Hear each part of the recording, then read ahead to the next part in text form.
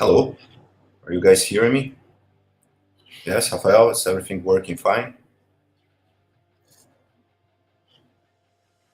Rafael, are you there? Okay. Hello, everybody. I'm Dr. Andris Bakuzis from the Federal University of Goiás, one of the organizers of the fourth Advanced School in Nanomedicine. It's a great pleasure to have you all here.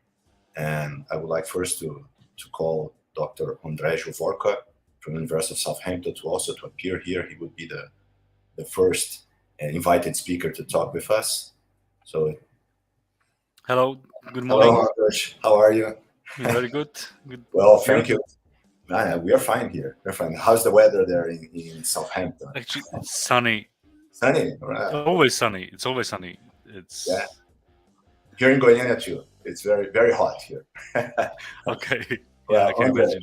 It's great to have you here. I know that you are a very busy person too, and we highly appreciate that you are here to share your knowledge with us. So for those that doesn't know Dr. Andreja, he's an associate professor in computation modeling and design group in the Faculty of Engineering and Physical Science of the University of Southampton, UK. His research interests are in developing nanoscale autonomous systems for applications in medicine, in data science, in machine learning, and in computation magnetism. I know a lot of stuff that he had been doing there. Andrej, it's really great to have you here. For very soon, Robert would be also entering. So you will see, but actually we should keep on moving. So I thank you again for accepting our invitation. And well, we are here to hear what you have to tell us about nanorobotics. And when it is around 30 minutes, I will try to send you a message or just say to you live that we are in 30 minutes because you have 40 minutes talk and then we will have 10 minutes for discussion. Okay? That's brilliant. Well, thanks for the kind introduction. It's my pleasure to be here as well. And let's see. I'm looking forward to this.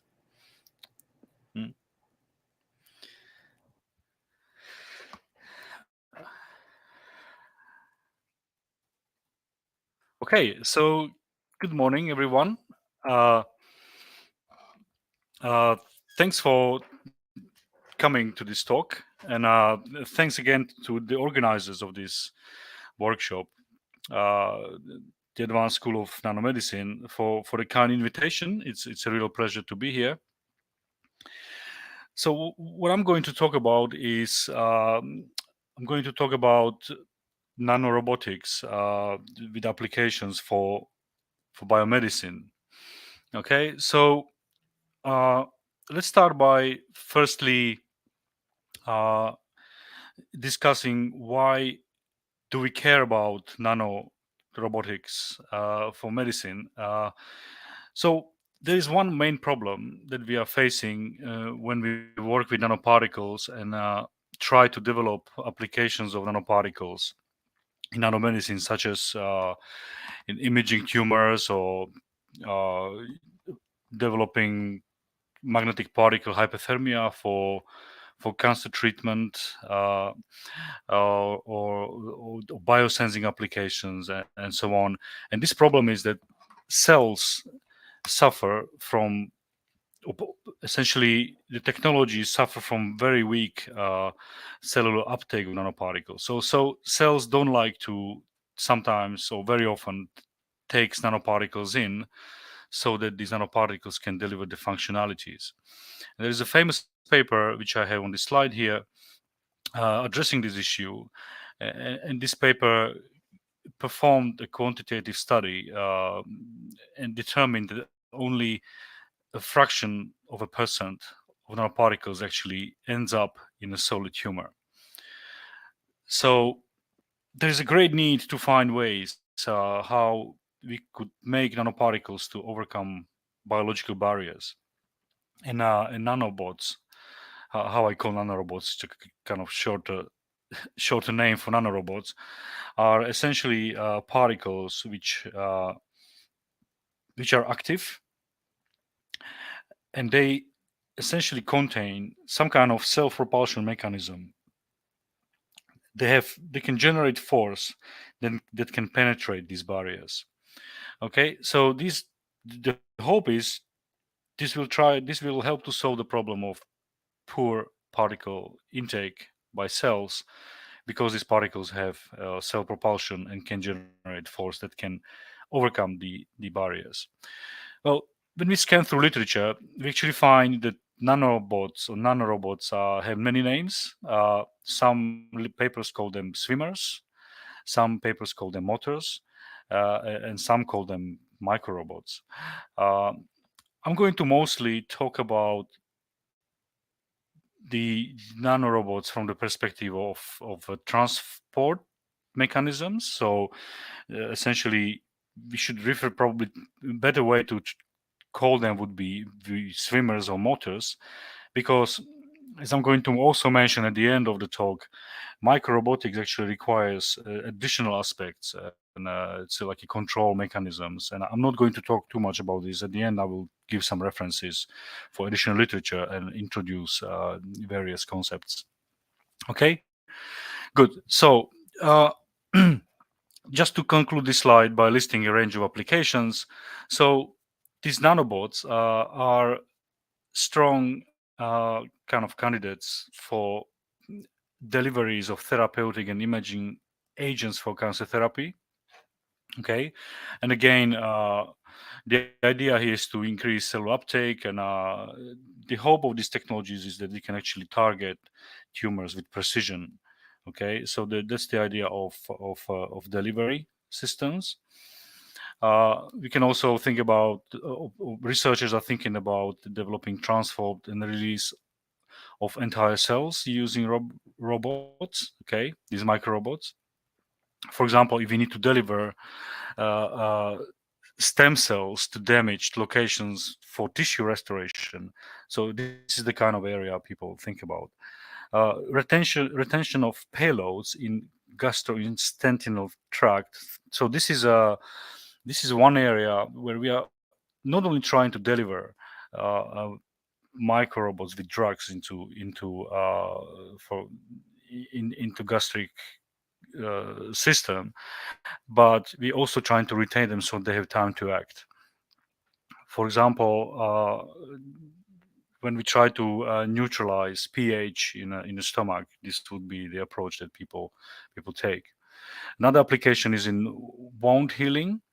So sometimes there aren't enough localized coagulant agents in a wound in a target region, and this is when we would want to boost the concentration using microrobots. Biopsy. So this is the area where nanorobots are or microrobots are trying to induce mechanical damage or mechanical action on the tissue where you want to cut it or perform some kind of microsurgery. And then localized mixing for enhanced thrombosis. It's another set of applications that people consider. Okay, so just to give an overview of why nanobots are important in biomedicine, just to say this is a huge area. There are so many publications coming out, very active research going on. So obviously, it's not enough time to summarize all of it in one short talk, relatively short talk. So I'm going to focus mostly on kind of work we have been doing in this area, and give enough references to other resources. Okay, so outline. First, I'm going to talk about classification of nanobots. Then I'm going to talk about a little bit of our work, how we use magnetic field-driven nanobots for these kind of applications. We also work in the area of chemically driven nanobots, so I'm going to discuss different fuel designs and how we could use these kind of nanobots to perform hypothermia, and then discuss some outlook perspectives. These are my collaborators, our collaborators. So we work in Southampton with Oliver Laslett, Nina Podoliak, Jared Richardson. We also collaborate with University of Sheffield and University of Aarhus University in Denmark and University Vigo in Spain. Okay, and there's some funding here and so on. So let's start by discussing the classification of nanobots. So with initial research in nanorobotics was inspired by studying living organisms, so-called swimmers. And the point is here that nanobots can convert different sources of energy into mechanical work, which then leads to, for example, translational or rotational movement.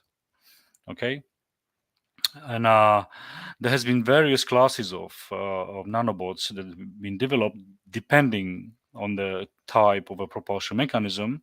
So let's start from the physically driven nanobots. So we have magnetic field, light, ultrasound, electric driven nanobots in these four little pictures here. Okay, so this image is taken from this reference here.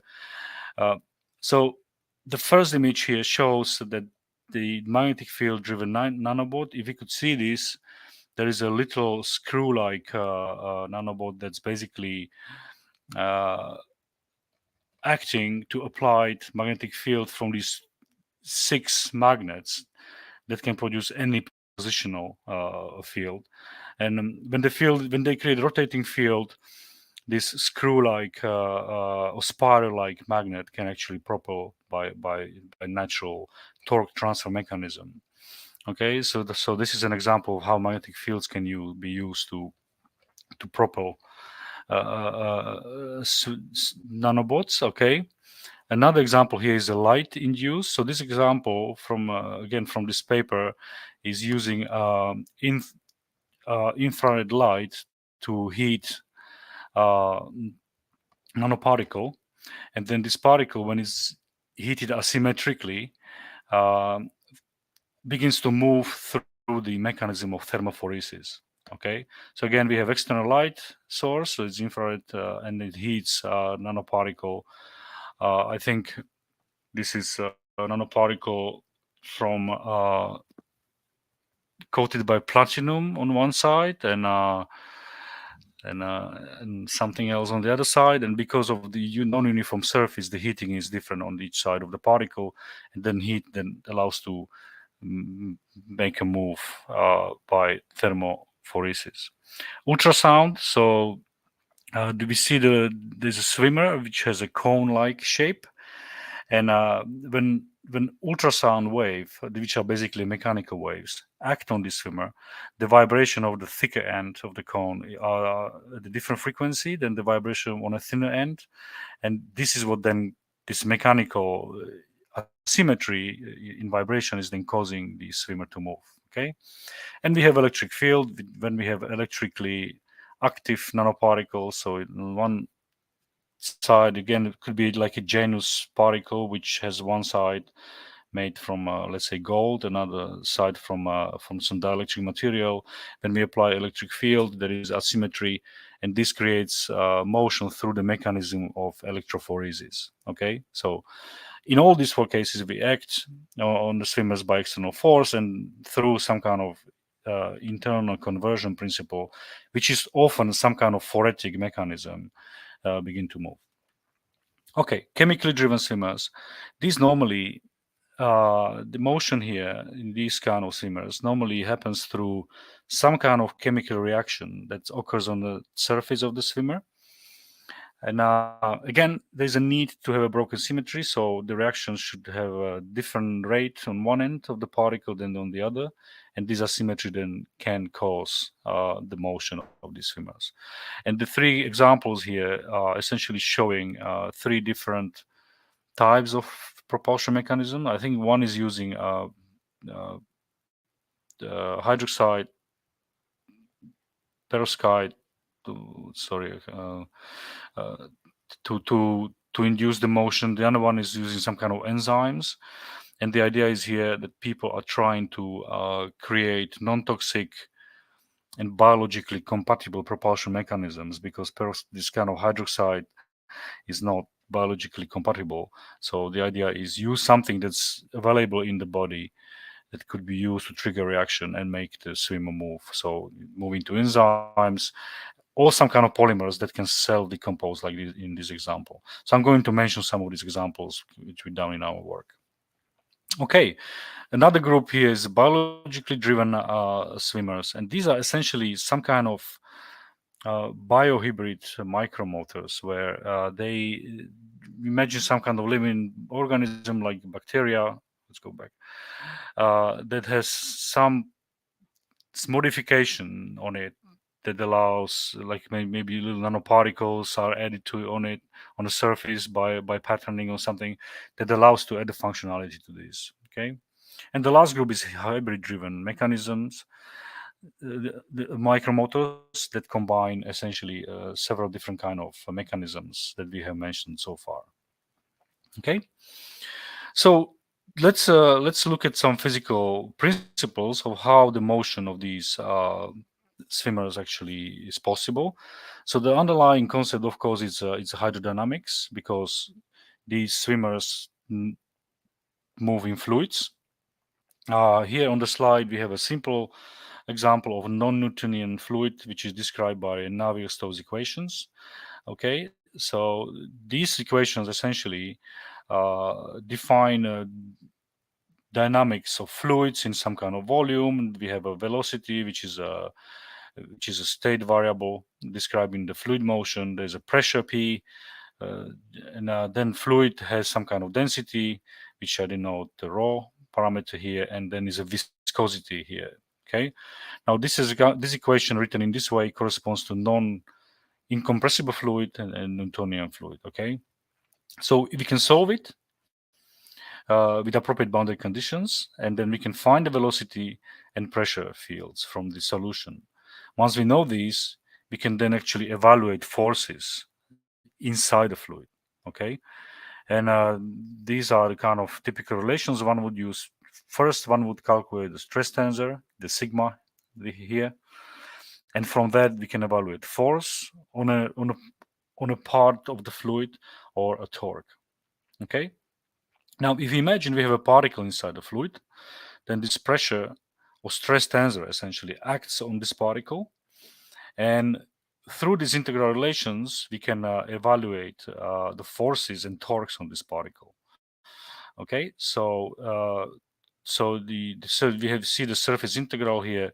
So when we integrate the stress tensor over the surface of a particle, we can find a force from this expression or the torque from this expression.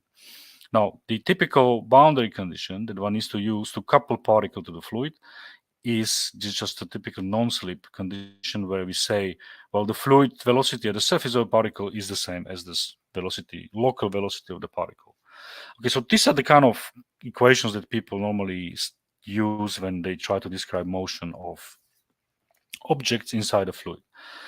Okay, now if particles are very small, what this means that the Reynolds number becomes very small as well. So if we take a typical particle that is 1 micrometer in size, moves at velocity, say 10 micrometers per second in water with these parameters, then the Reynolds number is 10 to minus 5. This is very small. It's much smaller than 1. And then what we can do, we can actually use this to neglect the inertial terms, the terms we have on the left-hand side of this equation. And simply what we end up with is just the left-hand side of the equation. This equation, this form is called Stokes equation. Okay, so nanoswimmers are actually, behavior of nanoswimmers in fluids is described by this equation. Again, we can solve it. We can find the stress tensor. We can then calculate the forces and torques as before. Now, there's something very interesting about this equation, and this is in particular, there is no explicit time dependence entering here. Okay, in the previous form, we have a time derivative there. In this case, time is embedded within the variables here. So, and also these equations are linear. And as we will see in the next following slide, this is actually really putting some constraints on how particles can move in such an environment. Okay. Now, before we talk about that, let's just summarize. Okay, now once we can calculate the forces and torques, what we normally do, because these particles are so small, we simply use the Newton laws for translation and rotational motion, where we add these forces. So Fh would be hydrodynamic force, Th would be the hydrodynamic torque, And of course, then we can have some Stokes force, like some other friction forces, external forces, fluctuation forces that are governing the dynamics of such a motion. And if you want to study the motion of swimmers, we need to evaluate these forces. And of course, which forces are available depend on what kind of swimmer do we have. So there's a brief summary here. So if you look at our previous picture, when we talk about physically driven swimmers, we normally need to know the external forces and torques, and we also might need to know the hydrodynamic torques and forces if the swimmers are, for example, packed and interact through hydrodynamic interactions.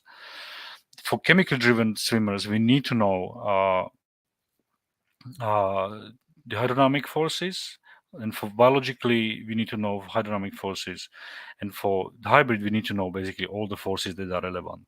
Okay, so essentially we can start from fluid dynamics description of the problem. We can calculate the forces, and then once we know the forces, we can take small system approximation and just study Newton dynamics with the appropriate forces in them. Okay, especially when we look at swimming of many swimmers at the same time. Okay, so then what we have next here is back to the linearity and an explicit and lack of explicit time dependence in Stokes equations. What these two properties actually imply is that the problem is rate independent,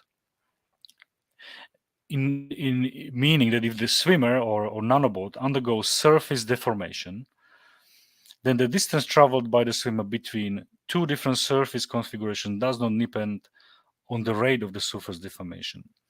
So if we have a swimmer that's deforming, it doesn't really matter how fast it's deforming, it's going to travel the same distance between the two different kinds of deformations. Okay, so the rate doesn't matter.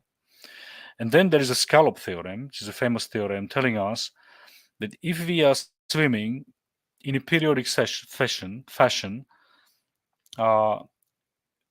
we are some kind of time reversal transformation. So, for example, as we would be swimming in a pool where we repeat the same periodic motion, we would not be able to swim in a viscous environment because the motion is essentially has a time reversal symmetry. So, in order to swim in a highly viscous environments, we need to apply non-reciprocal motion. We need to break the time symmetry. And this is a good example of when, for example, we fall in a swamp, swimming is not going to save us. We have to twist ourselves in a corkscrew fashion to get out of it. Okay, and this is a consequence of having a low Reynolds number fluid, which is very viscous, and a scallop theorem.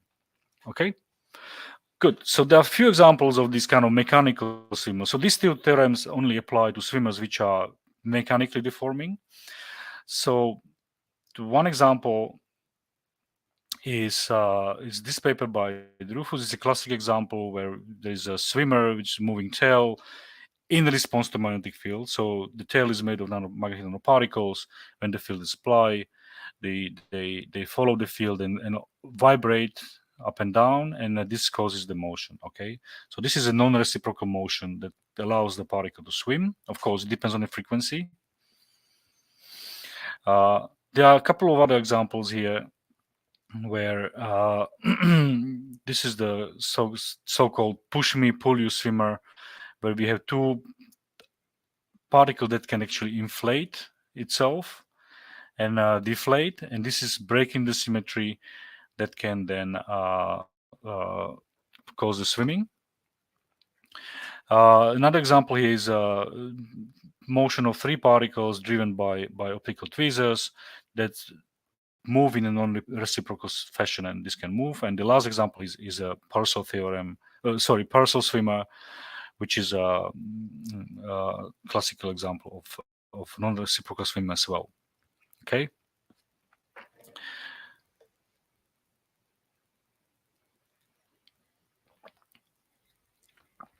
Good. So there was a mechanical deformation-based swimmers. Now, in this slide, show an example of how we can move by applying magnetic fields to particles, and specifically applying magnetic field gradients. So this is not a torque. This could be essentially static fields that can create a gradient, and through the gradient there is a force that's being acting on a particle, and then these particles can move if and be affected by the field, by the force, by the magnetic force.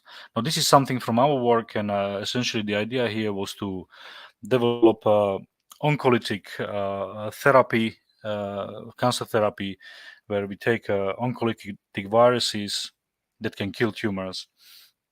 We functionalize them with nanoparticles. These magnetic nanoparticles, these particles are magnetic and they can respond to magnetic fields. So when these particles are put in the body, or these viruses, and when we apply MRI, magnetic fields from MRI system, then depending on the field direction, these particles can move towards the tumor or out of the tumor. So in this example on the left, the field is applied towards the tumor, and we see these particles, the little dots, are accumulating in the direction towards the tumor. On the other side, on the right, we have the opposite direction. So when we apply MRI field in that direction, particles move away. And when we don't apply a field, a particle distribution ends up uniform throughout the body. Okay, so this is an example of how kind of passive targeting can be used to affect the direction of particles. Okay, another example here. Just to kind of conclude on this, problem requires essentially fine-tuning the magnetic nanoparticles. In these applications, often used are particles called magnetosomes. They are produced by magnetotactic bacteria, and they are biocompatible. So when we investigate magnetic behavior of these particles, we find a typical hysteresis loop of magnetic nanoparticles, size distribution, and so on. And it's interesting because the fact that we have hysteresis here can affect the behavior. If these particle chains are put in a fluid, then the fluid is trying to rotate them along the stream of the blood flow, for example.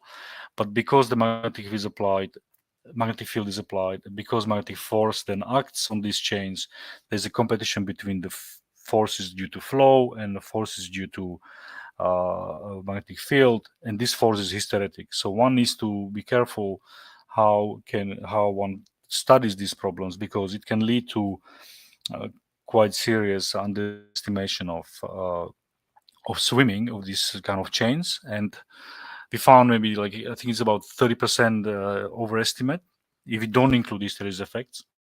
And of course, one can transform this problem and say that it's underestimating the fluid viscosity, because particles either flow with more difficulty or less difficulty, which is kind of like having effective viscosity being increased or decreased. Okay, so there's one aspect of the study. One needs to design these particles in a careful way, and also include some subtle effects like hysteresis. Okay. So another example of magnetic swimmers is that of when swimmers are driven not by passive magnetic forces due to gradients, but by magnetic torques. If there is a time-independent field, that's, for example, a rotating magnetic field, then these kind of fields can transfer torques to swimmers. An example here is kind of a spider-like swimmer, which of course can then couple to this magnetic field, and because of the broken symmetry due to the spiral, it can move. And here on the slide are quite few examples of kind of fabrication of these kind of spiral swimmers.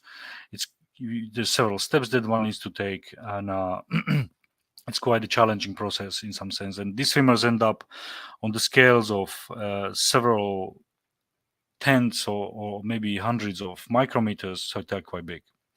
So if we could avoid or kind of simplify the fabrication processes for these swimmers, that would be beneficial.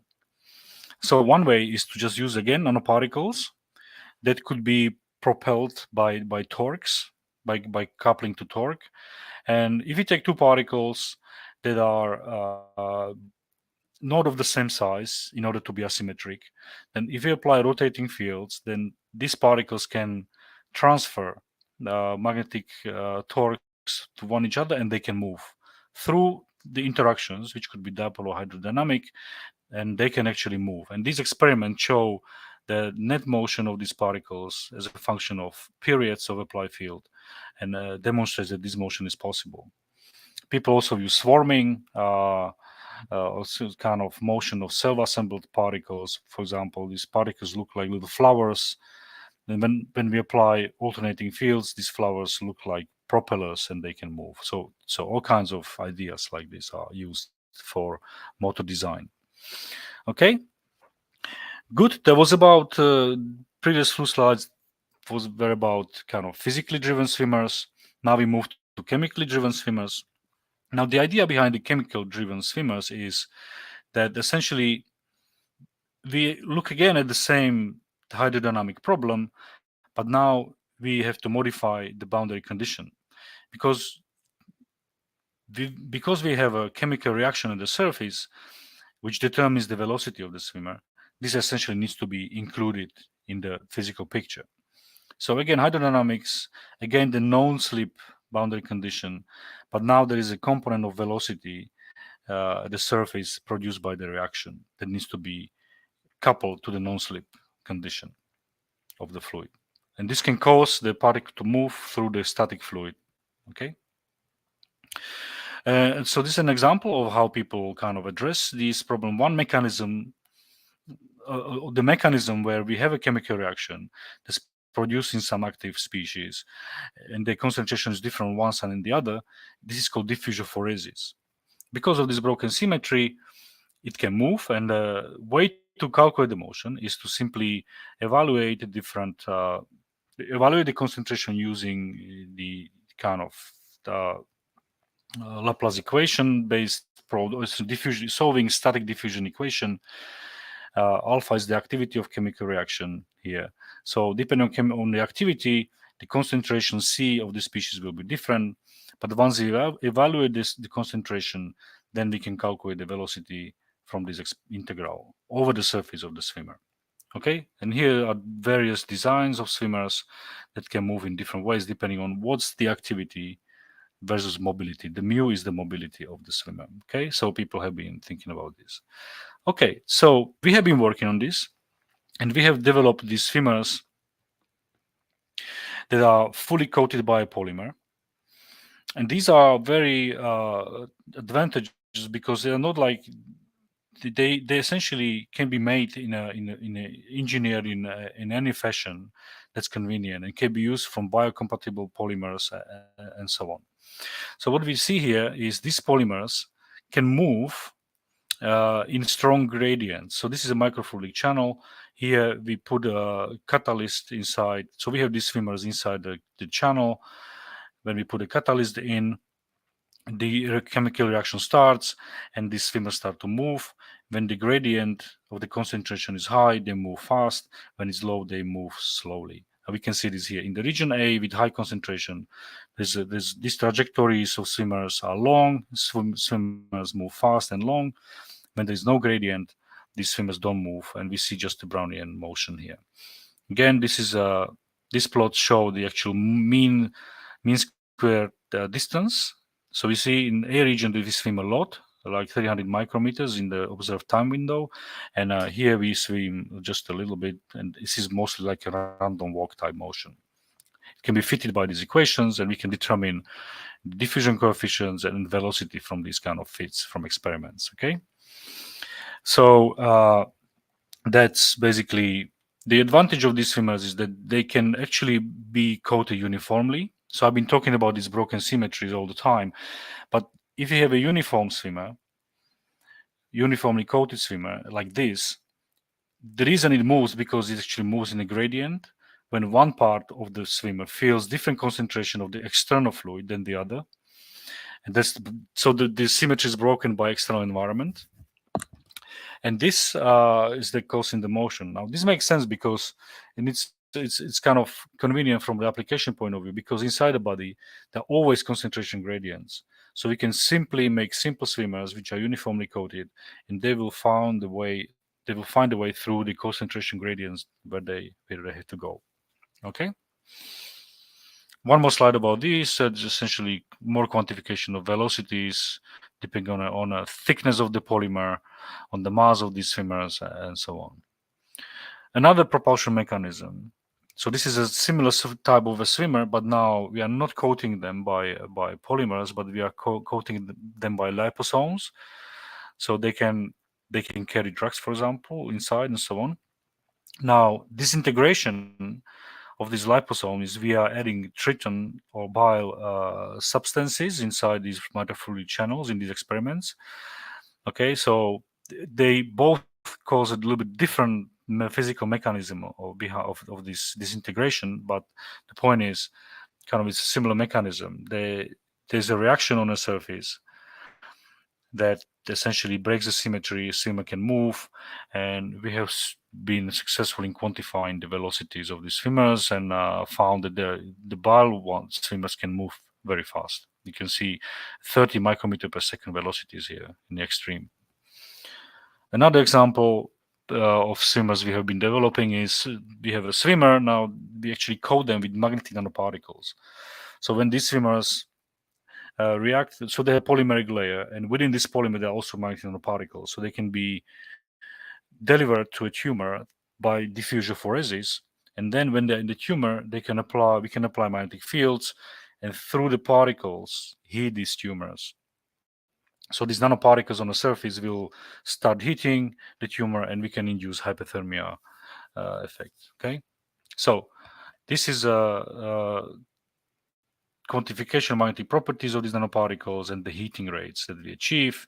And on this slide, we show that these particles can be delivered to cells. So this is a cell spheroid here. We essentially put these kind of swimmers in and let it incubate for some time, and we see that depending on what type of swimmer, we get a better incubation. Sorry, internalization by cells. So just to kind of quickly summarize this, we see this tall pig here. These are the particles. These are our swimmers. They simply improve internalization by several orders compared to the other mechanisms, because these particles are able to penetrate cell membranes through these cell propulsion mechanisms. And then when we apply heating, we see that the live cell fraction plot here. When we apply the heating, we actually get the best result for for this for the kind of the cell survival study. Okay, so I have one slide about data analysis, which I don't want to go into details too much, but the point is, it's not enough to analyze this data, as we found out, by just fitting these standard expressions. So the idea from classical approaches, we have this mean square distance trajectory as a function of time. We fit these expressions, which just essentially describe the motion, to this kind of data, and extract diffusion coefficient D and cell propulsion velocity as a parameters from these fits. However, this is kind of looking at whole ensemble, and we are not able to identify population of swimmers that behave differently from this mean. So instead, we developed the analysis methods that can actually look at individual trajectories from these kind of optical images and evaluate the velocities based on these individual trajectories. And then we can do statistics of swimming. So we see these kind of box plots showing, whisker plots showing the mean swimming, also the higher and lower percentiles of swimming and outliers. Okay, so this was very important aspect that help us to understand how these swimmers swim. And this is important because, for example, if you look, these are now individual velocities of swimmers in these little plots. So, for example, looking at this swimmer number 345, doesn't matter what it is, we see that velocity fluctuates along the trajectory, but it's kind of a uniform motion. So the swimmer is moving all the time in probably Brownian motion, movement. But if you look at swimmer 348, we see that the swimmer moves, then stops. So half of the trajectory doesn't swim. So we are not able to distinguish these two if you look at the mean framework, okay? And that's why we need to have a more thorough detailed analysis, which we have been developing. It would be great to use this kind of statistical data of swimming to identify models of cells, because then if you know the models of cells, physical model of how cells respond to mechanical stimuli and so on, we could actually optimize these swimmers. And people have been looking at models of cells like porous media, for like Brinkman fluid type models or linear viscoelastic non-Newtonian fluids, or coupling between viscoelastic and non-Newtonian fluids. So there's a lot of activity also along these aspects. So the slides I was showing earlier mostly talk about Newtonian fluids as a description of cells, but this is obviously very approximate model. We need much more sophisticated models to describe how cells respond to various stimuli. Okay. One slide on in vivo applications. So this is taken from quite an old paper by now, 2018. But the slide here is summarizing various in vivo studies. So at the moment, there are no clinical trials that would use microrobots. Okay, so it's mostly the table here.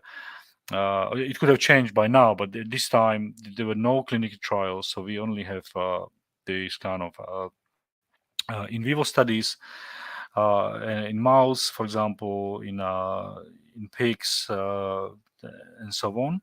And this table is summarizing again various designs of swimmers, whether they are biohybrid, chemical, physical, and then what kind of function have been performed in this swimmer. So there is activity to move towards the clinical trials. However, there's a lot of work that needs to be performed in terms of standardization to make the swimmers reliable, quantifiable, and so on.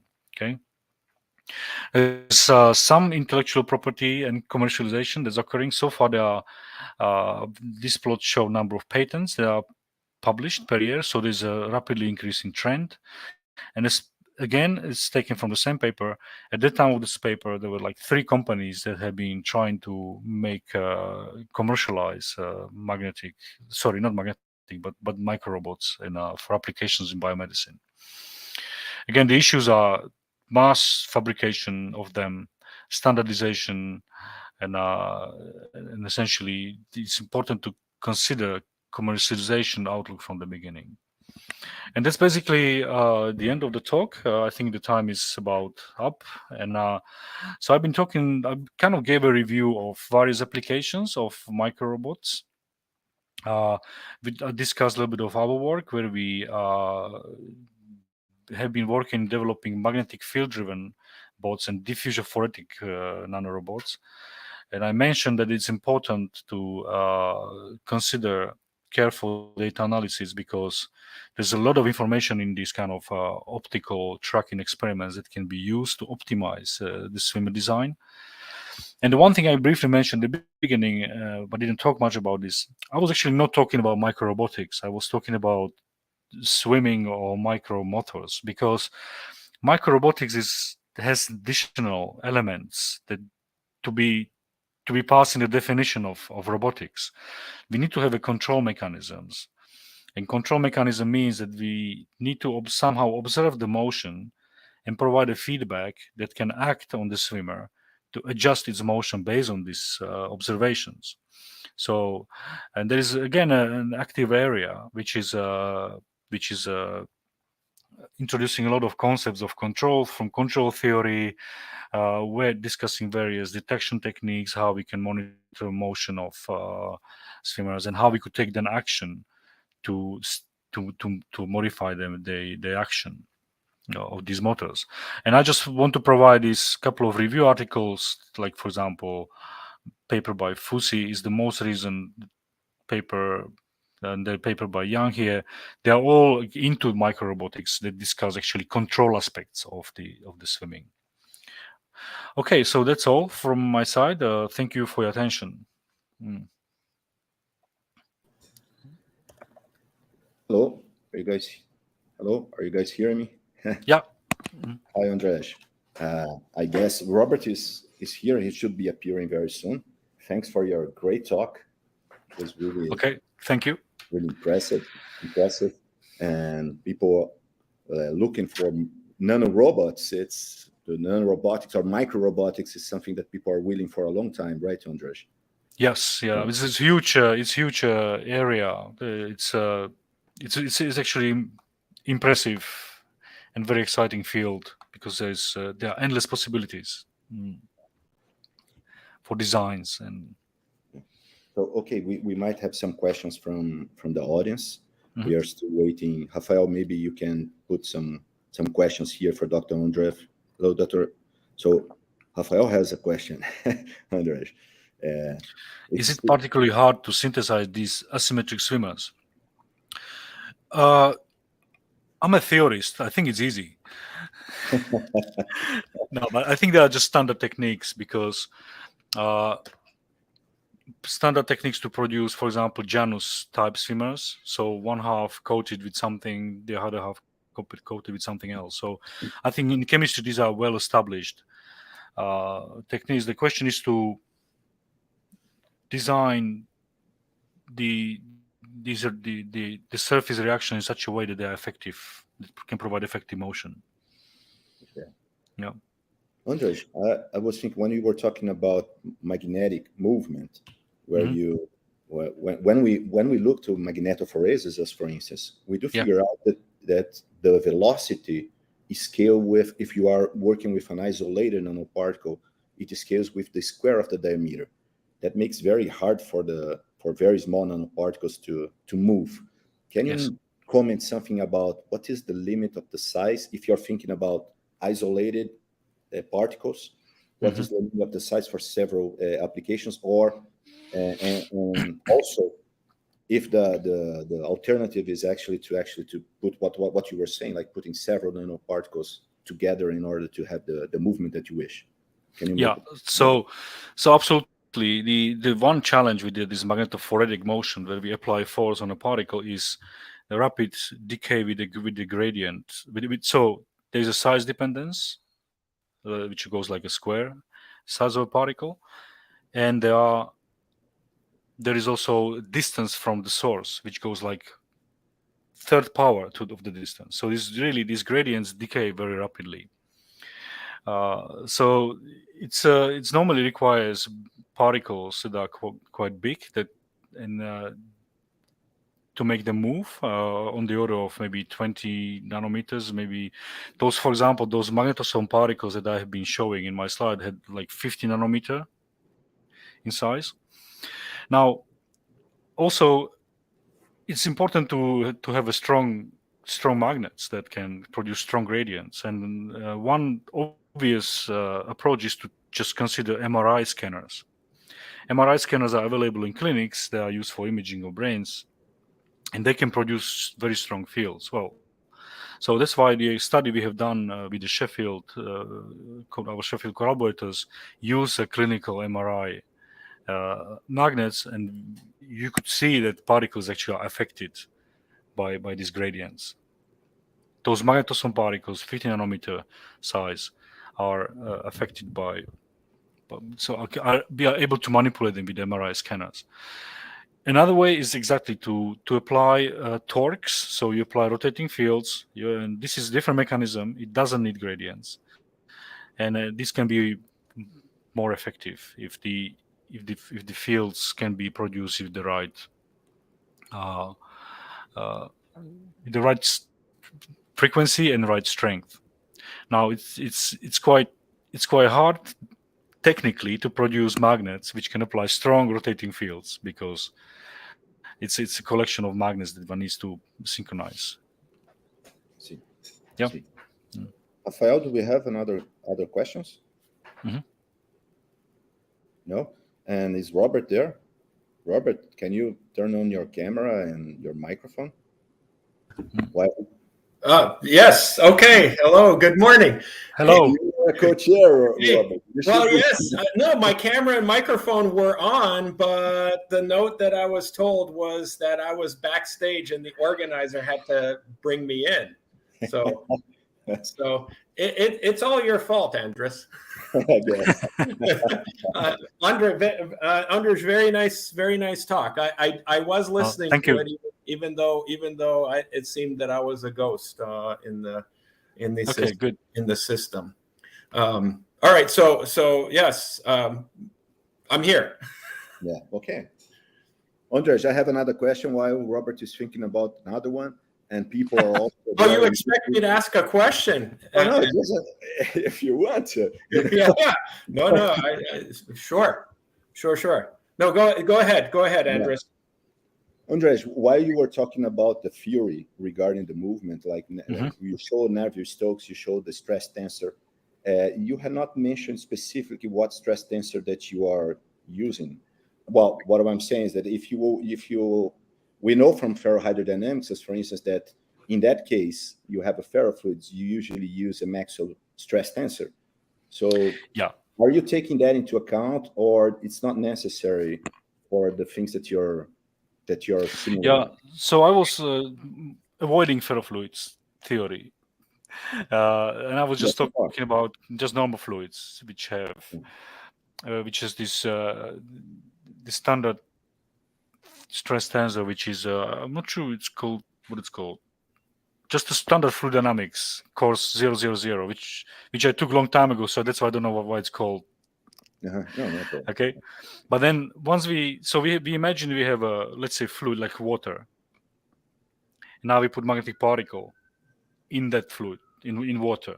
Now we apply a force, particle starts to move. And so what's the hydrodynamics of this process? Because particles is going to cause some distortion on the surrounding fluid, and we can solve with the equations I was showing, we can solve what the motion would be like, what the force would be like, and so on. Now, what if we make this particle active? We make a chemical reaction on a surface. So let's say now we don't have a water, but let's say we have some kind of there's a hydroxide. We put some chemical that reacts with it, and we start the propulsion. So how would we describe this kind of motion? So it turns out it's the same stress tensor, and all we have to do, we have to modify the boundary condition of the you problem. Don't need that. Yeah. You just so the standard kind of techniques to address simple swimmers in simple fluids would be just some standard fluid dynamics with appropriate boundary conditions that can couple the motion of the particle with the generated surface velocity to the fluid. Yeah. Nice. Ferrofluids swimming is a little bit different. They are more complicated stress tensors because they need to be able to respond to magnetic forces. Yes. So you apply magnetic field, whole fluids deforms because of that. Yes. And that brings me to my question. And I think you did not directly address it, but if you did, I apologize. But this is exactly where I was going, following up on what you just said, Andris. And that is what, in qualitative sort of description, because obviously the mathematics here gets really complicated. The magnetic field obviously interacts, has this effect on the magnetic particles, and the responsiveness of the particles is dependent on their anisotropy. Absolutely.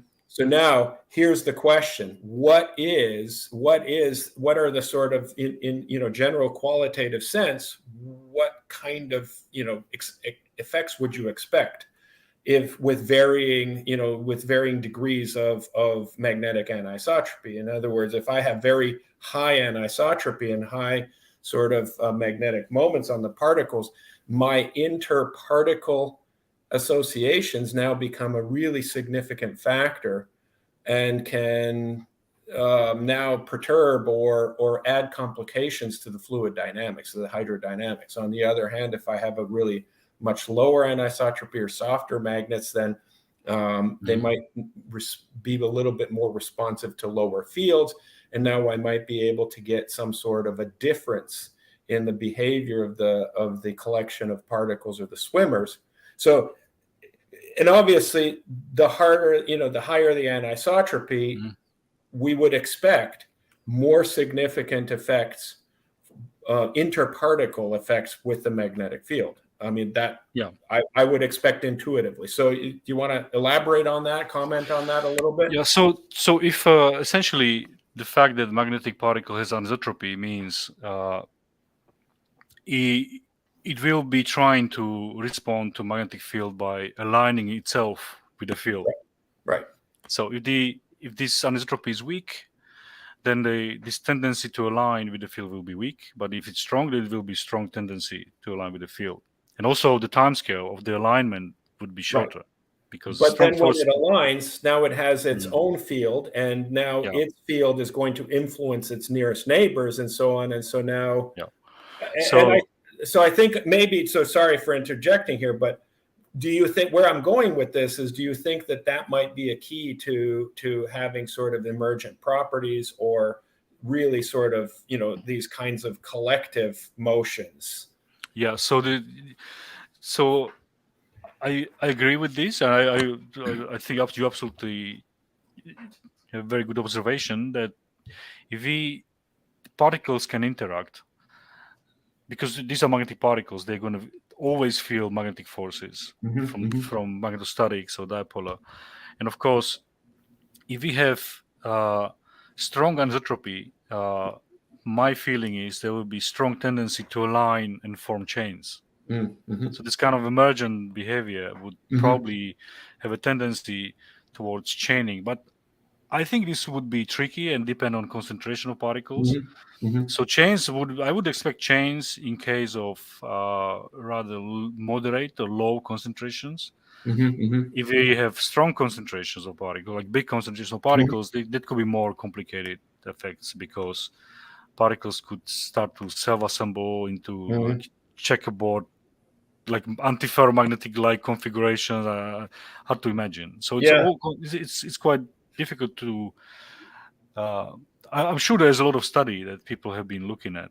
Right. So kind of where I'm going with this is, I mean, if you observe, like, flocks of birds flying, or schools of fish, if in coral reefs and so on, you observe these sort of cooperative motions of large clusters of these individuals, right? And some people call it sort of swarm behavior, right?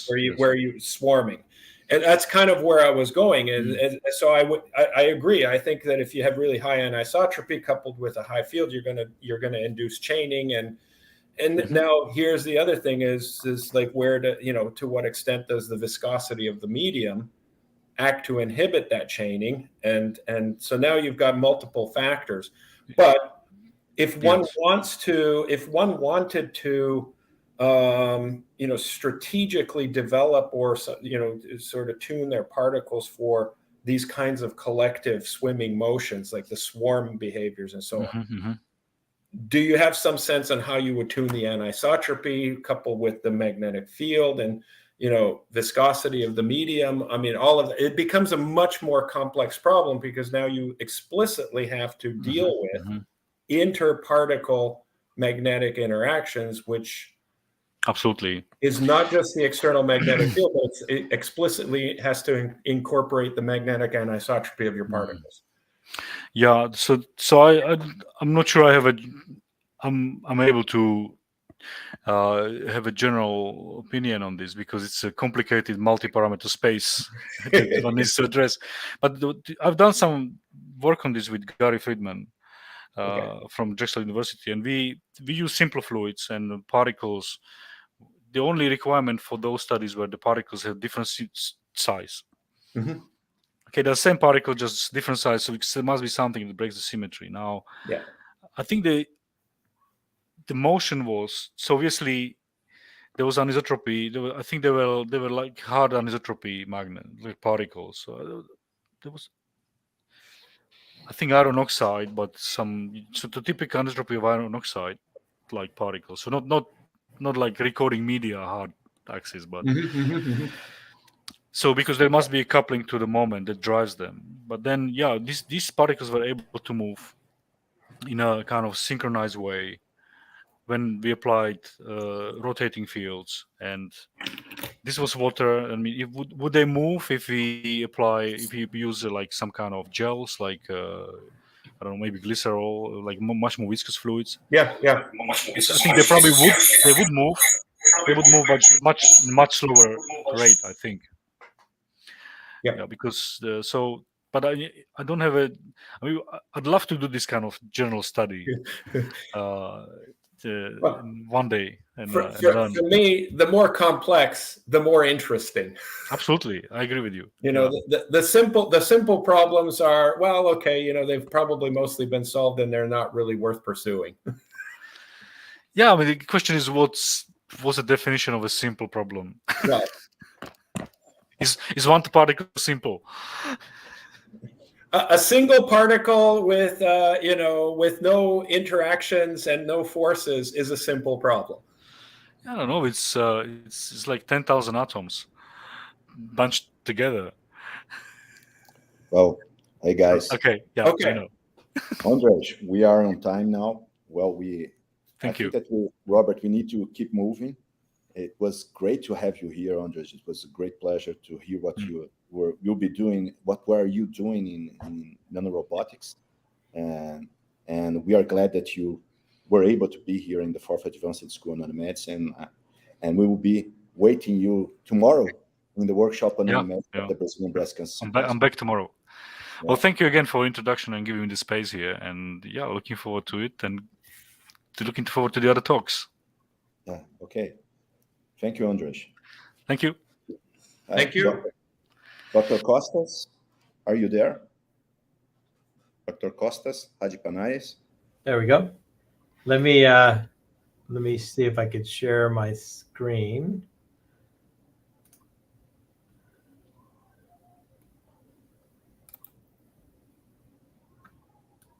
Okay, give me 1 second.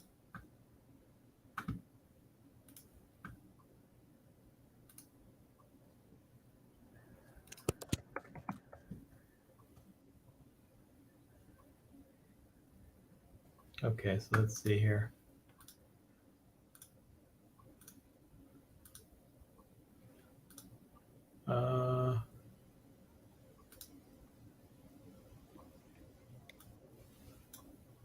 Okay, is this working now?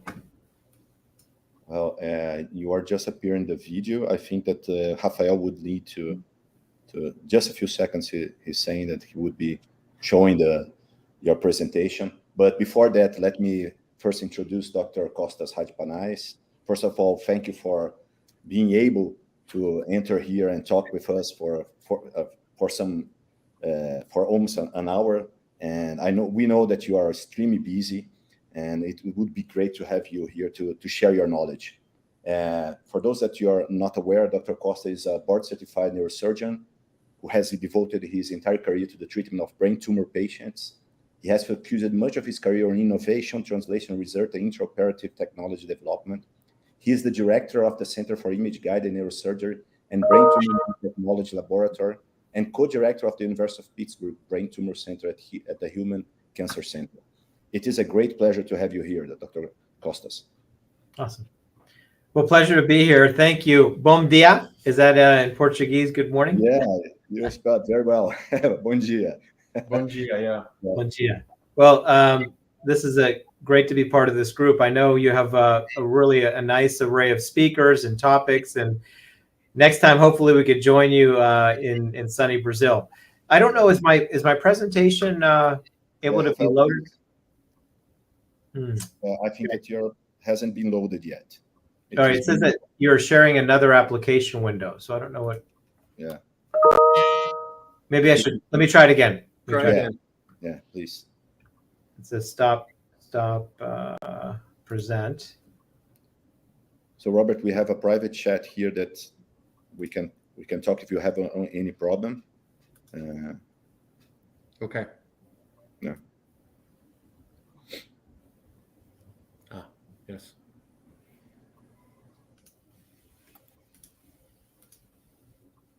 Can you see my screen now?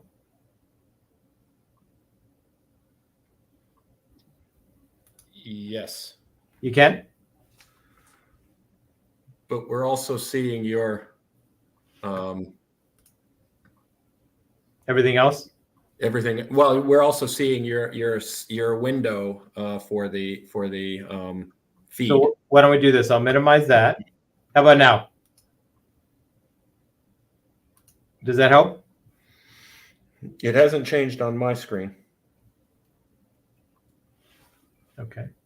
Let me stop sharing again and then do this again. Is there a recommendation in terms of sharing? Should I just do slides or should I do video, share screen?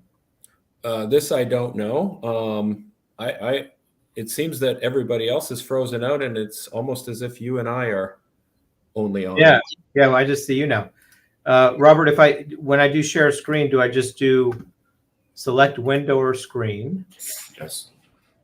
Okay, you're back, Andris.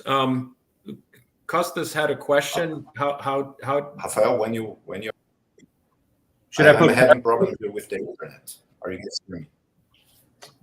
Maybe I should do it's select window or screen. Should I say PowerPoint? Hello, Dr. Costas. I'm Rafael, and I'm working with Professor Bakuzis. Yes, you should use slides or maybe directly upload the file from your computer. Oh, so I can't just share my screen?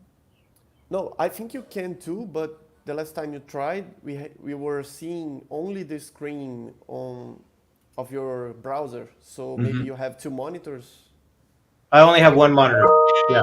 So that share screen is probably not going to work so well if you have only one monitor. Okay, so maybe we currently, unless you minimize the video feed. Oh, it wants me to upload my presentation. All right, let me try this out here. Yeah, I think that's the better option. Right, give me a second here.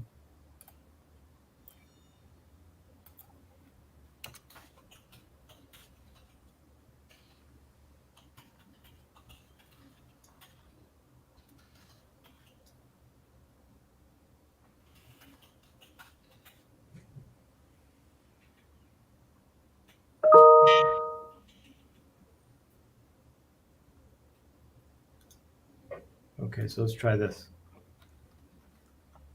Okay. Is that working? Let me see it. Please choose a smaller file. Oh, geez. Sorry, guys. Okay. I mean, normally when you do this, you just present. I think you need to share your whole screen, maybe. Okay. Just open the PowerPoint presentation. It's open. Back. Okay, so try sharing your whole screen now. Entire screen. Okay, let's try now. Yes.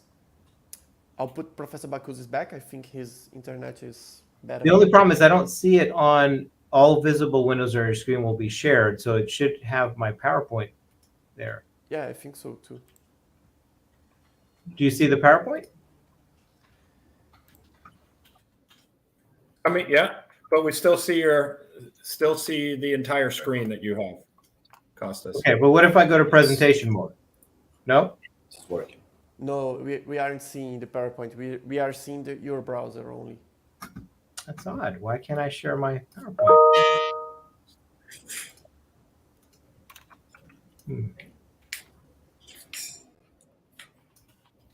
I apologize.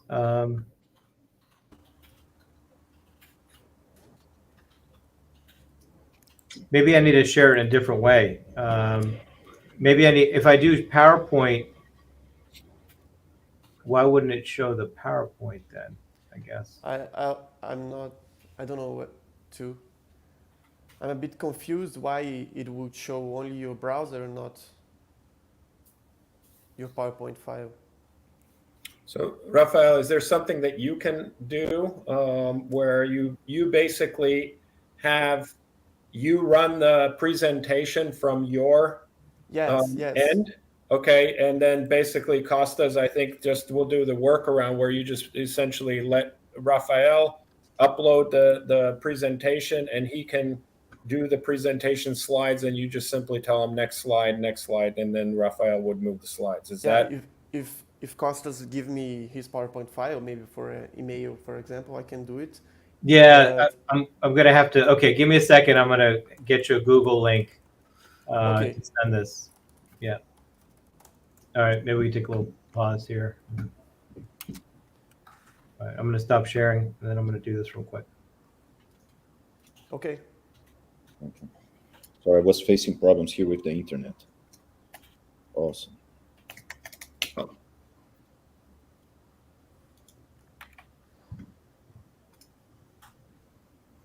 Okay, I'm gonna give me 1 second.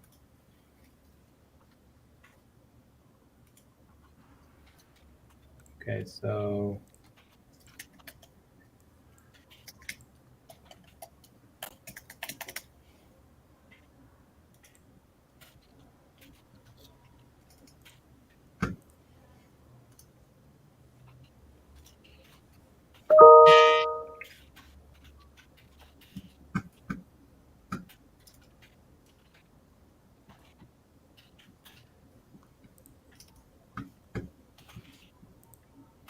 all right, almost there.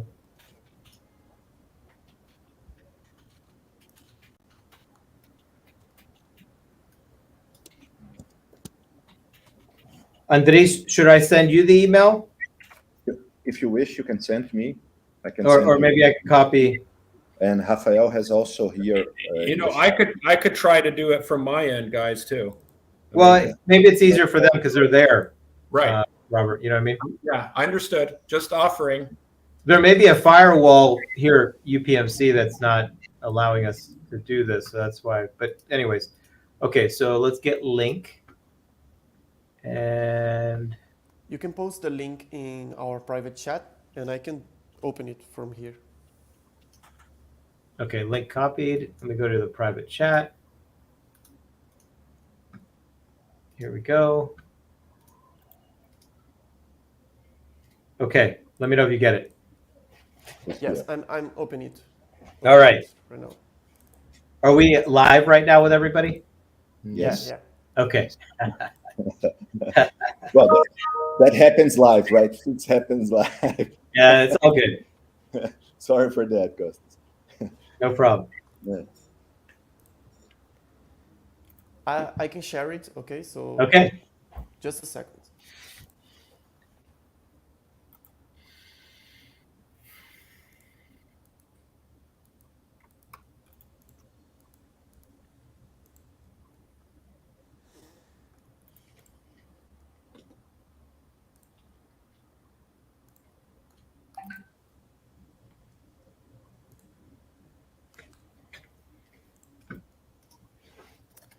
We just finished downloading. Yeah, it has a video in there. I think that's why it's a little bit of a larger file. Actually, Robert, you haven't seen this video, so you'll be entertained by it as well. Oh, very nice. Great. Looking forward to it.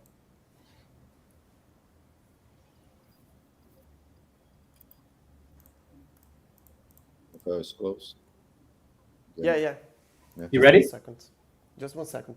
I'm going to leave the screen, but I'll put the presentation, okay?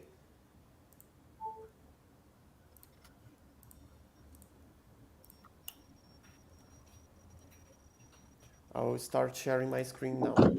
Okay. Thank you, Rafael. I appreciate your help.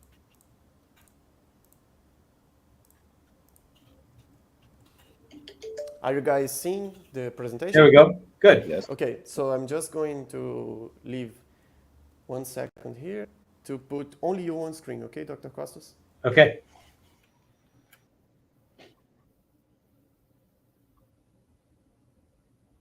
Okay. Well, thank you for helping me get this up and running. Again, good morning, and happy to be part of this symposium. I'm going to talk about brain tumor nanotechnology and magnetic hyperthermia therapy and how the story is evolving. And I'm at the University of Pittsburgh. I recently came back to the University of Pittsburgh. I trained here and I did my PhD training years ago. And I'm happy to share some of our work so far. Next slide. So these are my disclosures. None are related to the presentation today. Next slide. So I'd like to talk about glioblastoma. It's really the most common primary brain cancer in adult patients and really associated with a number of challenges in terms of treatment. I'm a neurosurgical oncologist, so I operate on brain tumors on a weekly basis and know firsthand some of the challenges we face, not only in the operating room, but also outside the operating room with all the therapeutics that really have not made a difference in a number of years. Magnetic nanoparticle theranostics is a topic near and dear to my heart, and happy to see Robert Ivkov on the symposium today with Andris. We've been working together on this, so we'll share some of the story as it relates to magnetic hyperthermia therapy and some exciting rodent model data we have and canine model data that we're now developing for a combination approach. Next slide. So when we deal with glioblastoma tumors that originate in the brain, we always want to offer safe maximal removal. So what does that mean? Well, it means that how can we take out as much of the tumor in a way that we don't hurt the patient? Then the patient goes on to chemoradiation, which is basically fractionated radiation therapy with concurrent adjuvant temozolomide. That's the chemotherapy agent that we use. And then there's some other types of treatments now that are approved, tumor treatment fields, which are alternating electric fields. And at recurrence, which almost always occurs in patients within a year or two, we go back to the operating room, or we reirradiate, or we do some other types of treatments and involve novel trials with clinical agents. Next slide. Our biggest challenge with these tumors is that they have this invasive front. And as you see on this MRI scan on the right, and also the illustration below, the cells have interdigitated into the surrounding brain and extend away from the main tumor mass. So it's a little bit different than something like breast cancer, lung cancer, where the main mass is really it. When we talk about glioblastoma, unfortunately, these tumors invade into the surrounding brain centimeters away. They rarely metastasize. And usually when we see metastasis, that's really the end stage for a patient who's had substantial disease progression. And there's been studies in the past where people actually biopsy the brain around the main tumor mass and realize how the cells are present within the surrounding brain. So that's my biggest challenge as a neurosurgeon, is that I can take out the main mass, but then those red dots and black dots below, those are the cells I just can't see. I can't visualize. And furthermore, those cells are interdigitated with the surrounding brain that has normal function. Next slide. And, most of the recurrences in GBM are local. As I mentioned, they don't metastasize. In fact, 80% of GBM relapses in a local manner. The other biggest limitation that we know that prevents almost all therapeutics from getting to tumors is the blood-brain barrier, the blood-tumor barrier. And this is a number of junctions within the vasculature that just prevent molecules and therapeutic agents, especially antibodies, to target tumors. Much of how we target tumors is really the ability to get through the leaky blood-brain barrier that occurs within the main tumor mass. But at the invasive margin, the problem is that it's very hard to get the therapeutics that we currently test in other cancers to that area. Next slide.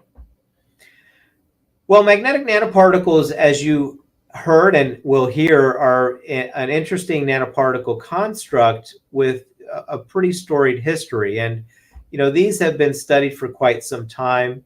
They're nanoscale type platforms that we can use to target tumors, deliver agents, and as well generate local hyperthermia. They're biocompatible. And we got involved with this research now. It's been over 10 years now. It's actually been close to 15 years. Part of it stems from my father, who's a physicist. He's a magnetics researcher who has been, trying to develop stronger and stronger magnets. These discussions really originated from the dinner table where, how do we kind of use these magnetic nanoparticles to target tumors, to generate heat, and really provide a therapeutic option. Next slide. So this slide here kind of summarizes each aspect of these theranostic magnetic iron oxide nanoparticles. So much of our earlier work was really imaging and targeting tumor cells with, these functionalized magnetic nanoparticles, where you could see on the bottom portion of the illustration. And then, their inherent ability to be imaged is quite nice. They do create an artifact that when visualized on MRI scan can obscure the image, but newer imaging techniques are now allowing us to see these particles better with magnetic particle imaging. And then on the left, using an alternating magnetic field really to cause Brownian motion and oscillation of these nanoparticles to generate local hyperthermia. Well, the question is, what does the local hyperthermia do within a brain tumor? We're going to talk about that today as we progress in this talk. So next slide. So earlier, our lab was focused on the ability to target the nanoparticles to cancer cells, glioblastoma cells. And glioblastoma has a number of markers associated with it. One of them is the epidermal growth factor receptor, which is amplified in the majority of tumors. And there's even a receptor that's constitutively active called the EGFRV3 receptor. And, we published this article now 13 years ago where we basically generated a magnetic iron oxide nanoparticle conjugated to this chimeric antibody that could bind to the EGFRV3 receptor. And we looked at cell signaling pathways that were disrupted by this nanoparticle construct. And we were able to, basically image these in the rodent brain with MRI scan and delivered them directly into the tumor by a method called convection-enhanced delivery.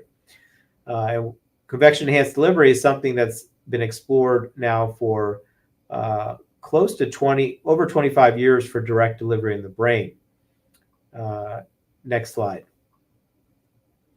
And the way that works is a catheter or catheters are implanted in and around the tumor, and then using a pressure gradient to basically push the therapeutic construct into and around the tumor. Now, we've learned that tumors have elevated hydrostatic pressures and can be difficult in terms of delivering agents. So not only do you have the blood-brain barrier, the blood-tumor barrier, you also have an increased hydrostatic pressure within tumors that then keeps things out. But convection-enhanced delivery has been established as a method to really allow for delivery into the brain directly. And there are large volumes of distribution of agents that have been published. However, the clinical trials have just not been able to show a significant difference with direct intratumoral delivery with CED. So the question is, could we now combine that with the strengths of magnetic nanoparticles and attempt to overcome some of the limitations with CED? So one big limitation with CED is imaging what you are infusing into the brain. And some groups have co-infused agents like gadolinium, but that really is a limitation. It doesn't really show you where the therapeutic agent that you're delivering is actually going, because gadolinium distributes different than other types of agents that have been studied. Next slide. So we studied this years ago in a canine model while I was at in Georgia at Emory University and collaborated with the University of Georgia. And what we did is we took the same targeted nanoparticles. They were cetuximab conjugated magnetic iron oxide nanoparticles, and we implanted catheters, and these were experimental dogs just to see what the nanoparticles look like. Now, these are very low concentration magnetic iron oxide nanoparticles. So the artifact generated from them is not as great than some of the nanoparticles we now use for hyperthermia. But you can see the hypo-intense collection of the nanoparticles present and direct visualization of these nanoparticles that really hang around the brain for over a month after being delivered. Next slide. We were able to take a dog that developed a spontaneous brain tumor and implant several of these catheters and directly infuse the nanoparticle cetuximab conjugated nanoparticle construct intratumorally into this dog with a large brain tumor that was having seizures. And next slide. You can see here that you can visualize the catheter within the tumor, a very large tumor, and the artifact from the nanoparticles being delivered within the tumor.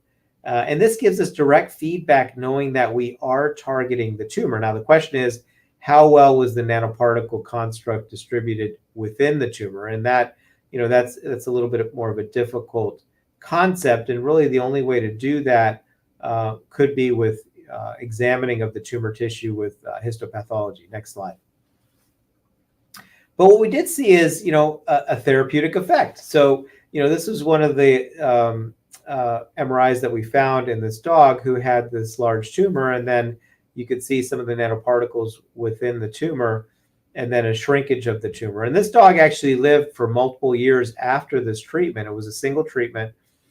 And he developed, unfortunately, severe hip dysplasia because of the steroids that had been administered to the dog. There was a recurrence on an MRI scan. However, the dog had to be put to sleep because he couldn't walk anymore from the steroid-induced femoral necrosis that the dog had in his hips. So switching gears a little bit now. So that was really targeting tumors with nanoparticles. And now our research has shifted more to hyperthermia. And hyperthermia is really a Greek word, hyperthermia. So that means more hot.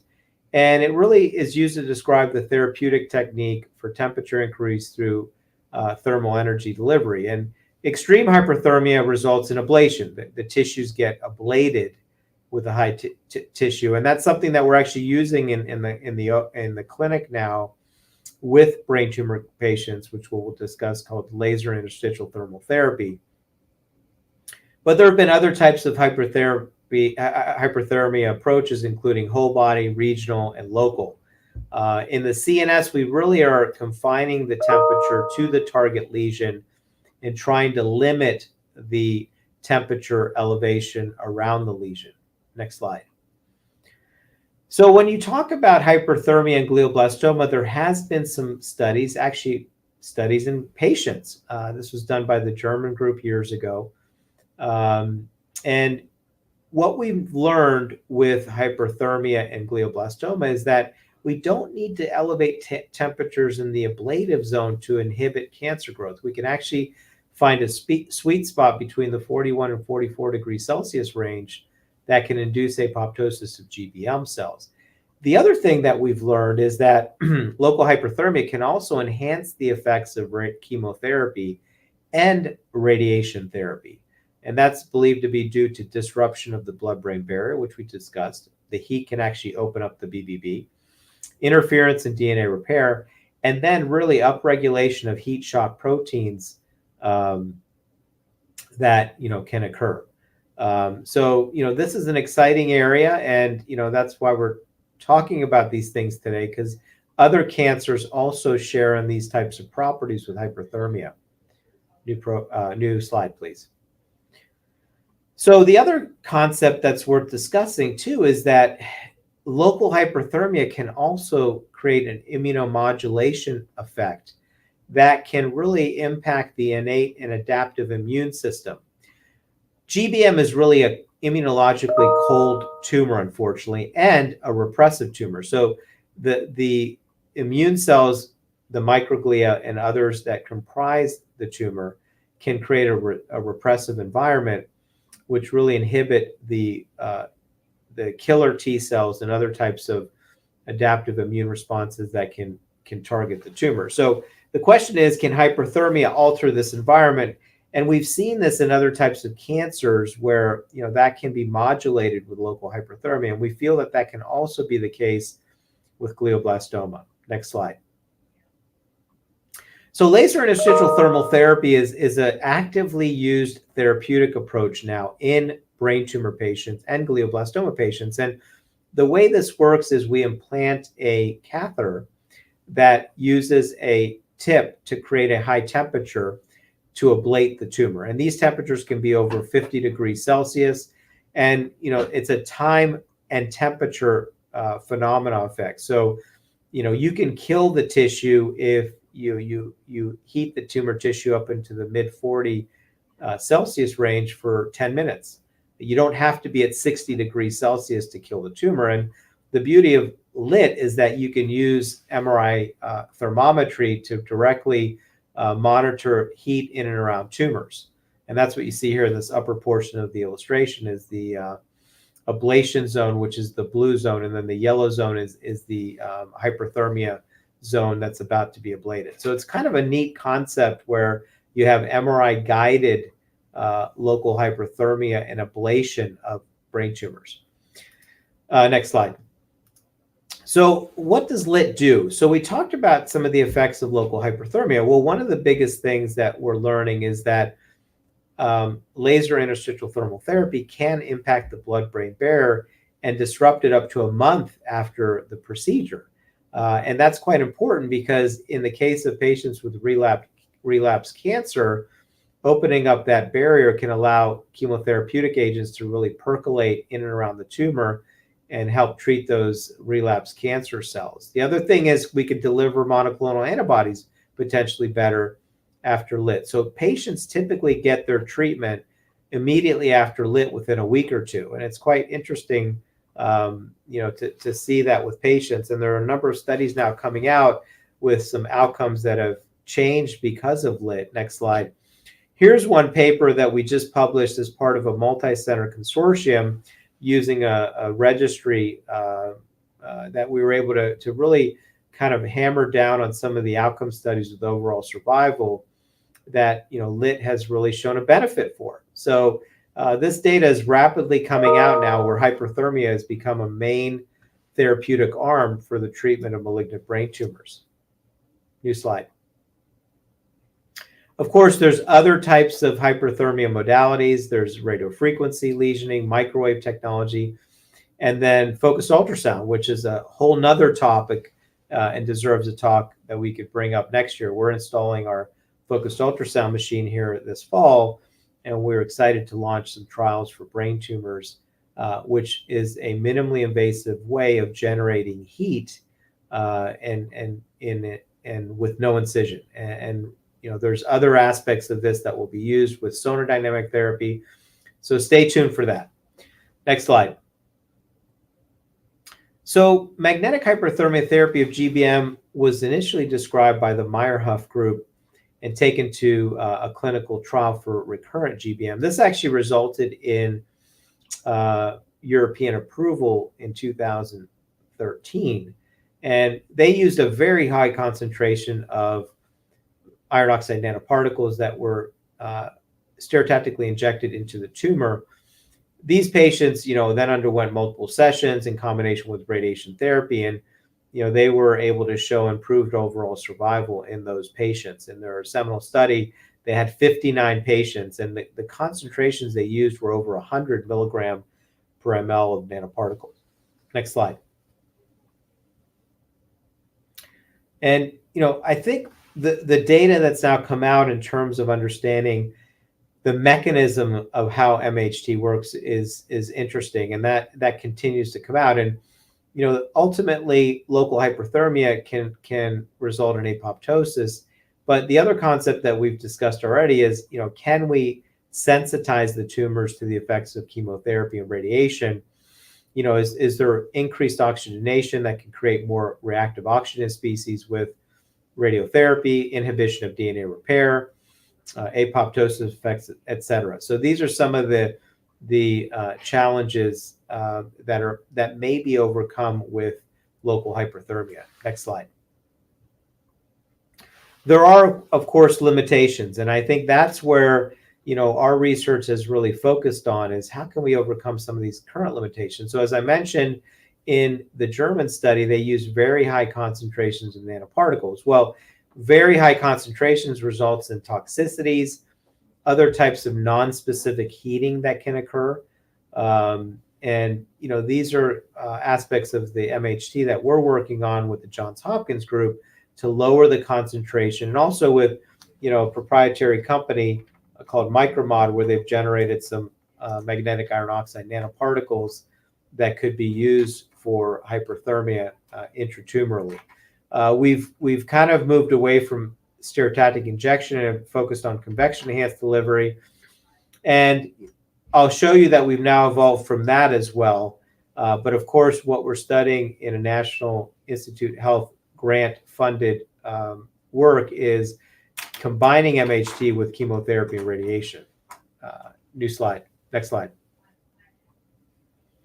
So this is how the concept works. Can we implant the nanoparticles in and around the tumor and then expose the patient to a low field alternating magnetic field to help with targeting the tumors, especially along the invasive edge, and combining that with radiation and chemotherapy? So that's what we've been doing for the last few years.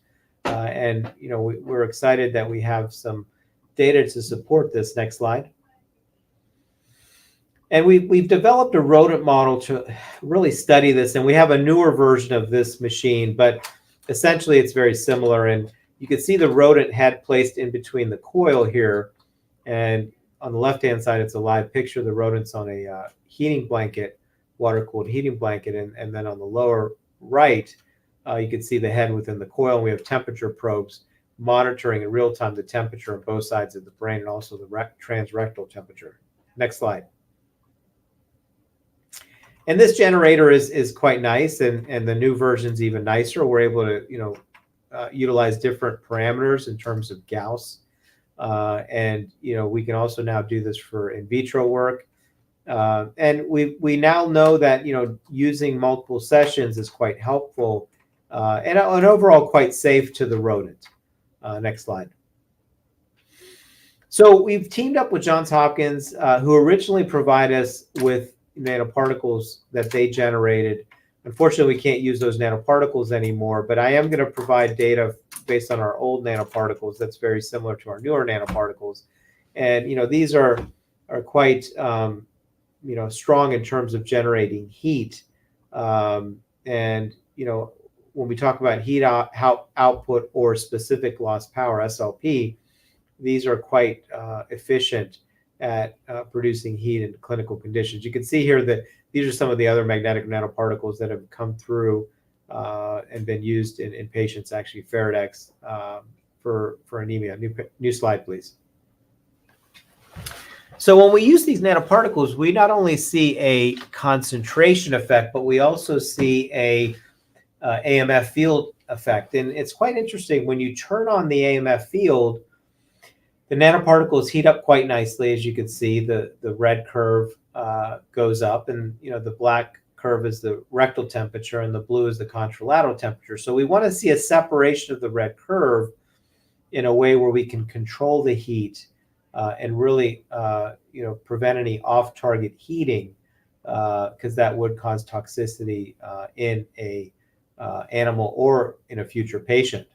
So these are able to be heated quite nicely. Next slide. And we're working on newer generation magnetic nanoparticles with Micromod. These were originally designed to basically be given systemically for as an IV contrast, but it so happens that these are quite nice for hyperthermia as well. And we are using a much lower concentration than the German group did to basically use this as a MHT construct. Next slide.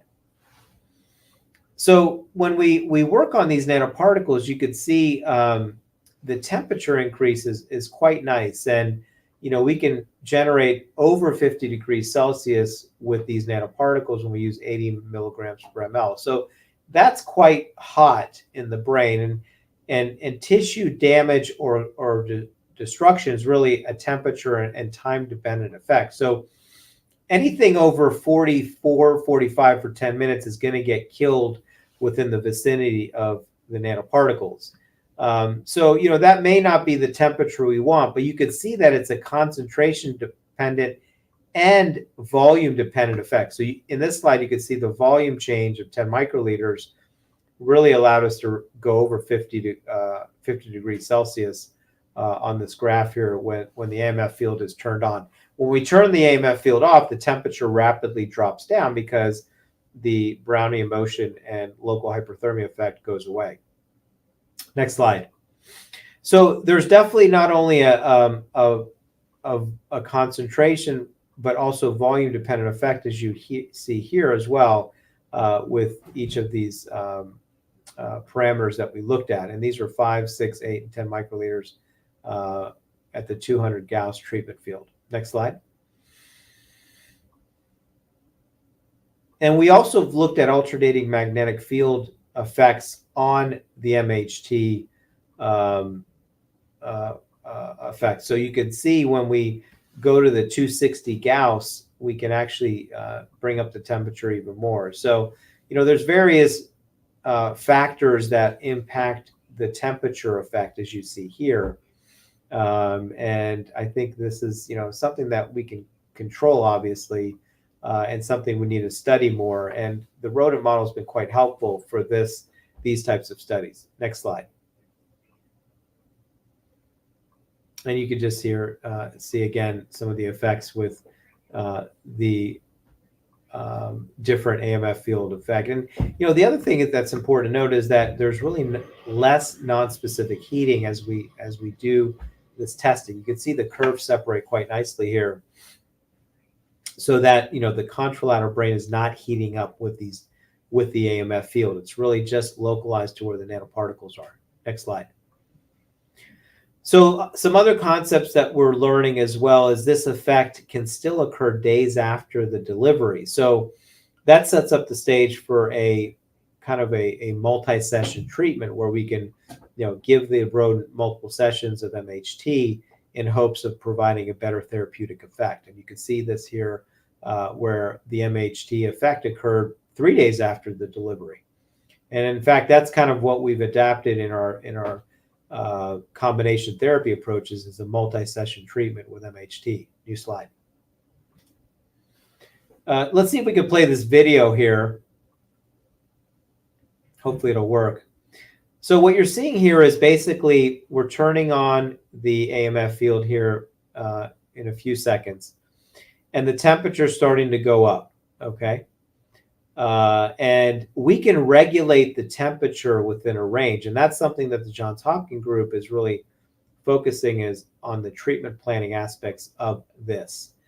So in other words, we could say with our treatment planning approach, we can maintain the temperature below 50. And in this case, I think we kept it, within the 45-degree range and prevented oscillations of the temperature. So, and then we could keep that temperature within that range for a certain amount of time. So this is something that's possible with, magnetic hyperthermia therapy, and provides, further control of what we're doing when we hopefully take this to patients. Next slide.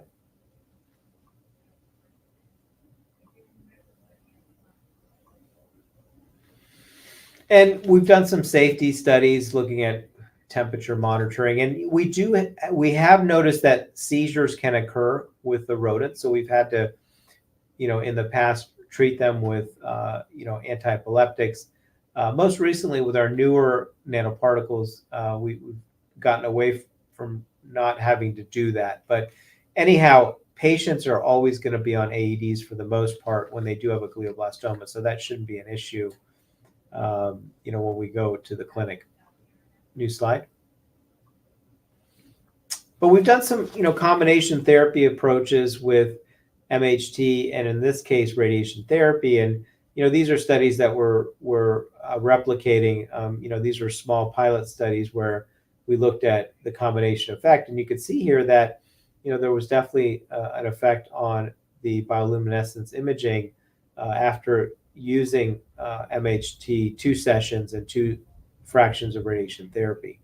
You can see how the BLI signal changes, and the control mouse has tumor growth that continues. Next slide.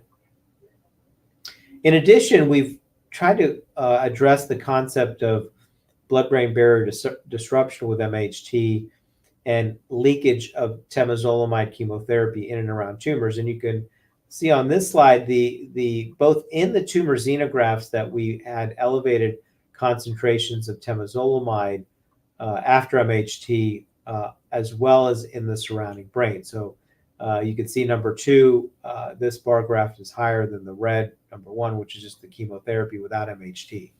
So this supports kind of what's been shown with laser interstitial thermal therapy, that heat can modulate the blood-brain barrier. Next slide. As I mentioned to you before, there's all sorts of work being done with treatment planning between Johns Hopkins and Penn State. Robert Ivkov and Anil have been working on this type of approach to really understand how we can modulate the temperature with nanoparticles that have been distributed intratumorally. And there's some tricks that they've been developing that really help with this. The Penn State group, Dr. Achaluri has provided the basis for this with his team. We just had this article published this past year where a temperature feedback controlled system is being developed. So I think this is going to be crucial to how we treat patients moving forward, the ability to control the temperature with direct feedback. Next slide. Here's the paper. Next slide. So, I think at the end, we're trying to understand how the combination of fractionated radiation therapy with chemotherapy in multiple sessions could be combined with MHT. And this is some of our original work that now we have in other models, in rodents, actually multiple rodent models, that have planted the seed showing that there's definitely a separation of the Kaplan-Meier curve with the combined approach. So, this is what we truly believe will be the way moving forward with, human patients in the future. Next slide.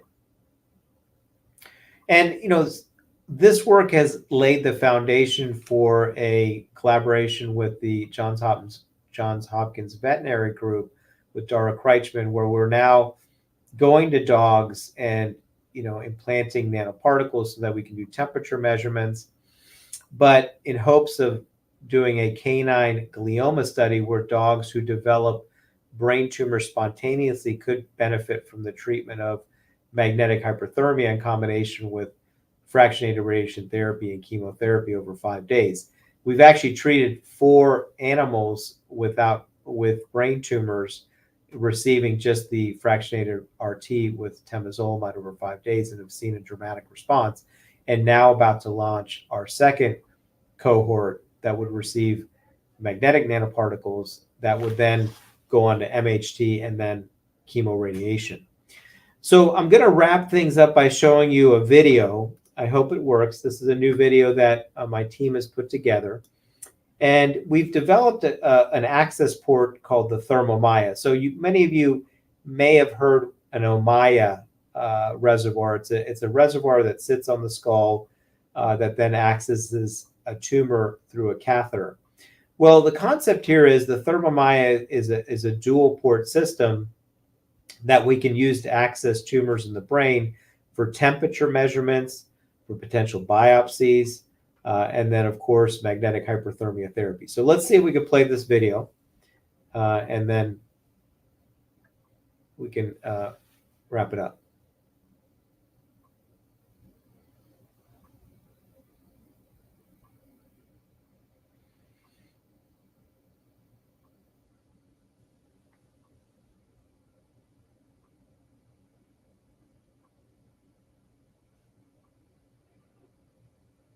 So when we core out the tumor, we can then inject the nanoparticles, and then we can then take temperature measurements within a centimeter of the tumor and then intratumorally. So this is the concept. It's really a small incision, a burr hole. The Thermomaya is placed through the burr hole. It sits on the skull under the skin, and then we can access those ports.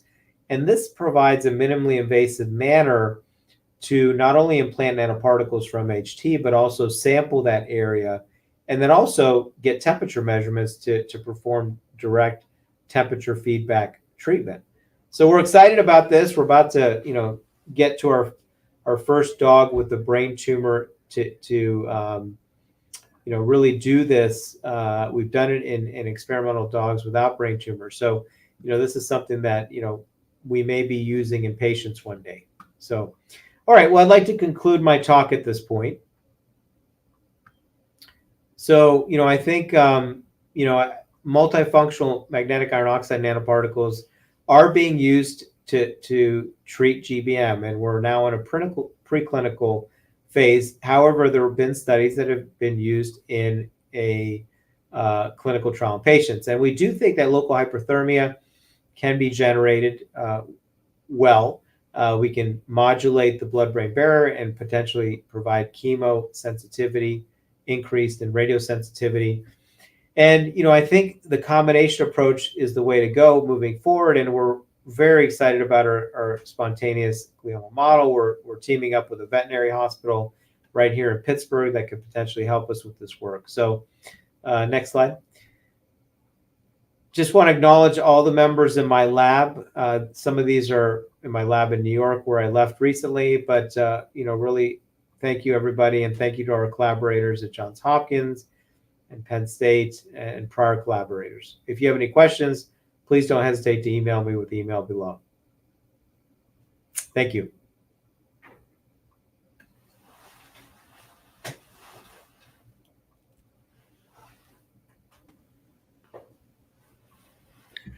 Thank you, Kostas. Wonderful presentation. I'm not sure if we should wait for Andris to join us on the video link, but I think happy to take any questions now. Any questions from the audience? All right, so this is a question from Carlos Eduardo from Goiânia.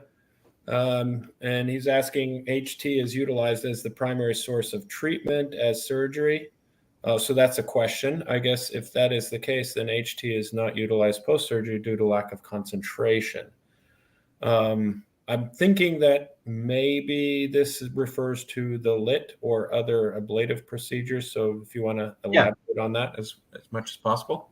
Right. So laser interstitial thermal therapy, known as LIT, we discussed, is being used mainly in the recurrent setting in combination with another chemotherapy agent. It is also being used in the upfront setting. So we don't do LIT by itself. It has to be combined with radiation therapy, chemotherapy, something to help, basically provide a better treatment. And the same thing is going to occur with magnetic hyperthermia therapy. We believe that it's an adjunct to the other adjuvant therapies as well. Thank you. So I'm going to follow up on that a little bit, which leads nicely in with my with the question. So one of the things that I know you and others think about, you and I have discussed, is the importance to control the energy deposition so that you don't overheat the surrounding brain tissue. Obviously, it's an extremely sensitive structure, and every gram of tissue is really potentially critical to quality of life, if not survival. So the question is this: you mentioned several of these technologies, including LIT. Can you comment on how, with respect to controlling energy so that you don't actually over treat outside the tumor, and also with treating within the tumor, can you comment on what you think in your experience, where the benefits or deficiencies are, and compare among the different treatments that you were talking about? Yeah, so with LIT, we've learned that if you don't ablate the tumor well, then portions of the tumor will just continue to grow. So I think it's just like other therapy. If you don't target the tumor well, it's gonna relapse sooner. And I think with MHT, we have the opportunity to really fine tune how the temperature is modulated in and around the tumor. So in other words, what Dr. Ivkov's getting at is how do we kind of finesse the heating effect in areas of the tumor that we think should be heated up more, and other parts of the tumor around the tumor that should be heated up less. So, let's say the tumor is sitting on an important area of the brain. Well, we don't want that heat to kind of get into that eloquent area of the brain. We may want to focus that heat in a different portion. So that's where some of the treatment planning and heat concentration effects, are crucial. And the modeling that we're developing is really going to be important for that, because the nanoparticles don't distribute uniformly within the tumor. And I think it's okay. It doesn't have to be perfect, because the AMF field externally can then be used to contour how that temperature is generated. So yeah, thank you. That's good. So now you also mentioned, and just following up on that, you mentioned that getting this high intensity focused ultrasound system, I think. Yeah. So what do you think? What are your expectations? I recognize that you probably haven't had the chance to develop any experience with that yet, that modality. But what are your expectations with regard to the same question relative to the lit and the magnetic hyperthermia that you just talked about? Yeah, I mean, the same concept's going to apply to Right. focused ultrasound. I mean, how do you focus the sonication in a way that limits heat around the brain? There are different challenges there, because the heating effect is limited at this time, right? I mean, it's a small volume type heating effect, but for the blood-brain barrier, you may not need that much of a heating effect to disrupt it. So that's where focused ultrasound could actually be utilized, and it's being utilized in clinical trials. So, I think all this technology is going to evolve, and I'm sure we'll be able to generate, bigger lesions soon. Certainly the time for treatment's gone down from 6 hours to 3 hours. And then the other concept is sonodynamic therapy, is where you give an agent that's taken up by tumors, such as 5-ALA, that then concentrates in the tumor cells, and then you use focused ultrasound to target the tumor cells. So that's a nice area that's kind of developing as well. Nice. Okay, thank you. So I want to follow up, unless Andris, please. May I please. make a question? Dr. Costas, thanks for the great talk. And I was wondering, following a similar question that Robert just said, when you have nanoparticle mediated therapies against the ones that doesn't use nanoparticles, so far you have discussed a lot about hyperthermia, but we do know that nanoparticles do interact with the immune system. Yes. So what are what do you think about having also the possibility that the nanoparticles can also interact with the immune system, and how would that be interesting for GBM? Well, so the one concept that actually, Rob and you and I have talked about this, but 40% of GBM tumors are comprised by microglia, macrophages, right? And these things like to take up the nanoparticles. So the question is, can we target those cells which are repressive to the immune system in tumors, around tumors, and take advantage of that type of effect to get rid of those cells, and see if that could help with therapeutic options for GBM patients. So there's all sorts of things with the immune system that we could take advantage of, and certainly, could we make the cold GBM tumor hot with immune infiltration? Literally hot, right? Because you're applying heat. Is that going to create more of an immune effect? So the results point to that direction, or still? I think so. I think we're going to be doing a pilot study. We're proposing this now in dogs with brain tumors, and that's something that we would like to study, and I think it's possible. Okay. Thank you. Rafael, do we have other questions?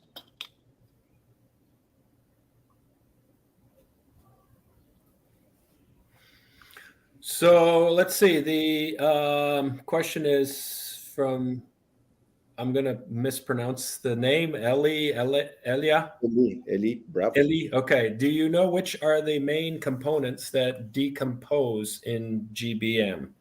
I presume this is with hyperthermia. So what are the sort of the byproducts of the therapy?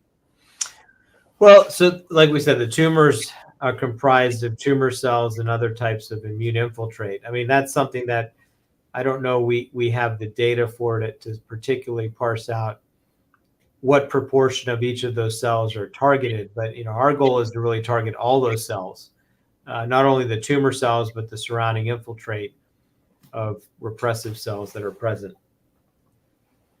Okay. So, Andris, you just let us know when we start to run out of time. I do have a sort of a follow-up question if we don't have any other question coming from the rest of the audience. So you had mentioned, Kostas, in your talk that, with the, and possibly even a little discussion after, in the question Q&A, that with LIT, one of the challenges has been in the past was basically incomplete ablation or partial ablation of the tumor, which you are noting does lead, obviously leaves tumor behind, and that then is the site of, or is a problem for recurrence. One of the questions, so there's a spin-off question to that, which has been noted in the literature for the past 20, 30 years or so in clinic and also in preclinical models, that in partial hyperthermia or incomplete ablation actually stimulates progression of the disease, because basically the hypothesis is that the cells that have survived the thermal onslaught, they now access stress pathways that make them more aggressive. They're more proliferative, and they're more prone to metastasize or to spread. But by the same token, more recently, there was another paper by Holger Gruhl's group in Germany, where they showed in liver that partial ablation with chemotherapy can be very effective. So it's a long-winded question, but basically, if you combine temozolomide with these ablative the ablative procedures, do you find that you actually get better responses? And so can you comment on that? I think we do. I think you're right. So the same thing applies to radiation therapy. If you look at some of the radiation therapy literature, RT can actually promote tumor cell proliferation. And then that's where some of these fractionation schemes come into play, or hypofractionation, and now even flash radiotherapy, which is a new concept that's now enrolling. But I do think with chemotherapy, if we can combine it with MHT, that again, we don't need a huge heating effect to see a difference. That's the part that I want to kind of flesh out, is that we don't need to be over 50 degrees Celsius. We could probably get away with it in the 40s, which is great, because the surrounding brain then, doesn't take a hit, I think. So, so I guess you're saying that your take-home message is really to combine the therapies, and one doesn't have to be overly aggressive with any one, because the combination now helps with the, quote, cleanup. Correct. It's a good message. Yeah. Well, Kostas, thanks a lot. I think that we are running out of time right now. It was great to have you here. I know that you will be giving a talk in the workshop on nanomeds of the Brazilian breast cancer tomorrow. So thanks for participating, and it was really a pleasure to have you. Thank you so much. Thank you. Thank you so much. Have a great day. You too. Thank you. So guys, we are almost ready for calling the next speaker, which is Jason Stafford. Okay. He's from MD Anderson. Jason, are you there? Just barely. Can you guys hear me? Yes, we can hear you. Yeah, I just got kicked off of another network, so I had to log in really quickly. I literally just logged in as you introduced me. Okay. So Jason he's a medical physicist. His research interests are primarily in the use of magnetic resonance imaging for guiding of oncology interventions and therapies. Over the year, much of his research has translated into the clinical service. He's the chief of the section of MRI and ultrasound physics in the Department of Imaging Physics at MD Anderson. It is really great to have you here, Jason. It's great to be here. Thank you for inviting me. I really enjoyed the last talk, and you're going to kind of see some of the same stuff, but from the physicist side of the bench. So I was going to basically go through and talk about the use of MRI in guiding thermal therapies. Some heads up here. I'm going to be presenting off a laptop suddenly, and I can't see both screens at once. So if you guys start to see problems or hear problems, speak up, because I won't be able to see you while I'm presenting. I'll only be able to hear what's going on. Anyway, so I was going to talk a little bit about thermal therapy. I'm going to go into presentation view. Is everything looking okay?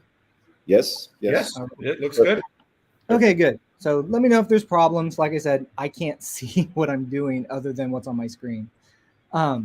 So I was going to take a little bit of time. I wanted to talk the concept of MR guidance for thermal therapy. You don't always have to use MR guidance. I'm going to talk about times when it's advantageous, but I also want to go very much into how we use it as a development tool, even for things that are possibly not going to use MR guidance in the future. In particular, I'm going to use laser-induced thermal therapy as my muse for this. And then I'm going to demonstrate how this has led directly into our research and development of nanoparticle-mediated photothermal therapy and how those two couple together. But I'm really just going to play around with a lot of the measurements that we can do on MR is really what I'm going to show. So real quick, why MR? MR is basically non-invasive, non-ionizing. We can image pretty much any plane inside the body in near real-time speeds without basically harming the patient or increasing their cancer risks. We have multiple contrast mechanisms in order to identify the anatomy or the pathology, or very often the physiological processes that you would like to be looking at during the treatment, and that makes it very powerful. Right here, this is a case of basically an assortment of our standard neuro protocols, right? The sorts of things that you would see in a neuro exam. So within the anatomic area, we have many, many different soft tissue contrasts to choose from, again, to identify pathology, patient anatomy, those sorts of things. We can look at flow inside the body, such as flow of blood, bulk flow of blood, bulk flow of CSF, and we can see those physiological processes. If we drill down even smaller, MR can actually look at molecular motion of the water molecules. This is diffusion weighted imaging, DTI. We can look at the relative blood oxygen content inside the tissues. This is the bold imaging, very often used for fMRI, that can also be used to look at blood oxygenation levels. And then drilling down even farther down into metabolics and molecular mechanisms, we can use MR spectroscopy or things like CESS to look at metabolites that are possibly in the tissue.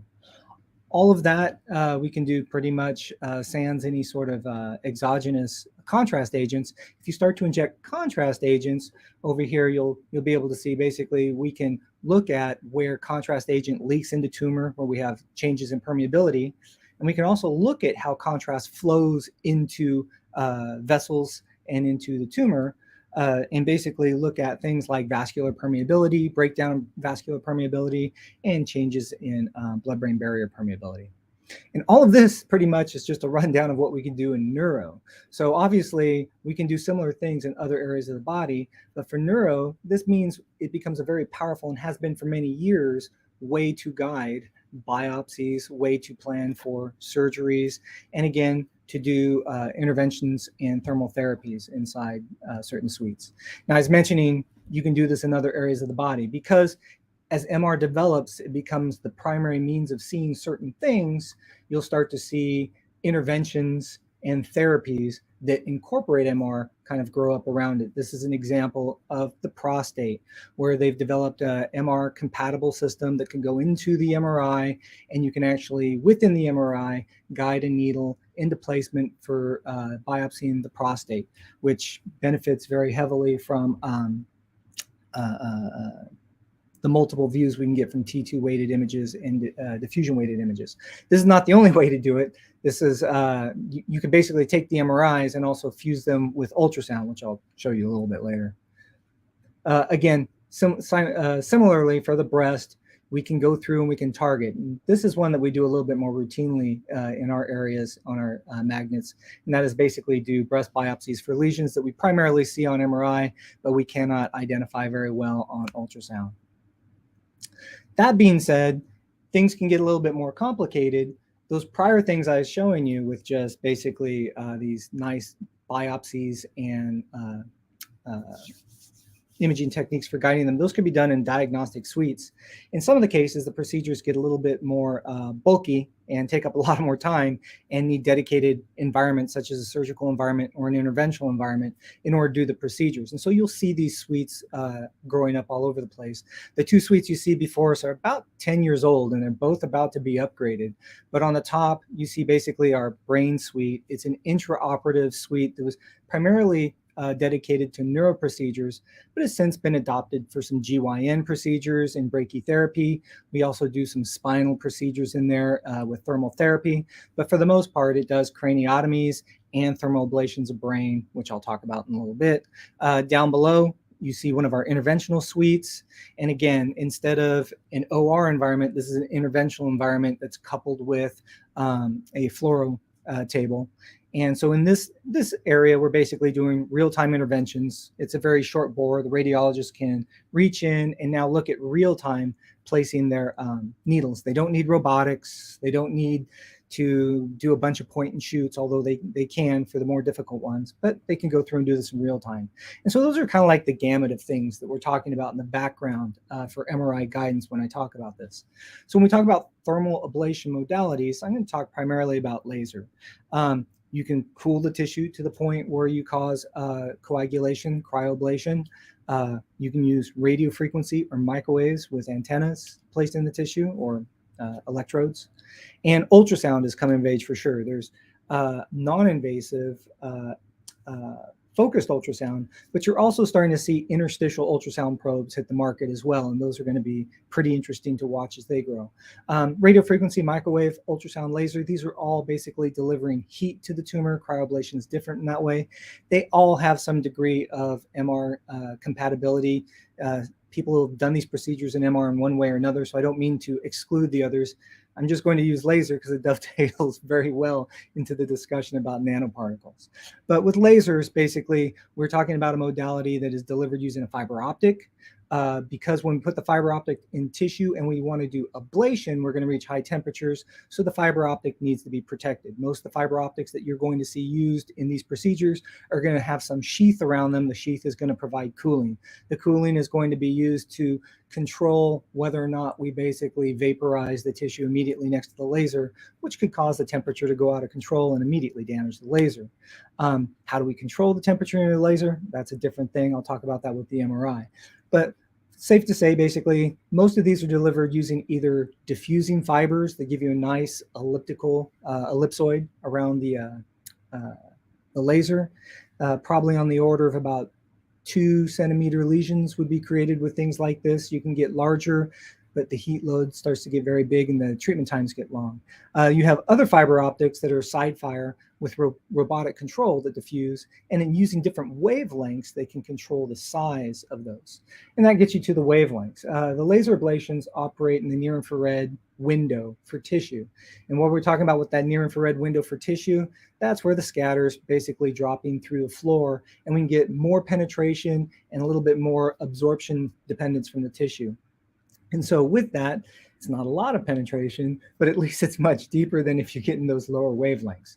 The two ones that I see on the market right now, and I don't know if there's more, but the two that we work with primarily with our vendors are 980, which is kind of right here where the water window hits a peak. And for the 980 laser, when we're working in tissue, this generally is used to create faster lesions. It's going to be smaller. Our treatment times are on the order of multiple 2 to 3 minute applications. There's a 1064 on the market, penetrates a little bit deeper, has less water absorption, so it takes a little bit longer to create the lesions, but you can also use this to create much larger lesions. And then just for a point of reference as we move on, at least with the gold silica nanoparticles that we work with, those were always kind of tuned into the 800, 810 area with the ones that we're developing. So this is right in that window.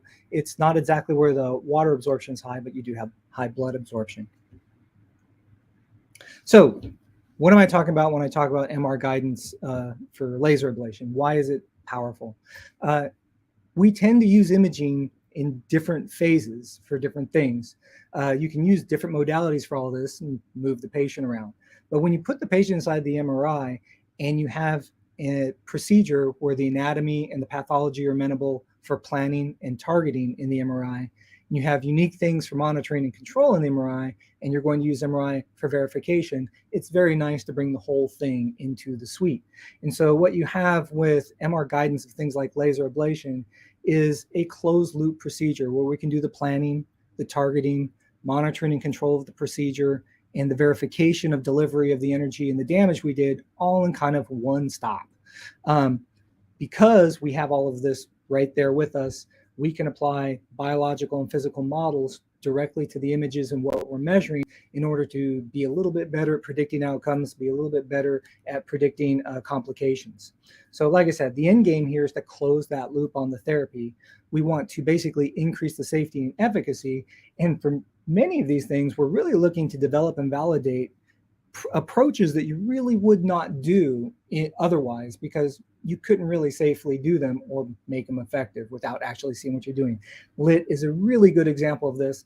I don't know how many people would be willing to put a very high wattage fiber optic into someone's brain and turn it on for a few minutes and just hope that it actually delivered energy locally without monitoring it.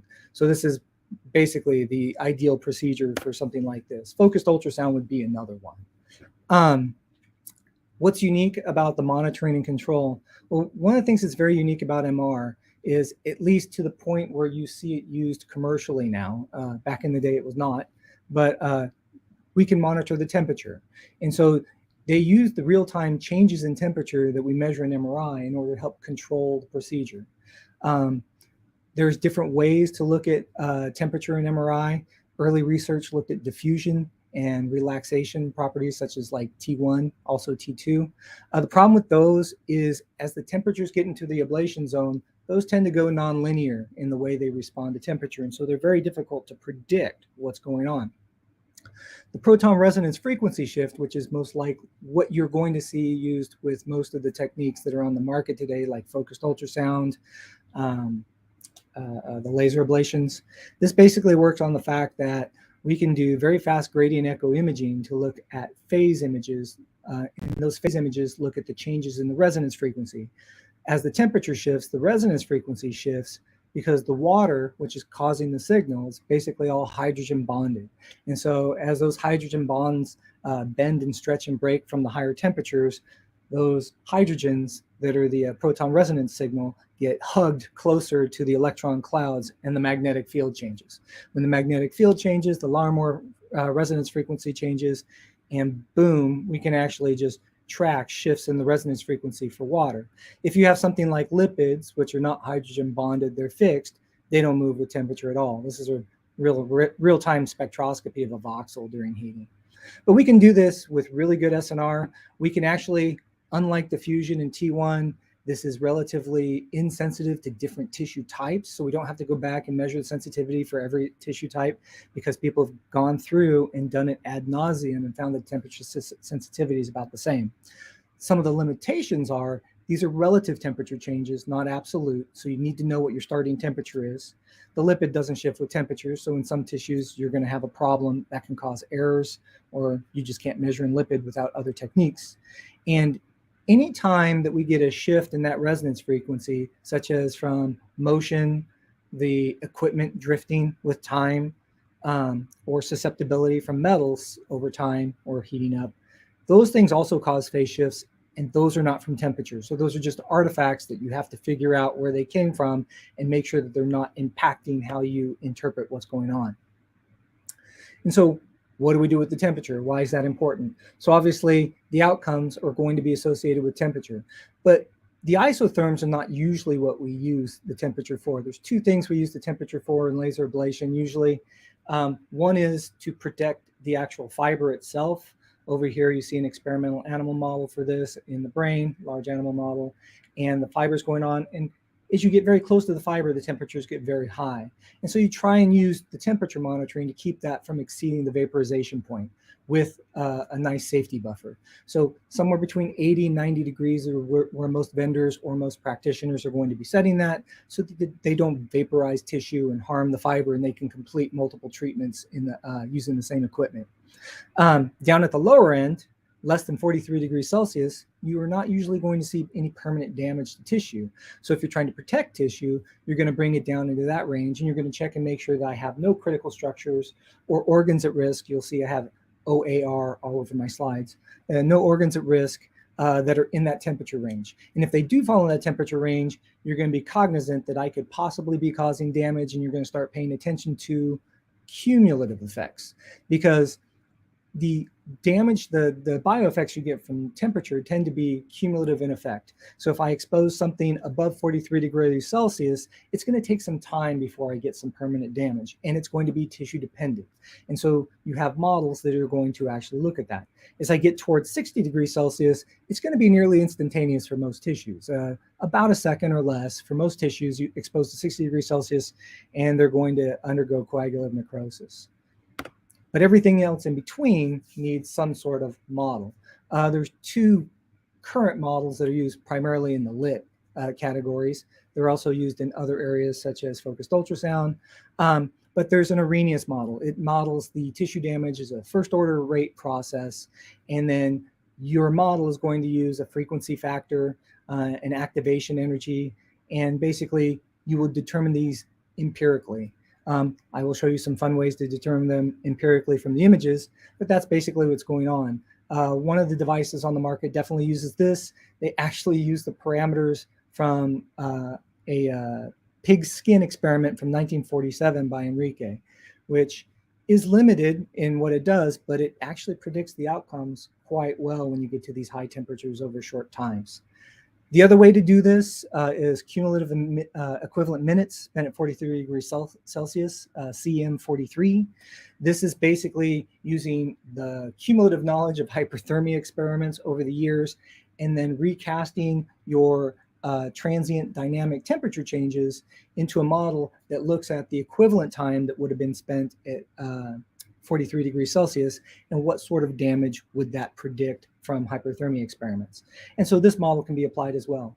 When you get into short exposure times that have very tight spatial gradients on the heating and very high temperatures, all three of these, an isotherm, the Arrhenius model, and CM43, there's not a huge difference between all of them. And so when you get into lit for many things, you won't see a big difference. But if you do the exposures for a longer amount of time and you have a larger gradient, you might see differences between the models, and you might want to verify which model is best. Which brings us to when we were helping some of these vendors develop their products and we were testing them and moving them into the clinic, what did we do? We chose appropriate models that we thought that we were going to be using clinically, and we went through with the MRI, and we would do simulated experiments. This is an example in prostate. This would be a canine prostate. You do the temperature, you predict the damage, you do the post-imaging, you do the post-treatment imaging with contrast added. And normally, if we didn't have the temperature imaging or the prediction, you would basically just do a treatment and then look to see what the outcome was. But administering contrast is not something you can do over and over again if you mess up the first time. And it also takes several minutes to get the data. And so the power of the temperature and the damage model is to go through, protect and predict. When you are done, you verify.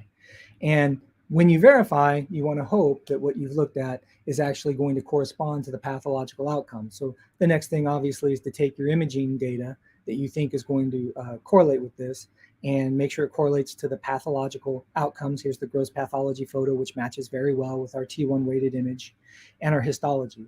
And as you can see, our predictions of damage tend to agree quite well with our T1 weighted image. So you can go through and start to quantitate these in each of the animal models that you're developing in order to make sure you have something that is predictive of what the outcomes are going to be. So safe, effective, this is what you're pushing for as you start to go through here. And this is what we were hoping to show with the MRI when we did this. And as much as possible, make measurements that we can correlate with the MRI to demonstrate that what we are seeing inside the MRI is what you're going to see when you remove the tissue and look at it pathologically.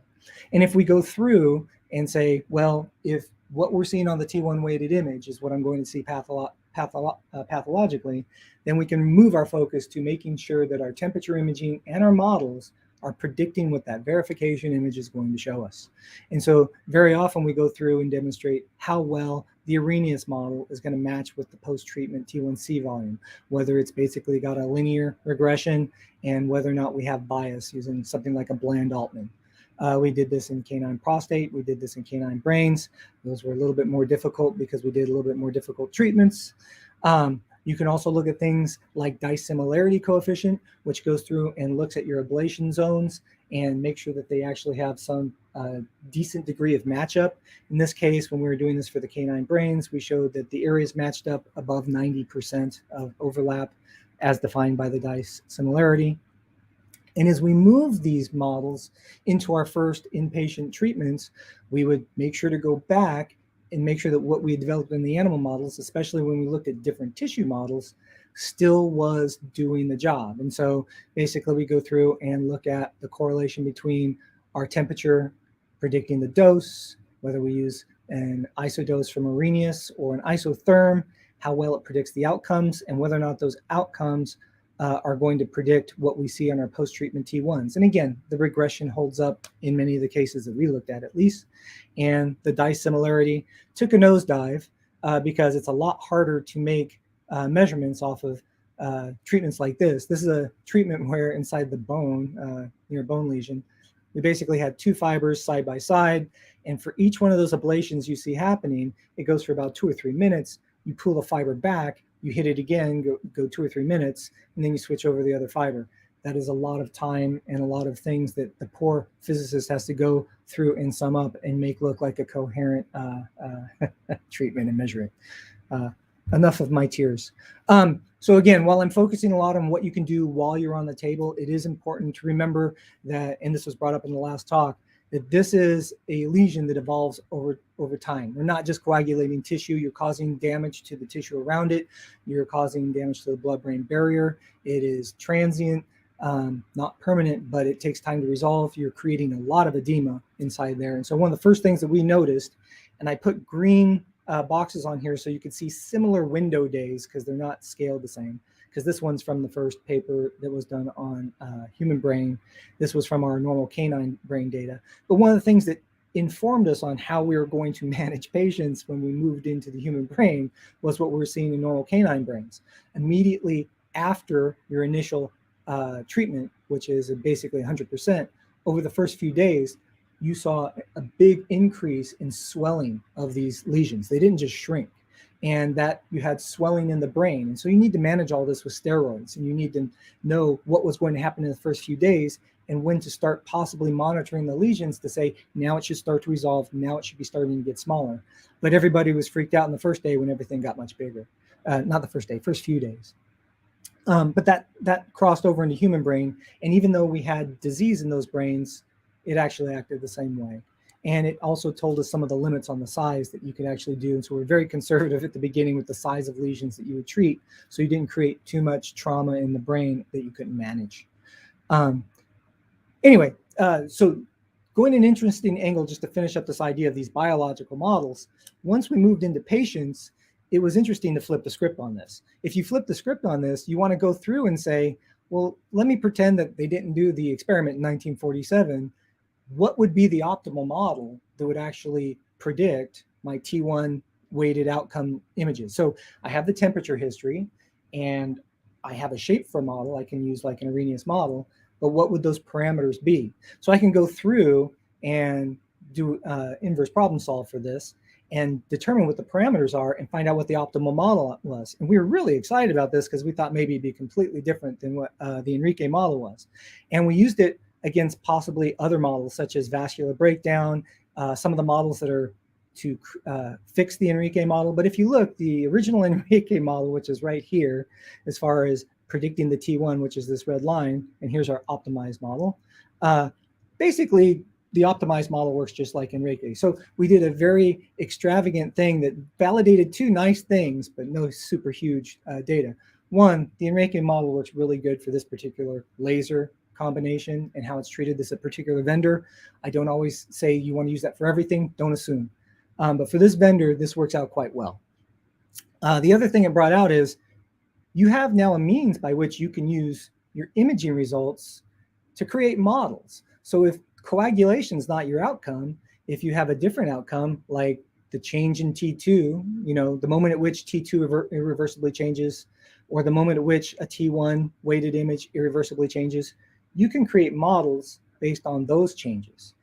And if you are really interested in the biology, you can now start to look at, using your patient data and basic imaging that you would take afterwards, functional imaging, you could look at things like changes in oxygenation state, changes in membrane permeability, changes in cellular permeability. Whatever it is, I can come up with an imaging technique to measure. I can probably create a model that would predict it under heating. And again, why would I do that? Well, not everybody has a 7 Tesla magnet in order to measure some of these things. So you'd want to do these measurements in a very expensive magnet, move them to a much less expensive environment in order to predict the outcomes. Or you may not want to use an MRI at all and still predict the outcomes. So it becomes a way of generating novel biological models based on temperature using the in vivo environment and making sure that it correlates with our pathology. So that was kind of an interesting thing. Getting back to what we did, I just wanted to summarize here. When we're doing MR-guided lit inside the brain, I hope I've shown that it's kind of a one-stop treatment. We use MRI in order to identify the lesion, and from that, they will do their planning. They will guide their fiber in there. They're going to try and figure out where can I place my fiber in order to treat the whole thing. That brings you right back to these discussions about treatment planning. Right now, it's basically how big of a lesion can I make? It's not targeted, so you basically hope that that can go around. We monitor and predict the thermal dose. We go through afterwards and verify that we get damage where we thought the damage would be on multiple different modalities, such as diffusion and T1 weighted imaging with contrast. So at our institution, these started in basically MR-guided laser ablation of small intracranial metastases. They were doing metastases primarily for patients that couldn't get stereo radiosurgery for the metastases because they were outside the number of lesions or the lesions were too big. So it was to downgrade patients at the beginning.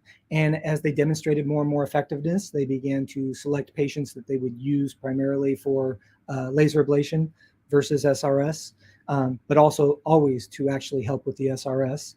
And now you're starting to see, as in the last talk, people are looking at ablating gliomas. The other thing, I'm an oncology center, but the other thing that when we were developing and out in the wild that many of the people were using this for is ablating foci associated with motion disorders such as epilepsy. And so the two big things for lit inside the brain is epilepsy or motion disorders and oncological use. And so what you see here is kind of one of the early treatments when we were first kind of doing this on one of the first few patients here, at least.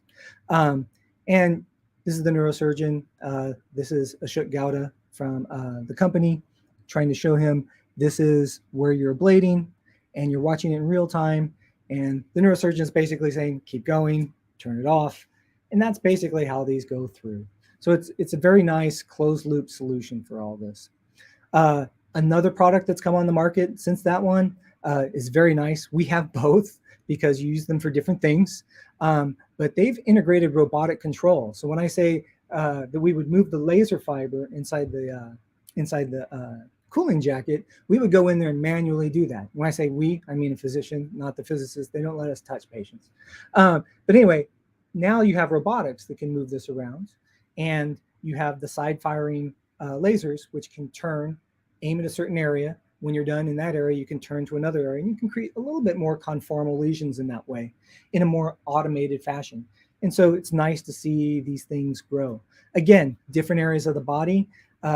You have seen lasers in breast, although sparingly, prostate. Some folks are doing liver. This is an example of prostate. And again, bringing back the concept that as you develop means of doing biopsies and getting to lesions in an MR environment, those usually couple quite well with delivery of interstitial sorts of therapies like lit. It is definitely a way to get your applicator into the site of interest in the same manner that you would target a biopsy, which makes it very powerful for prostate.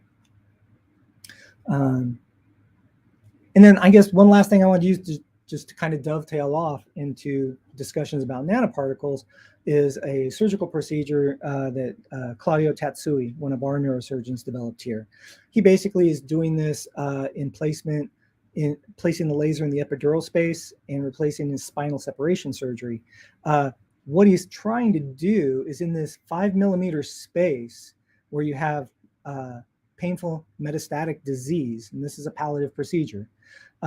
Our SRS, basically for cord sparing, will not treat into that area. And so these patients were getting kind of like a not as good of a treatment into that space. So the pain may not be as, the pain relief may not be as robust, and recurrence was much faster. So he figured he could stick a laser into this space and then under the guidance, wipe out that tissue and get a much better result. And so that was published back in 2015. And that's definitely what he's been seeing. He does a couple patients a week along with our intracranial ablations. But you can tell with things like this, it's very tedious. You have to make sure you go through and you're monitoring this. You have to make sure you go through and we don't want to burn the cord. So we're very careful, and the temperature monitoring is very useful. One of the things we run into though is a lot of these patients already have spinal surgery and they have hardware in there that makes this process very difficult. Now, of course, I'm going to tell you as an MR physicist, I can come up with a way to fix that. That's just research. I use a different way of temperature imaging to do it, maybe the T1s. But the other thing you want to say is, well, what if I had something to make this a much more conformal treatment where I know I'm heating the tumor and I know I'm pretty much protecting the cord because the laser is not going to be turned on high enough to heat that. That would be kind of nice. And that's kind of where you get into this idea of the tunable gold nanoparticles and other nanoparticles that are photothermal transduction agents, basically transduce this energy in a very specific way wherever they are. And so this is some of the early work that was the muse for this work back in the day. It's Rice University, Naomi Hallis and Jennifer West. Naomi created the nanoparticles. Jennifer was a biomedical engineer there that was developing applications for the particles. But basically, these nanoparticles, even though they're a little bit larger than what people like to say nano is, they tend to be in the size of 140, 150 nanometers. The part that basically was the photonics level of nano was the thickness of the shell. That's what gave it its nano properties. And so the thickness of the shells of these things were on the order of 5 nanometers to 20 nanometers. And that's what gave them their plasma resonance frequency properties. And the ones we used tended to be tuned in about the 8-10 regime. And they had 10 to 20 nanometer thicknesses.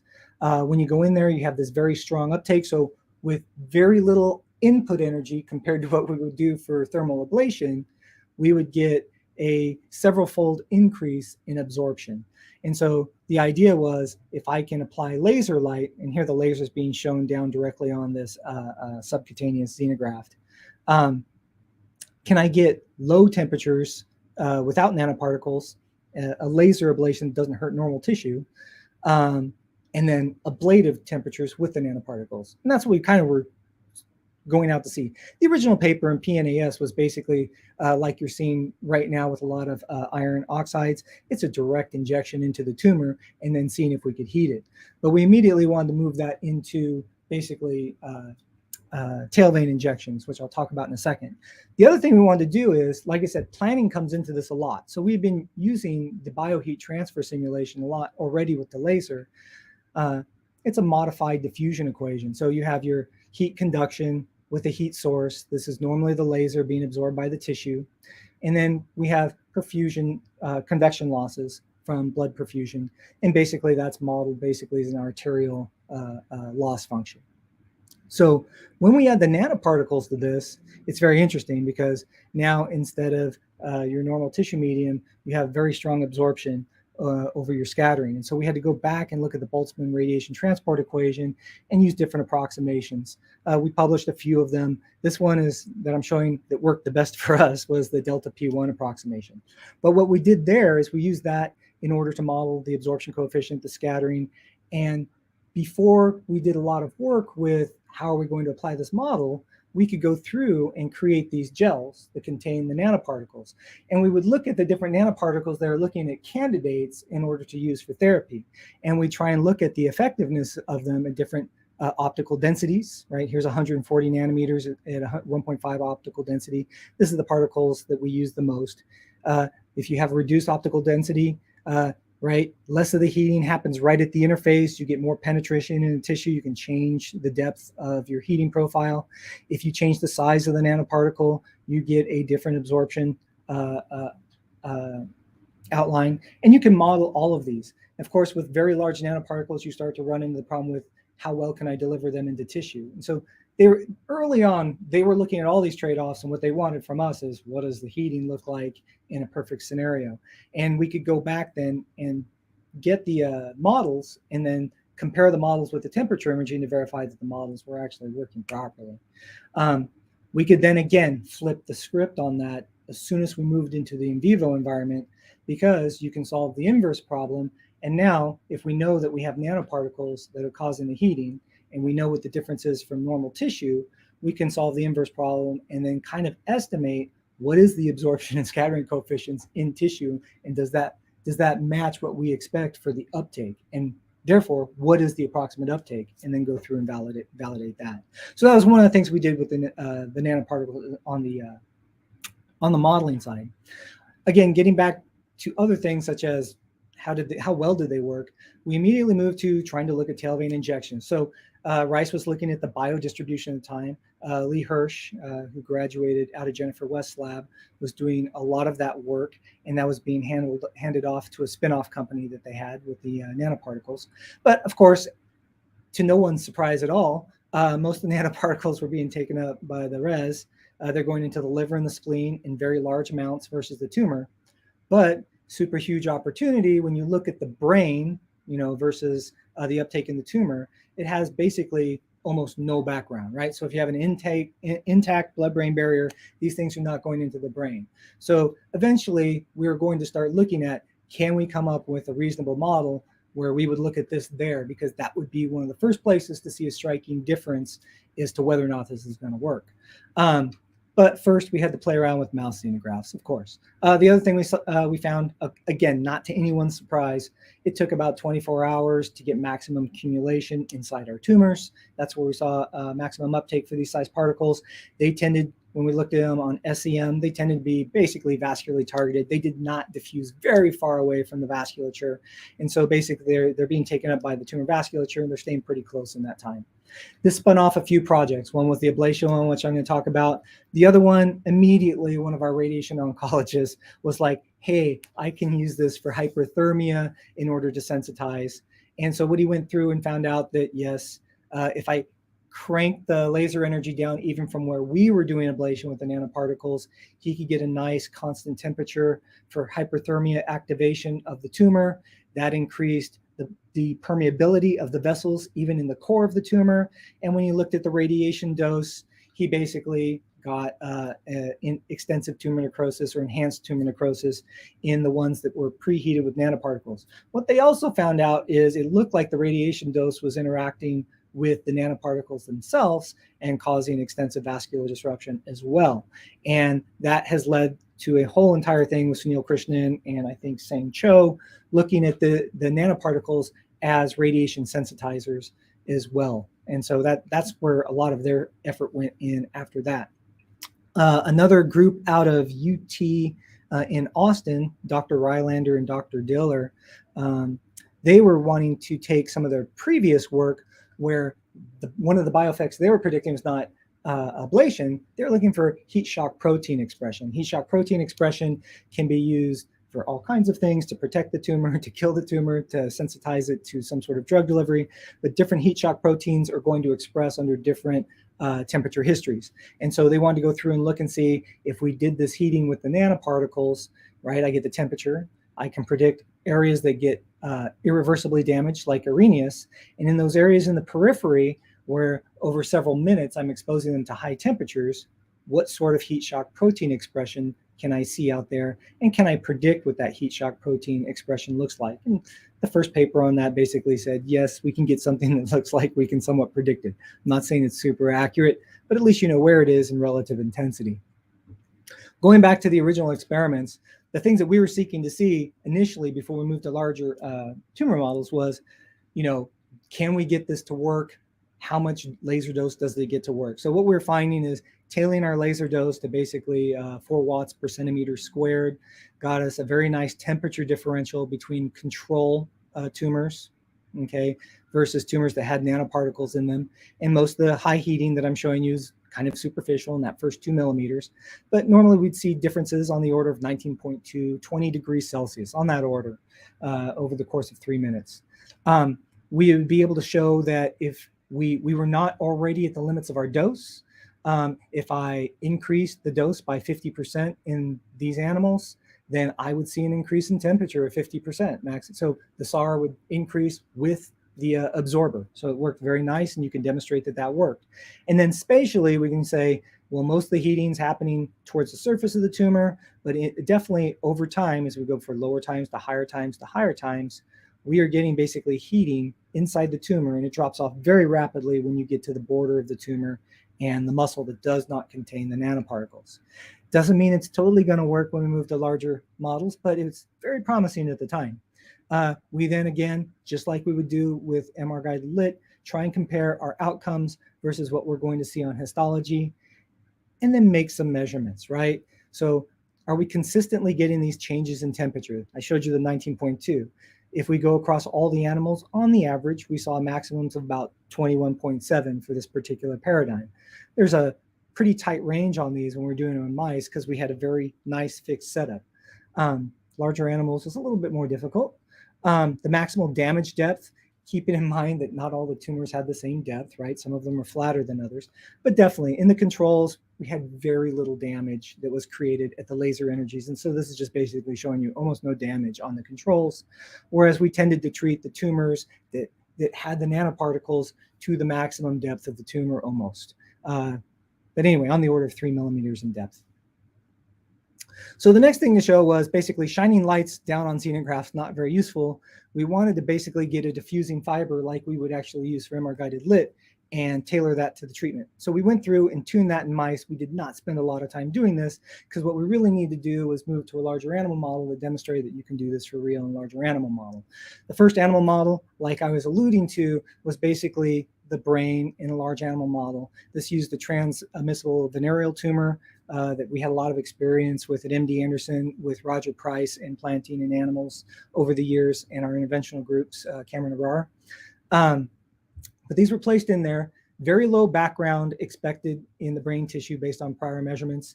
And then inside the tumor, you know, we would do it in infusion and 24 hours later treat. So this is not a direct injection into the tumor. This is infused. This is actual uptake at 24 hours in the TVT tumors. We applied an 808 laser for 3 minutes at 3.5 watts, which we expected would give us similar results in the high temperature range that we saw in the mice. And so as we went through, again, now in a larger animal model, we can look at our control versus our nanoparticles. We can look at the difference. And lo and behold, it is somewhat surprising. It actually worked a lot better than we thought it would. Got reasonable uptake of the nanoparticles, got reasonable response. And visually, when you set the laser on the edge of the tumor, and I will say on this one, that was an accident. That was not by design. We just kind of missed. Anyway, but on this one, the laser sitting on the edge of the tumor, you have normal brain on the other side. On the side that you have the tumor, you get intense heating. On the side that you have normal brain, you do not. And in the contralateral lobe, which was used as the actual control, no tumor in that lobe, we saw normal heating from the laser. And so when you look at this, again, we started putting the laser in directly under the tumor on purpose at that point. And when you do that, you see heating inside the tumor that looks a lot like what we saw in the animals. The laser's cooled, so remember, it might not even get as hot as the tumor at depth. And so what we're seeing is tumor heating as you go out into the normal brain, almost nothing, and the heating's from the laser. Temperature difference in this case was on the order of 22 degrees Celsius. And so you want to go through, compare this with pathology like we did before, and make sure that what we're seeing with our ablations that we're predicting matches what we're seeing on our T1 weighted images. It did. Go through and make our measurements. When we went through and did this, our T1 volumes that we're predicting were linearly related with the Arrhenius damage as we expected.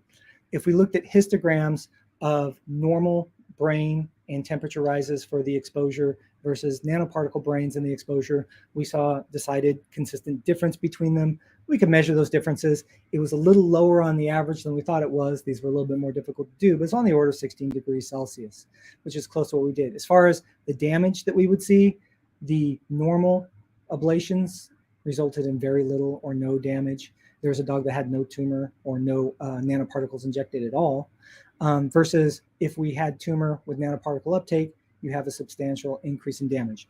Goal was not to treat the entire tumor. We were not trying to do that. We were just trying to establish that we could. And so that was the kind of information we got out of that study. Now, of course, some of the fun things you can do with these downstream, and other investigators doing this. This was a postdoc in the lab, Marides Melancon Tess. She was looking at doing EGFR inhibitor targeted using C225 hollow gold nanoshells, and using MR imaging, we could go through and show that if you had targeted the shells, you would get increased heating because the nanoparticles are there. If you had a normal control, you'd have less heating, just like we've done before in the mice. And then if you pre-saturated the tumor bed with C225, so there's nothing to bind to, then the nanogold, the gold particles didn't uptake, and that looked just like the control. So she had very nice results on demonstrating exactly that the targeting was functioning properly using the MRI. Another thing we can do, small paramagnetic iron oxides obviously disrupt the magnetic field, easily seen on MRI. And so we can go through and start to create visible nanoparticles. And now we can see and treat the particles. Of course, we want to go through and start to look at how this works. And do we have a linearity in our MR signal versus the optical density of the particles? We can measure that. The answer is yes. Does it mess with our temperature imaging? This is just a temperature sensitivity measurement in the middle here. The answer is no. Our temperature sensitivity was not altered in any significant fashion. And can we model them? The answer is yes, just like we did with the other ones. If we do the labeling, will these be able to be seen when they get taken up? The answer is yes. The last one, which we were hoping would work, was basically, can we convert R2 star changes that we see on MRI to predictive optical densities, and from the predicted optical densities to predicted temperature changes? And the answer is, it's difficult, but first pass, you get something reasonable. They were all linear in the response, but there's not a lot of data points. And this was all work done by a grad student I had several years back, Chris McClellan. All the modeling's been done by David Fuentes, who was a postdoc from UT Austin. This is now faculty at MD Anderson if you want someone to do that work. Anyway, clinical translation. So moving these particular nanoparticles I was talking about, the gold silicon nanoparticles, these have moved into clinical trials. The first pass for ablation of prostate has been completed, and they're starting to open their second trial. The one that's completed, they actually published their results in PNAS, which I thought was really funny. This is, again, the people that have stayed with us the whole time. We're talking about Naomi Hallis and Jennifer West. They're the ones that pushed this through the goal line, right? All the names have changed.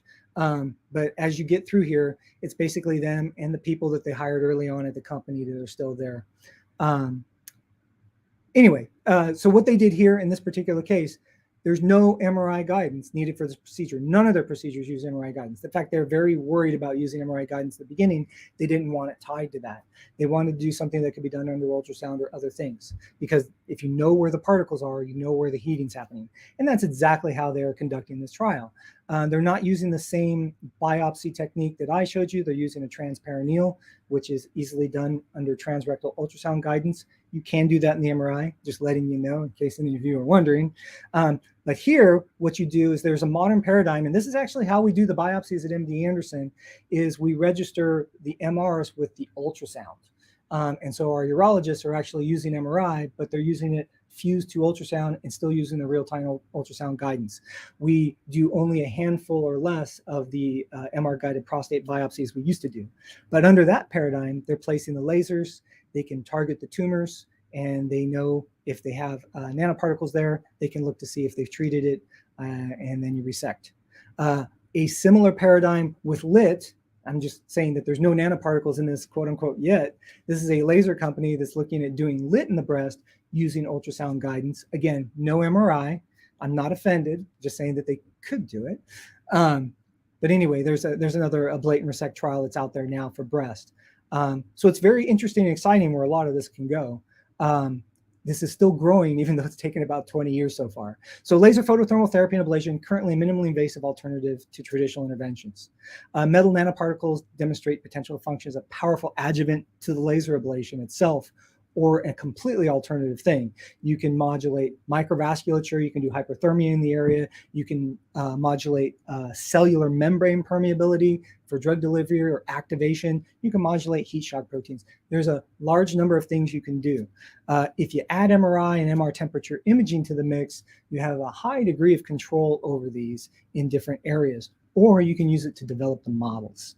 And those models can be used to help you implement these, or at least validate things and move them through regulatory processes in the future. Anyway, that's kind of what I wanted to drive home. I'm sorry I wasn't paying attention to my time. When I recorded it, I did quite well, but I don't know how I did now. I want to thank you for your time.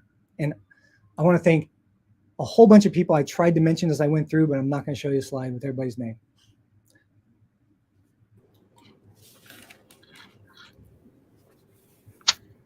Jason, thanks for this excellent talk. It's really inspiring. There are a lot of medical physicists today watching your talk too. So this could be very interesting for them to have an inspiration of what can be done in thermal medicine. And by the way, that is my background training. I'm a medical physicist by training. I just happen to work in MR. Okay, Rafael, we have a lot of questions, right? So there you go. Are you able to see, Jason? Yes. So if you could repeat, do you want me to put the question? So for temperatures outside that range, PRF may or may not work well. I've seen it go above 100 before. The problem you run into is in tissue, you don't want to go above 100 because you cause such severe tissue damage that it's not an area of tissue damage you want to be in. So when you exceed that, you're past where you want to be. So do we verify that it works above 100? The answer is usually no one does that. Can you get above 100? Yes. Have I seen measured temperatures that are above 100? Yes. I'm not sure if I believe them. And I will tell you why I don't believe them and why PRF would be limited there, whether the PRF effect is in action or not. The accuracy, the noise, is a function of how much signal noise I have. Once I get up to 100 degrees and I am basically bringing the tissue signal noise ratio way down, I actually have almost no signal to measure with. And if the water goes away, I have nothing. I'm not even measuring PRF. So the moment you get rid of water, there's no PRF effect. The moment you get rid of the signal in the MRI, there's no PRF to measure. So as you get around 100, you're already at the limits of what you want to do biologically. If you needed to do this in an experimental model where you wanted to break 100, you'd want to demonstrate it. And you could in certain materials. So if you want to do this in a material science area, absolutely, you could play games. You just need to make sure that the water stays around and can go over 100 degrees without boiling off. Okay, so I think that we have other question. There we go. So the Rafael is curious about the time resolution achieved with all this parallel computation, the temperature map, CM43 and thermal dose. Is this still tied to the MRI image acquisition? It is. So separate from the models, finite element models not included in this question, I'm assuming. But when you're talking about generation of temperature maps, generation of approximate dose, the way this works is you acquire the images. It's about usually, on the fast side, someone would be going about 3 seconds for a few images. But normally we're doing 5 to 8 seconds for images. Average is going to be 5 to 6 for about 3 to 5 planes, right, of MRI. And the conversion to temperature is literally just a complex phase subtraction. It is very fast, right? It's just I compute the phase, I subtract the phase. The more things you add to that to correct, like for phase drift and other backgrounds, that can slow it down a bit. But when people do that, it happens fast. Those computations are on the order of a second, and the display has a very low lag time to it. The things that tend to really hose you up is actually moving images from your MRI onto an independent workstation where you're visualizing, that's usually the lag, more than the computation. If the workstations have the right computational tools, you can get temperature and convert to dose very quickly. Doing things like cumulative dose and showing them all at once, that depends on the vendor and how well they can do all those things. But it's fast. An MD Anderson monitoring technique being applied on 3C. Hold on a second. That was really good. A very good talk. I'm gonna assert co-organizer rights here to ask a follow-up question on that. So, I'm following up on the temperature monitoring, MRI-based temperature monitoring, and the thermal dose, and so on. Here, this is something that we think about a great deal. We know that when we are heating tissue, perfusion changes. This now has an effect on modifying the temperature and then the thermal dose as well. With MRI, you can also do perfusion imaging, perfusion mapping. Yes. Okay, so now here's the question. Have you ever done, or has anybody, do you know of, any sort of studies where MRI is being used to simultaneously measure the temperature as well as monitor perfusion during a heat-based therapy? Because a lot of modeling effort goes into, computational modeling effort goes into modeling perfusion in related damage terms and so on, which goes into the treatment planning. So now the question is, how do we validate that? How do we validate all of that? And do you do this, or can you do this during treatment with MRI if you're monitoring temperature? So there's a few ways to answer the question. I'll go through step by step. Have we wanted to do simultaneous perfusion and temperature? The answer is yes. And initially when I had a student working at that, they failed. So I didn't really pursue it. The mechanism that we were using to do it, right? The way that we were trying to do it, was we were going to look at diffusion weighted imaging, which has a temperature sensitivity. And then if you use IVIM, it's sensitive to basically pseudo perfusion. So if you have flow, it makes this massive, huge diffusion coefficient, which is really convective transfer. So if that coefficient slams to the ground or starts to reduce as a function of temperature, you would be able to look at that. They just weren't able to get good results when they did it. So there are other people that have tried to do different things like that over time, and you could look at it. I will go to the more pragmatic thing, which is basically we have two ways of doing this when we're already in here. So one is we can do different heating paradigms and experimental models. Right. And since you can go back and model that, you can actually look at how effective your perfusion models are at predicting what the perfusion is at the end. So if you can do an end measurement of perfusion, you may miss the fact that there's a transition, or you may not be 100% on the transitions, but you can look at different models for transition and you can see how right are you on the outcome side, just not on the real-time modulation side. If you were to inject something, you could watch it over time using a multi-parametric technique. If you saw the example where I had that lipid peak and a water peak that I was using to demonstrate how the PRF technique works, that is a fast chemical shift imaging technique. It basically can give you a T1 image, an R2 star image, and the PRF simultaneously. If you have something that modulates blood and can be seen by one of those two signals over time, then you would be able to look at perfusion and temperatures simultaneously and separately. That would be the idea. But in the end, I think to first pass with most people, if you don't have any extravagant MR technique, you take what you have, you take the modeling that you have, and you see how well you predict the outcomes. And the good news about that is if the changes in perfusion, if a million different changes in perfusion don't predict the outcome, if they all predict the outcome the same way, they're all just as useful. And by the way, what I didn't talk about, again, David Fuentes, master of computation. One of the things we had him looking at, one of the things he looked at was a generalized polynomial chaos for modeling, where he would go through and say, in my parameters, what are the uncertainties in the parameters and how do they contribute to my outcomes? And so he was looking at what are the major uncertainties? Is it the absorption coefficient? Is it the scattering? Is it the perfusion? And which one of these does the uncertainty cause me to be the most off in the outcomes? And that is a really good study to go through, because, by the way, perfusion is not the answer. Perfusion is the answer at the edge of the lesion, which is a very important place. Yep. Thank you. We still have some more questions. 3T system. So the answer is it's complicated. The primary scanners that we tend to use for ablation and interventions are 1.5T, and they're going to continue to be 1.5T. The reason for that is these are services that we've set up, not research. They used to be research projects. Now they're services. And so the people that run those services want to make sure that we don't exclude people because they can't be imaged on a 3T, or we don't exclude something we can do because it's not compatible or conditional on 3T.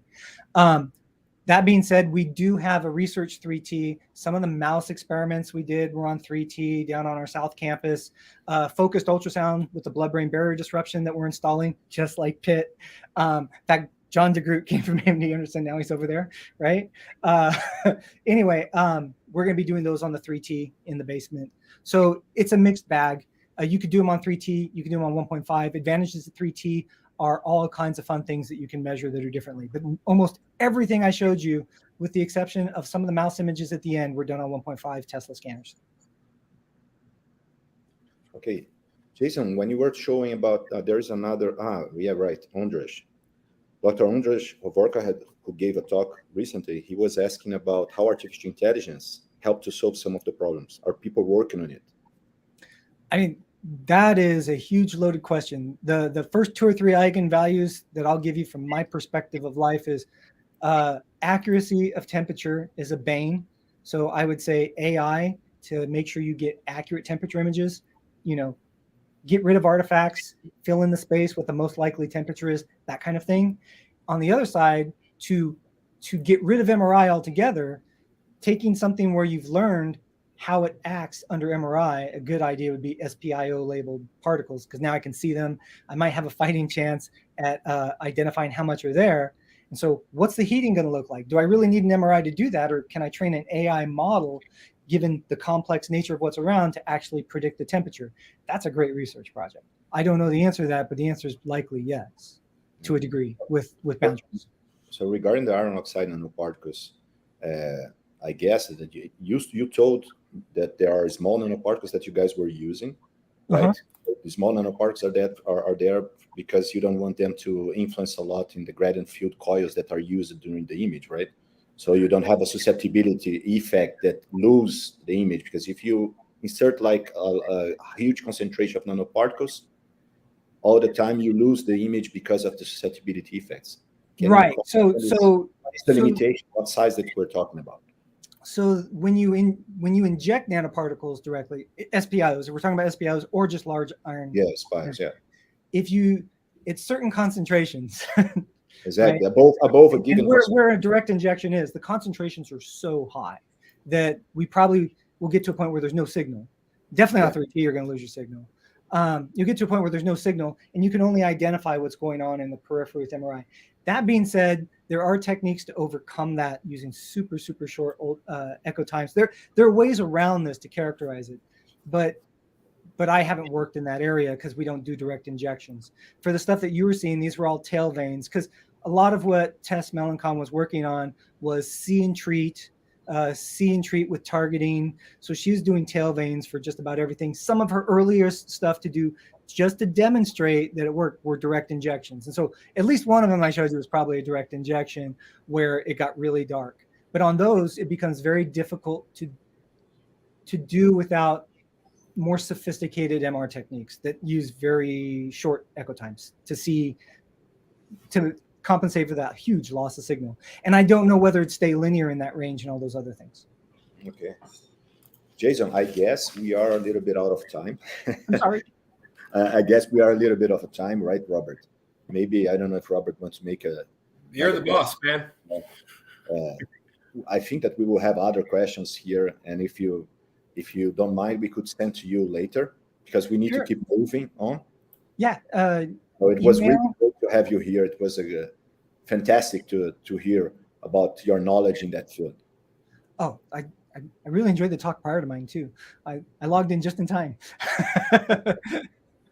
that was a really good thing. I liked it, and I think I need to talk to you guys because the iron oxides are definitely up and coming.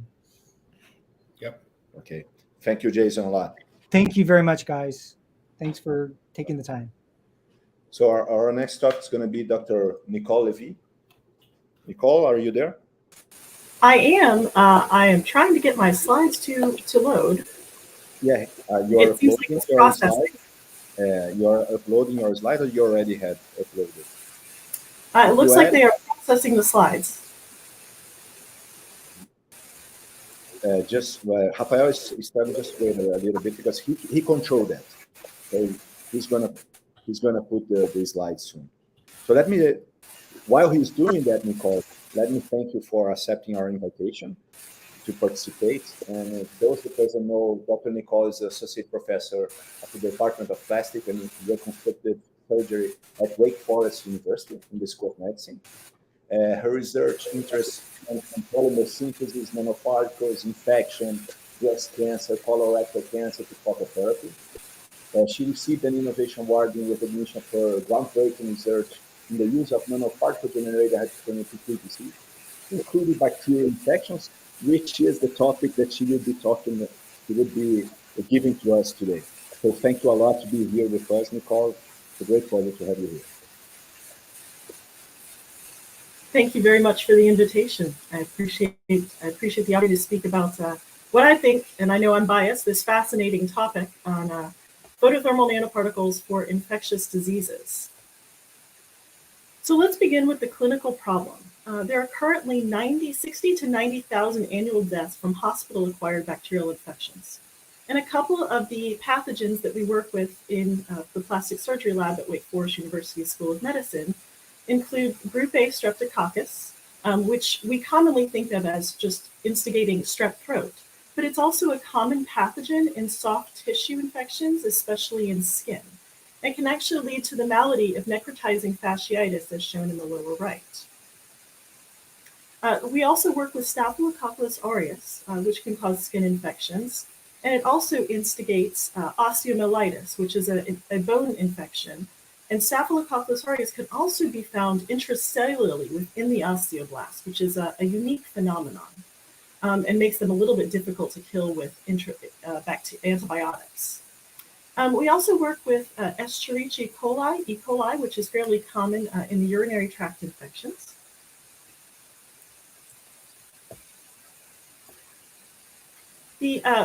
Something that we're also going to talk about are the fact that there are a number of polymeric implants which are used in clinical medicine, and these can also lead to complications with infection. Some of these include central venous lines, which you may have been familiar with as far as needing those in order to deliver chemotherapy. There's also a lot of infections associated with urinary tract catheters. And there are also some associated with breast implants, and that depends upon not only the patient's immune response, but whether they have had chest wall radiation. And there are also infections associated with cerebral spinal fluid shunts. So one of the challenges that's not often discussed is not only can there be an infection, which can be a bit of a challenge to resolve, but in some cases, for some of these polymeric implants, that can lead to fibrosis around the implant. That can lead to tissue contracture and a lot of pain for the patient. So what we're going to talk about today are some of the nanoparticles that could be used to target bacteria, either directly or that can be loaded into silicone types of materials to make nanocomposite materials for heat generation. If we begin with one of the problems is maybe we often think about bacteria. We think about them as being planktonic. They're free floating around. But that's not the clinical case. The clinical case is that they're normally found in a biofilm structure. And the best way to think about them in terms of the biofilm is they're in an aggregate type of colony. And they are, because they're in an aggregate type of colony, they produce a lot of virulence factors, toxins, which can damage the tissue. They also produce a lot of polysaccharide matrix materials, which helps to protect them. So getting an antibiotic through not only to the bacteria, but through that polysaccharide matrix can be a bit of a challenge. And most of the biofilm-associated infections are challenging to treat, and they do develop resistance to antibiotic therapy, which is a challenge. And because of that, there tends to be high rates of recurrence. And the main rationale for secondary surgeries with infection for implanted materials are simply to remove the implanted material to remove the infection. That's not great for the patient because it necessitates a secondary surgery, and it can be particularly traumatic for pediatric patients. But there's a potential opportunity here, as we've discovered from treating some of the tumors that we've heard about in some of the sessions today. Heat can be used not only for an ablative type of mechanism against bacteria and biofilms, but it can also be used to potentiate antibiotics. And think about it for a minute. The body's first response to infection is to generate heat locally. It may generate heat locally if there's a local infection. It may generate heat systemically if you've got a systemic type of infection going on. And what some researchers have found is that antibiotics can be potentiated with heat at different temperatures. It can be mild hyperthermia, so closer to 45 degrees Celsius. But not only that, heat can also make the polysaccharide matrices of the biofilms more fluid, which can help to disrupt the biofilm. And on the right, what we're showing is there's a couple ways to try to target the bacteria. Let's assume that the bacteria are in the dermal space.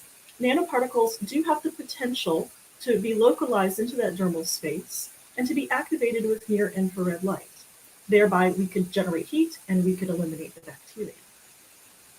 I'm going to take a minute here to just remind you that one of the challenges clinically is, although there may be surgical debridement to remove the diseased tissue, the problem is there are fascial planes, and the bacteria tend to propagate down these fascial planes, and it may not be very evident during surgical intervention of how far the diseased tissue extends. So that's one of the rationales for could we use nanoparticles to not just treat, but as you're going to see in just a little bit, could we help use them for fluorescence and help identify where the diseased tissue occurs? Time-dependent hyperthermia against bacteria, there are certain regimes which are beneficial. Most often when we think of thermal ablation for our cells, for the eukaryotic cells, we are thinking about moderate temperatures, and we typically want to stay below 45 if we're working with mild hyperthermia, or if we're working with ablative temperatures about 50. However, bacteria have much higher temperatures at which they are susceptible to. 60 degrees Celsius, 65. However, that can be applied very quickly and can help minimize any collateral damage surrounding. So some of the ways to combat biofilms builds upon the photothermal principles. And as Dr. Stafford mentioned with some of the near-IR gold nanoshells were originally used for tumor therapies. And they were found that many types of nanoparticles that work well for generating heat do work well in this near-infrared window. And that's the optical window between about 700 and 900 nanometers, where water, hemoglobin, and deoxyhemoglobin have absorption minima. And what that means is that if you've got a nanoparticle specific to the tissue, and the nanoparticle is going to absorb light preferentially to the surrounding tissue, you have a potential to have targeted, localized heat effects. And so people have developed metal nanoparticles for photothermal therapy. They've also looked at carbon nanotubes for photothermal therapy. And electrically conductive nanoparticles have also been used for photothermal therapy. And these all work by different modalities. Metals work by plasmon resonance, which we're going to discuss. The carbon nanotubes work by phonon resonance, and the electrically conductive polymers work on the principle of excitons or polaron generation. So to begin on plasmon resonance, which you're probably maybe familiar with as far as gold nanoparticles, metal nanoparticles can have a displacement. If they're stimulated with light and you have the correct frequency, you can stimulate a resonance between the nuclei and the electron cloud. And if you have just the right resonance, you can generate a standing wave type of mode and you can generate heat. So this has been used by other groups, specifically looking at gold nanoshells as well as gold nanorods, and finding that there are not only gold and not just shells, but also rod shapes, which are fascinating for development. But gold is often considered to be very useful because it's inert. But there are other metals that could be considered as shown on the right. Silver is one of those, aluminum, and copper. And one of the benefits specifically of silver is that silver is the most commonly used metal in medicine right now. It's a very potent antimicrobial inherently, and it's used in Acticoat, which is a wound dressing used on burns frequently. And if anyone out there in the audience has purchased some of the nanoparticle fabricated socks that are induced for reducing odor, this has also been used. But typically silver used in medicine are small spherical particles, and they typically absorb around 400, 410 nanometers. But there's ways to make their tune their optical absorption into that near infrared window near 800. And so this can be done with a wet chemical synthesis, and as you're shown here, you actually have a wonderful color change, and you can see that your reaction is going, which students tend to really like. And you can see that the optical absorption migrates as you develop from spherical silver seeds into triangular and hexagonal plates. You end up with this optical absorption at about 800 nanometers. You can push to about 1,000 nanometers if you want. You just have a reduction in yield. And the silver nanoparticles can also generate heat very, very well. And again, this is by the phenomenon of plasmon resonance. To switch now, carbon nanoparticles have also been used for photothermal, but they do work by a different modality, and that's by phonon resonance. Phonon resonance is essentially the lattice vibrations within the material. And it's been found specifically for carbon nanotubes that carbon nanotubes have a phonon resonance depending upon their aspect ratio, so their diameter to their length. If you have, you can actually tune the length of the carbon nanotubes to match the incident frequency of light. So what our team did a number of years ago at this point now was to actually look at both single wall carbon nanotubes, so having one wall, versus multi-wall carbon nanotubes having multiple walls, and evaluating those for treating bacteria. One of the examples here, and I'm sorry some of the pictures are not yet showing up here.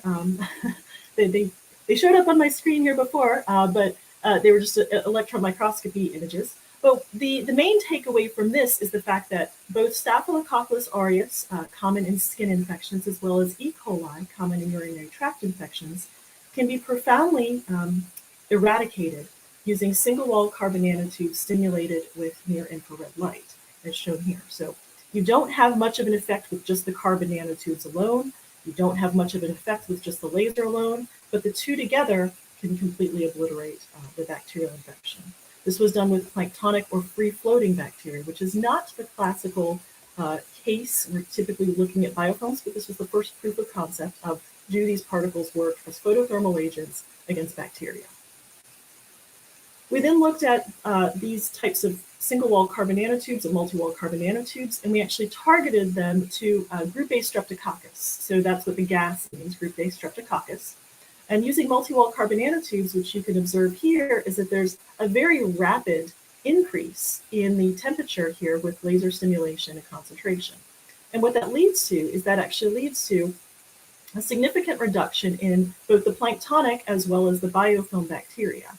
And similar to what we may have seen before in the image to the right, green means live and red means dead. So what you can see is that when we actually have an antibody for group A streptococcus that is attached to the multi-wall carbon nanotubes, we have a very significant reduction in viable bacteria. That's indicated by the vast quantity of red. And what I also want you to pay attention to is look at how rapidly, with the same types of treatment parameters that you have for planktonic bacteria, you don't have as much damage in the biofilm group A streptococcus. And that is indicative of the fact that the biofilms are resistant to hyperthermia as well. So it was a fun thing to note, and how do we move that type of research forward? What we also paid attention to, this was done in ex vivo porcine skin. So on the left, well, we had a solution of the multi-wall carbon nanotubes, which were attracted to group A streptococcus. We actually developed a type of biofilm subdermally in the porcine skin, and then delivered the multi-wall carbon nanotubes that were targeted to group A strep. And you can see that there is some thermal damage in the treated area but very minimal damage on the right outside of the treated area. And so that could be beneficial. Now, I had a surgeon say to me, well, that's all well and good, Nicole. Using carbon nanotubes can be great for generating heat. But there's concerns with, where do they go, where do they accumulate, and then potentials for mesothelioma development. Are there other types of materials that could be used that are not necessarily long and skinny carbon nanotubes? And we actually began to look at some of the electrically conductive polymers which were originally developed for creation of solar energy panels. And one of those materials is PDOT, poly-3,4-ethylene dioxythiophene. And PDOT has also been used for coating of neural probes in order to facilitate a better enhanced electrically conductive pathway between a neural implant and the brain interface. So to provide a better, softer type of interface that's also electrically conductive. So built on the fact that PDOT should work well as far as absorbing solar photons, and the fact that PDOT had been used for neural probes gave us an idea of what if we looked at PDOT nanotubes? Could they be safe photothermal agents? And what we found is they actually compare pretty well with the single wall nanotubes as shown in the upper right. They do generate heat quite well. And then we looked at using them against pathogenic bacteria. So in this case here, you can see that both for Staphylococcus aureus as well as for E. coli, the PDOT nanotubes were very effective for photothermal ablation of planktonic bacteria in these regards. And what we also found was that the PDOT nanotubes themselves had an inherent antimicrobial effect, even in the absence of the laser light. And that was quite curious. And we're still investigating that phenomenon further. And it may be disruption of electrical signaling between the bacteria and may stop biofilm growth simply by inhibiting the bacteria communication in biofilm structure. It's very fascinating. Then we went on and we had a fantastic medical student, urology, who was very interested in urology. And so he looked at using this PDOT nanoparticle, and he said, all right, what if we can take the PDOT nanoparticles and embed them into silicone and make a nanocomposite type of material and use that to treat urinary tract infections? And so what's shown here in this slide is the fact that the PDOT nanocomposite is dark blue, and it does generate heat quite well. And there's actually a very significant reduction in the number of colony-forming units, that's CFUs, when ciprofloxacin, an antibiotic, was added to a PDOT nanotube silicone. So what this infers is that we've got a PDOT silicone, we've grown a biofilm on it, and then we treated the biofilm with antibiotics plus laser stimulation. And remember, the laser stimulation is going to generate heat in the PDOT. And so with only a few seconds, less than 30 seconds of laser stimulation at 3 watts, there was a significant reduction in the number of bacteria from the biofilm. So this was a very promising result. And so what we then went on to do was we did a proof of concept study, because that's well and good that you could have a PDOT silicone, but how effective will a very thin PDOT silicone be on a catheter, for example? How thin can you be and still have effective heat generation? So we developed a very thin coating of this PDOT silicone onto a silicone tube. We then used a murine model of urinary tract infection, essentially added bacteria to the bladder, added our nanocomposite material to the bladder, then an external stimulation with 800 nanometer of light. It did not induce any thermal injury to the skin or to the bladder of the animals. But we did have, as you'll see here, 24 hours after treatment, we had a significant reduction. And I'm sorry if some of this is looking a bit strange to you. It should all be, where it's black, it should be white. But there's a very significant reduction, as shown in the bar to the right, in the amount of bacteria following the treatment. So that proof of concept gave us a really good opportunity to say, all right, we can use these types of polymer nanoparticles, make a nanocomposite, and use it to generate heat in vivo without significant damage, and using it to reduce bacteria associated with urinary tract infections. Needless to say, The medical student was very pleased with himself and is even more interested in neurological applications. Now we're going to change to a slightly different polymer. And this is because the P dot that I just told you about has a broad optical absorption over the infrared, and really like to have something that's a little bit more selective. And so what we looked at was, if you begin to look at other types of polymers, if P dot is fairly safe given its structure as far as a medical material, and it absorbs incident radiation well to generate heat, what other types of materials are out and available for that? So we looked at different types of materials that are coming from the solar energy industry, and I hope that my animations play here. Oh, and I'm sorry they did not, so let me go back to that slide.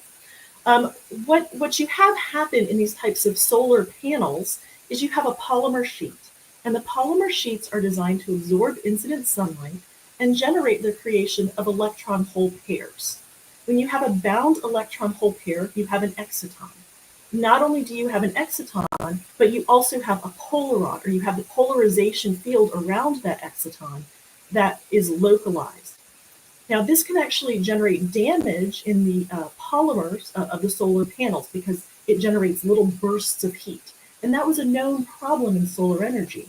But it could work really well because if we take these polymers and we make them into nanoparticles, we then create edge boundaries where we give no place for the electrons and holes as they're generated with stimulation of light, give them no place to go. So they automatically are going to recombine, and so you generate an awful lot of heat locally, which could be very beneficial for medicine.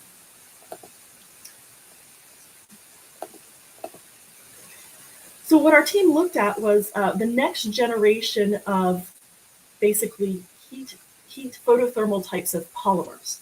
And what we've actually looked at are, instead of looking at homopolymers, which are typically used, we've looked at something called donor-acceptor conjugated polymers.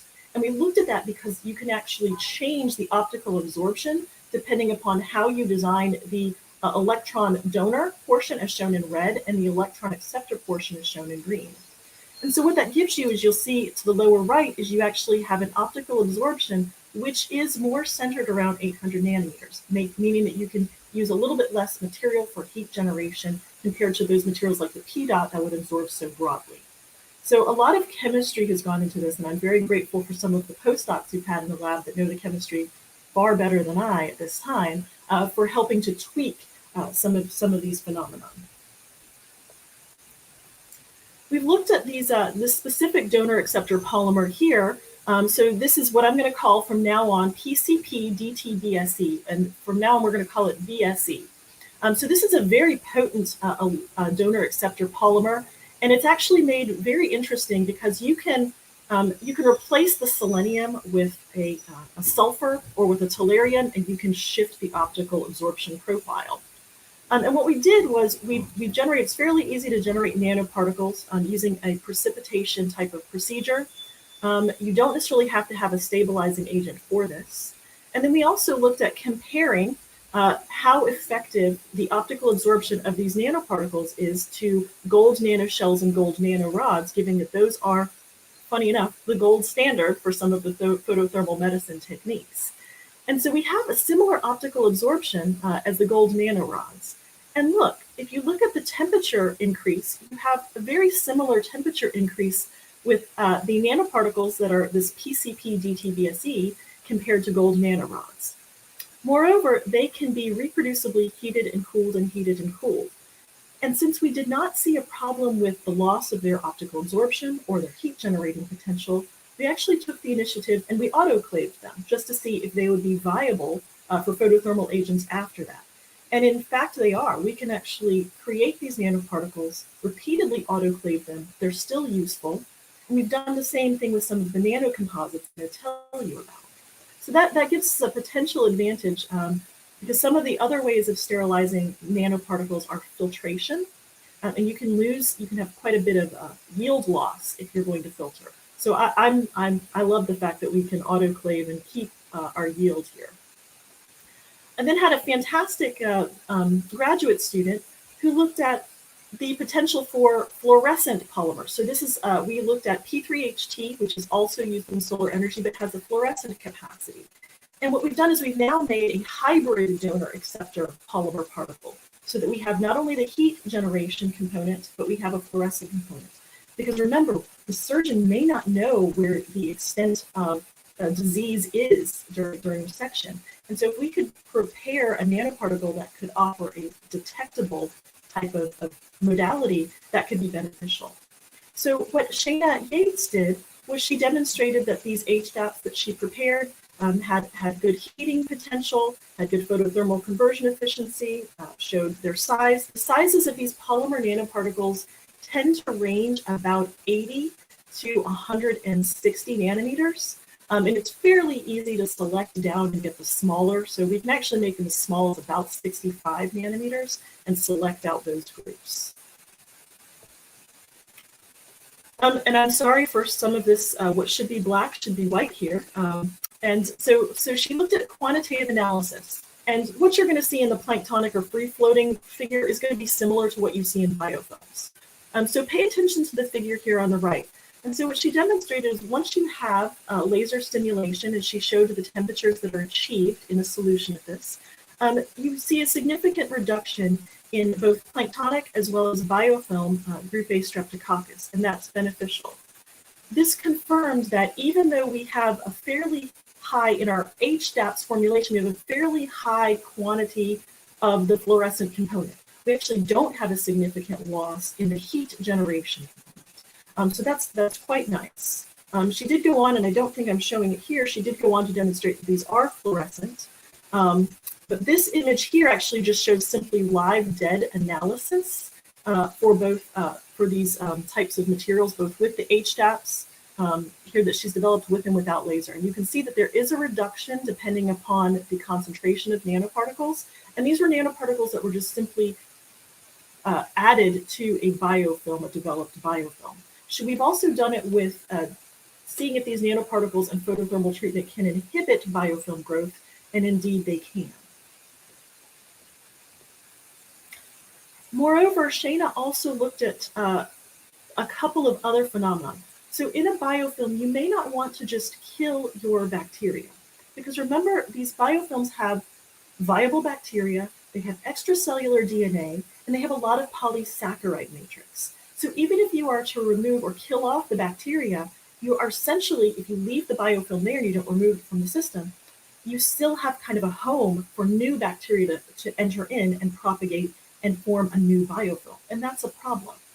So what she looked at was, in red on the left, our polysaccharide matrix, and she looked at, does heat generation in the biofilm reduce polysaccharide? It doesn't really damage the polysaccharides. However, it does reduce the extracellular DNA, and so what we're looking at are, how can heat not only kill the bacteria, but how can we start to reduce some of the factors that are resident in the biofilms that could lead to a recurrence. She also demonstrated with SEM that there is a compaction of the biofilm. So with heat generation with photothermal treatment, the compaction is simply due to loss of water in the biofilm. And that could be beneficial because if you have a dehydrated biofilm, you have less potential for bacteria to propagate and regrow.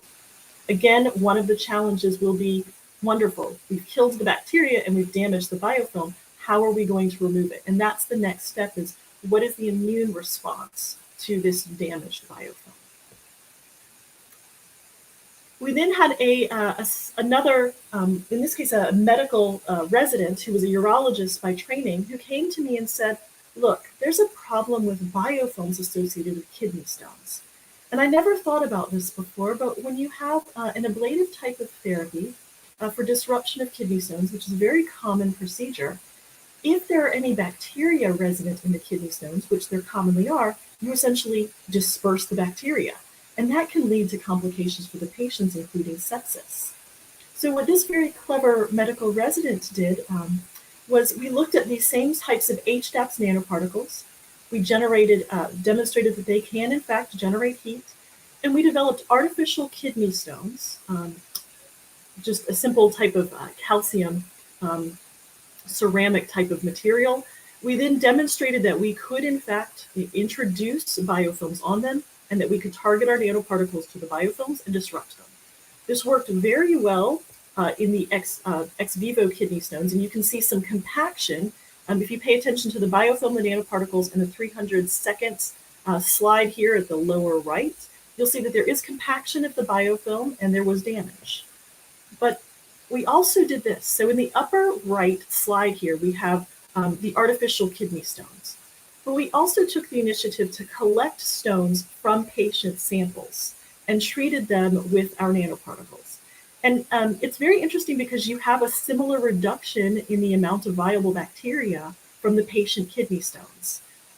So this really gives us a proof of concept that you could thermally damage the biofilms, which means you not only kill the bacteria during the treatment before you actually break the stones, which means that's fine if you're going to disperse bacteria if they're dead, which is not going to lead to the same systemic complications as they normally have now.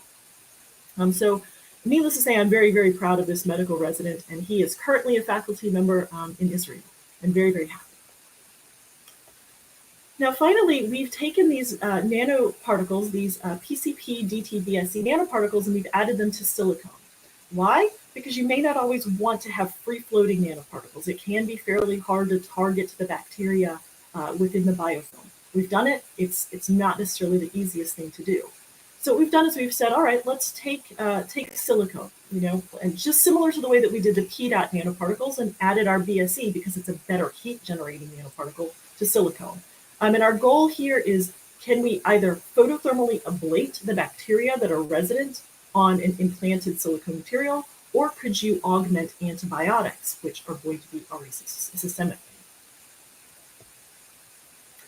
So a fairly lovely graduate student has developed the heat generation curves. We've kind of looked at what are the safe parameters for skin of a mouse compared to the heat generation that we get with these types of BSE silicone nanocomposites, and she worked out some of the parameters.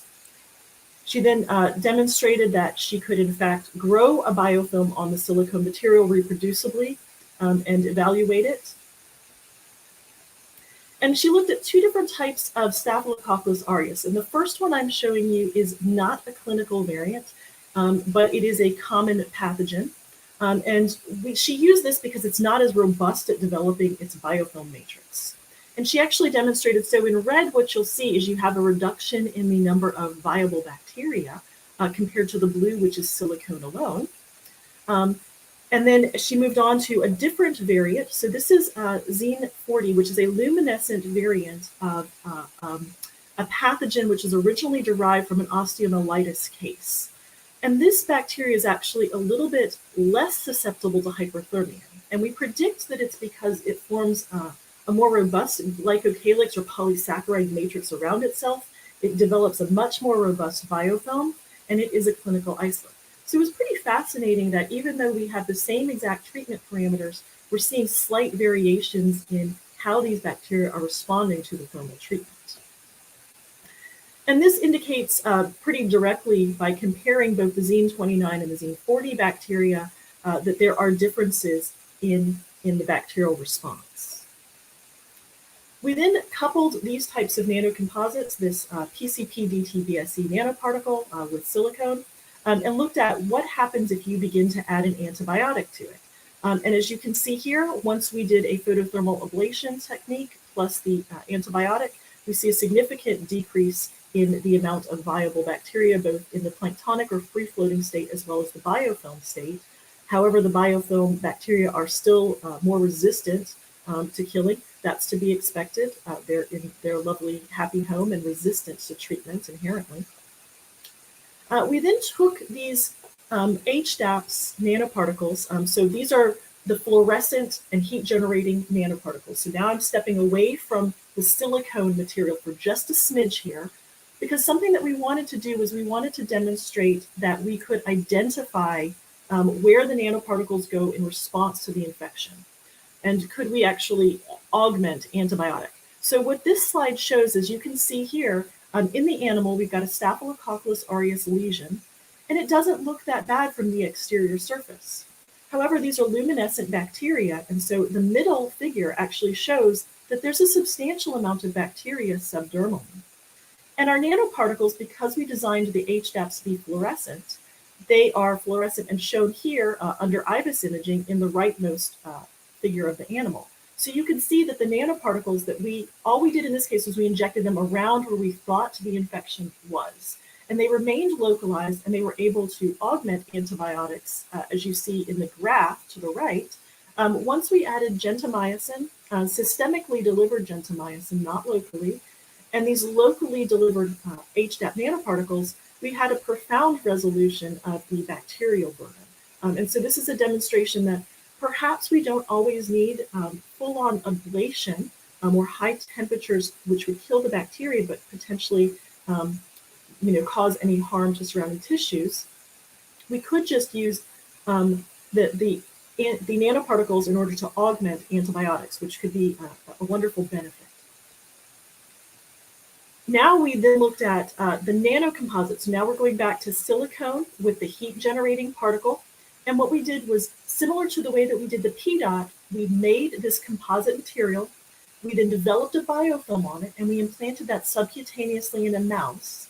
And these biofilms are composed of the Xene40 bacteria, which is luminescent, so we could identify, in fact, in the animals that we do have bacteria present on our silicone material.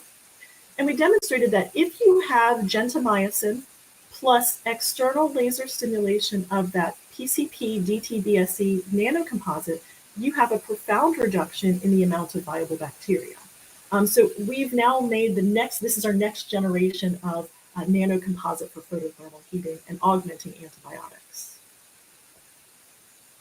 In conclusion, our team has looked at demonstrating that carbon nanotubes or electrically conductive polymer nanoparticles can be used to eradicate bacteria using infrared stimulation. This is by the mechanism of heat generation. There's minimal collateral to adjacent tissues if you locally deliver the nanoparticles. We've also demonstrated that you can use targeting agents on, in that case, we use multi-wall carbon nanotubes, and we targeted group A streptococcus.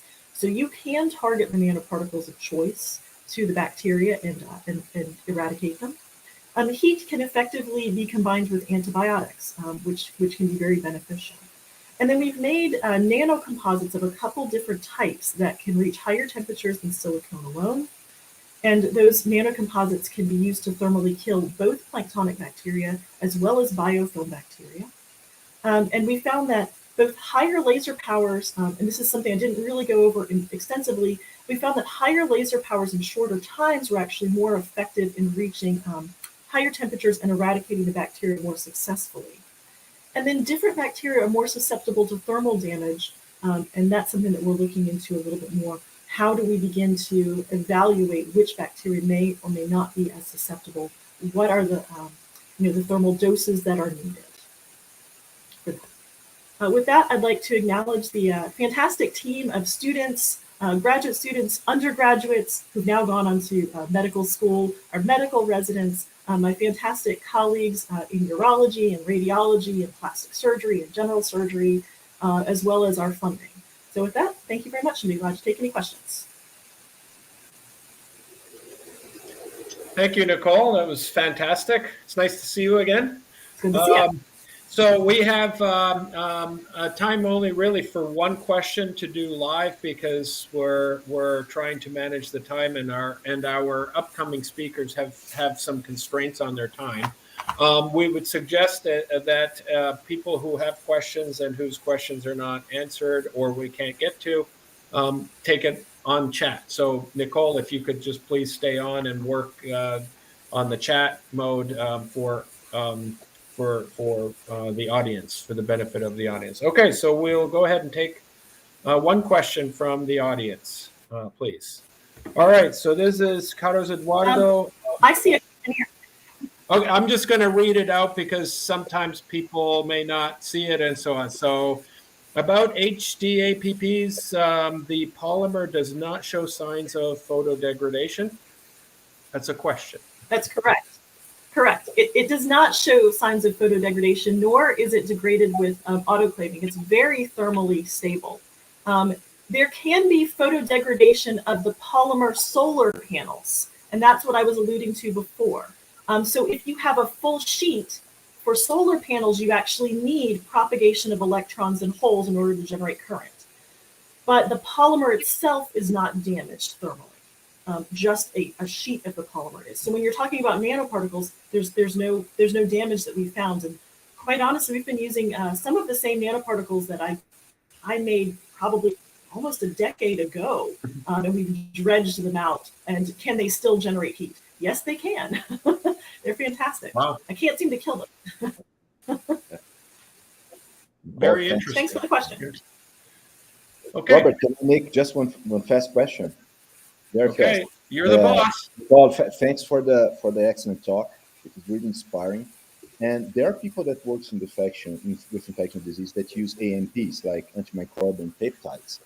And what do you think about this strategy against PTT? I know that biofilms has the geometry that AMPs might not be working well. Can you make a comment about that?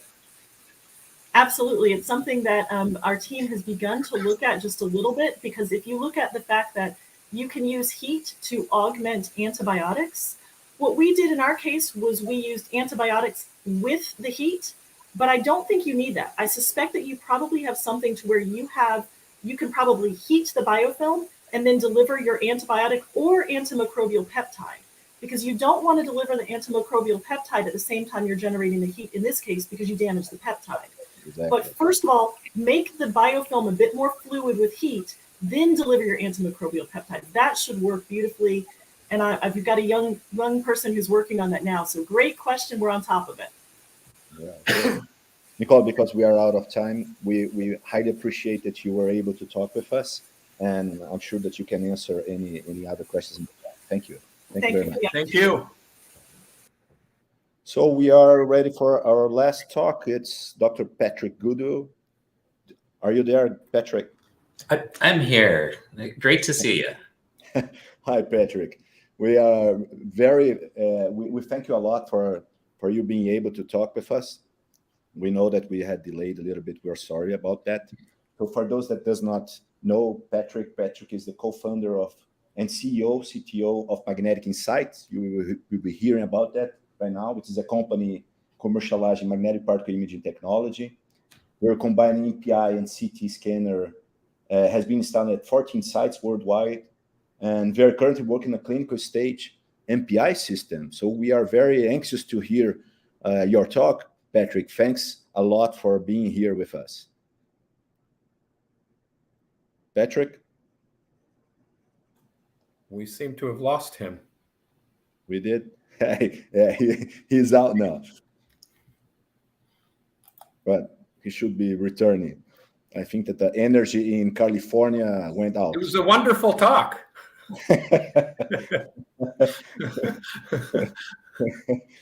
Yeah. Rafael, is he? Did you see him? No, right? Well, anyway, he's an electrical engineer by training, and he got his PhD in Stanford. No, sorry, in Berkeley. Hi, Patrick. You're back. Robert was telling me that was an excellent talk, man. Yes, it was fantastic. Given at light speed. Apologies there. It just crashed, of course. So let's see. We're going to... Patrick, whenever you're ready. I'm going to share my screen over here, and you guys can hear me? Yes. And hopefully I got the right screen. All right. Only one technical problem for me, so that's a great one. Okay. Yeah, let me get a pointer.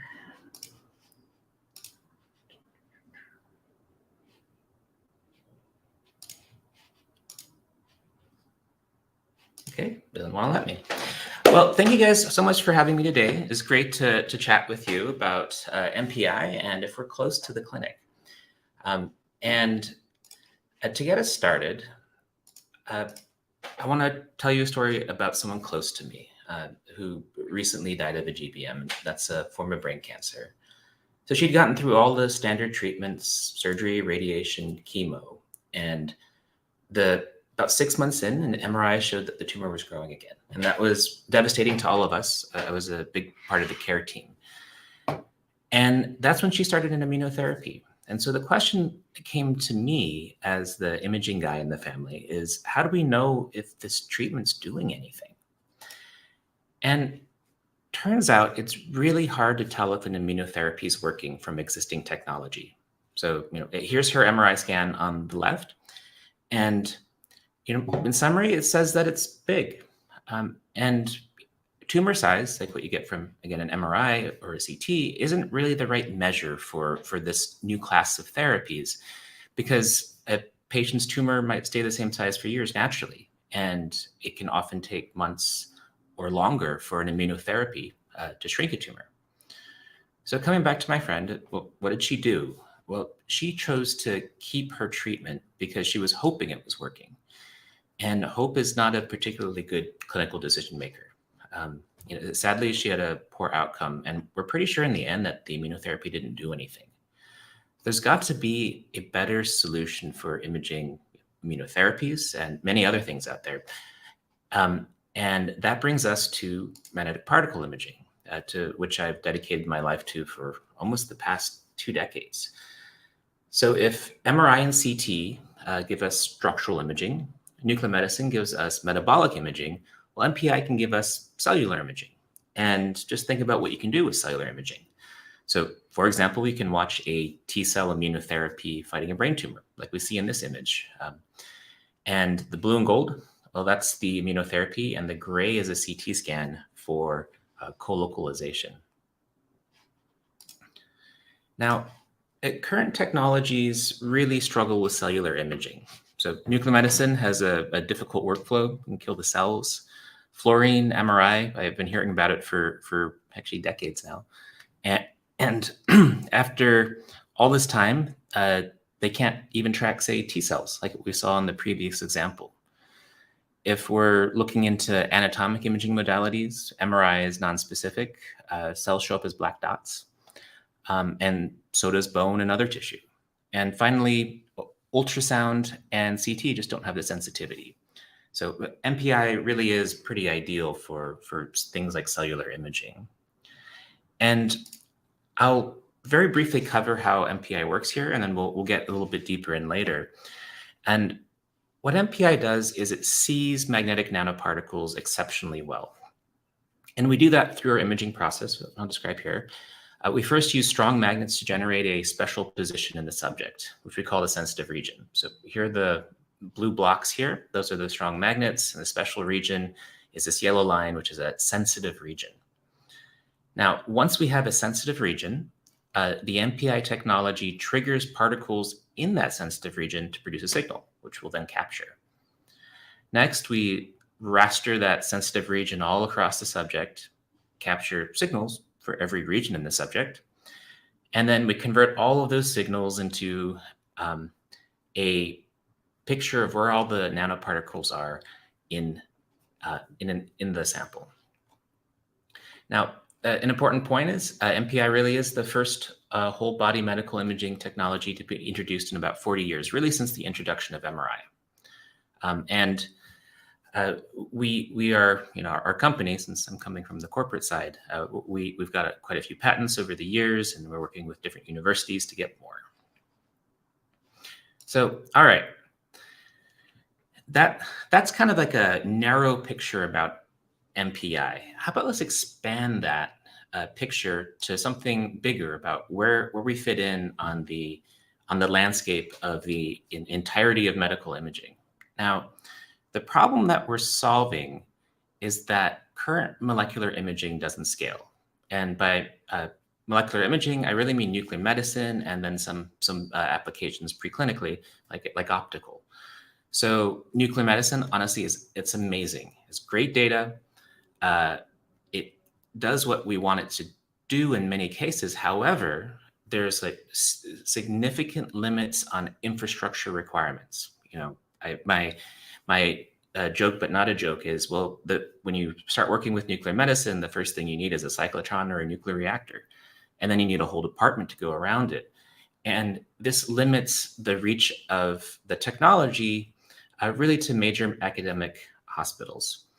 And, it's hard to get it into a regional hospital if you want to do anything beyond FDG. Now, that means you can't have high workflows, like the ease of use of what you can do, say with MRI or CT, because it's very critical that we be able to put a lot of patients through a system. And so this is what we're proposing with a technology like MPI. We can have a very accessible and scalable molecular imaging technology that we can deploy to all up and down the value chain, and the different types of hospitals, big hospitals, small hospitals, etc. And that's because MPI looks much like an MRI or CT. Doesn't take a special department that does nuclear medicine, that's used to using radiation, things like that. MPI has a very fast, a safe scan. It's very, you keep your iron oxide tracers in the fridge. And then we're in the process of building the clinical scale system. So it's just very clearly clinically translatable. So that's on the really high level picture of like, hey, we have things that we want to do with tracers, but it's hard to widely deploy it like we do MRI and CT. And so what we're saying is, MPI can be a solution for that. And a lot of the same applications as nuclear medicine, not all of them, and many different ones as well, like the cellular imaging application I started with. With that in mind, let's take a look at what MPI can do in the big picture. We've broken down MPI applications into 4 classes: cellular imaging, functional imaging, endogenous contrast imaging, and finally treatment with magnetic field hyperthermia. And so it's far beyond just cellular imaging. And to kind of pull it together, I'll start with the cellular imaging before we talk about some of these other application areas. Now, the question is, why do we want to do cellular imaging? We want to get an extra dimension information beyond standard blood tests for, say, working with different types of cell therapies. And essentially, we could get, if we're imaging cells, find out if, say, a T cell or an NK cell therapy makes it to a patient's solid tumor. And if we can visualize the cells making it to a tumor, well, that means we can rapidly test new ways of improving it. Or if it's in a patient, there's going to be a whole decision tree. Did it make it to the tumor? No, it didn't. We'll take this cell therapy with the second drug, and it may improve it. And you just have this whole decision tree. And right now we have no visibility into if a cell therapy is working. And so by visualizing cells, we'll be able to test new adjuvants, test new timings, test dosings, etc. And it's the same thing with immunomodulators. Immunomodulators like PD-1, PD-L1, those are modifying how cells move through the body. Well, if we label those cells, we can see how it modifies the cell behavior. Now, that has some very big implications for how cell therapies can be used to have a technology like this. So once a patient's getting treatment, after a diagnosis, we can use MPI to assess the treatment response in days. Doesn't take weeks or months like what happened with my friend. And if the immunotherapy is working, that's great. But if it's not, well, then we have the time to change treatments and reassess. And we can do this whole cycle repeatedly because MPI doesn't use radiation. Right now, there's 93 approved immunotherapies on the market, but there's 4,700 in development. So this is a complete change in how we treat cancer. And so it's important that we have advanced imaging to help deploy these new immunotherapies in the market. And with the 4,700 drugs that are being developed, there's not always going to be a good response. There's only a 10 to 20% durable response rate right now. And hopefully that will get better. But really, it's all about finding the right drug for the right patient in the right combination. And that's why we need imaging for that. Let's have some examples. So What we're going to do here is we're going to take a tracer, label an immunotherapy, administer that to the animal, and then take an image of it. So as simple as where did the cells go? And we're going to see how we can use that really as part of the treatment planning and treatment monitoring. So, for here, just so everyone has an idea about these therapies are now in the market, and today we'll blindly inject one of these, and they'll be a $500,000 or $1 million therapy, and really just hope that it makes it to the cancer. And this gives the visibility. And what we do is we label that tracer, administer to the patient. We'll wait for anywhere between 24, 36, 72 hours, and then we'll image. So it's as simple as that. And here, this is from the University of Florida, where they've taken T cells and they've labeled the T cells, and they see it migrating to a GBM in this animal. And you can see that some of the cells are on target and some of the cells are off target. What's interesting is when they did this, 3/4 of the animals had the expected response like this, and 1/4 did not. Despite all of the animals being genetically identical and all the cells being genetically identical. And the same thing happens with people. We don't know why these treatments fail. Here's a second example. This is from a group over at Stanford using one of our systems where they're treating a sarcoma. Now the top panels on the left show the nanoparticle homing to the cells that are labeled with a nanoparticle homing to the sarcoma, which is in the leg. And you can see the bright colors, that's where the cells are. And then 2 weeks later, this is where the cells remain. We also have a natural T cell. So this is the CAR T cell. We have a natural T cell that has not been genetically modified to recognize that sarcoma. And you can barely see a color there, but you'll see it on the right a little bit better, where cells make it to the sarcoma and then they leave. And finally, this is a control. This is CAR T cells without a nanoparticle. And we see that the behavior here on the top and the bottom are the same. Taking a look at the right, we see that, again, the CAR T makes it to a tumor, and that's in the week 1. And by week 2, most of the iron is still there, even though the T cells are rapidly proliferating. And this MPI signal that remains after 2 weeks corresponds with efficacy. Now, this natural T cell, you see it gets to the tumor, but then it leaves. Very, very surprising. And, in terms of diagnostic imaging, we're less concerned with does that happen versus is that a marker for efficacy in the animal. And so the natural T cell animals are the ones that die in this particular experiment. And finally, control is flat as expected. So taking a look at another example of tracking cells and how it might be useful is tracking dendritic cells. This is from University of Western Ontario, Robarts Research Institute. And so what's happening here is they're taking dendritic cells and they're labeling them and seeing as they move through the body. And the reason you might want to do that is that dendritic cells, when they make it to lymph nodes, in the lymph nodes, they train T cells to recognize an antigen. And so dendritic cells are a study, we're studying dendritic cells to see if they can modify the immune system's response to respond to, say, a different type of cancer. Now, here they inject the labeled cells into the foot pads, and they're waiting for the cells to migrate to lymph nodes. And once they make it to the lymph node, they want to quantify how many made it to the lymph node, because that correlates with the immune system response. And so here you see after a couple days that the cells are migrating from the foot pads to the lymph nodes, and they can quantify that. You can also see that there's a lot in the gut, and there's a lot of lymph nodes up here. And this was an unexpected response. All right, so that's how we can track cells, and we can track those cells as a correlate for how the patient, or animal in this case, is going to respond. Let's take a look at a whole nother entire class of imaging.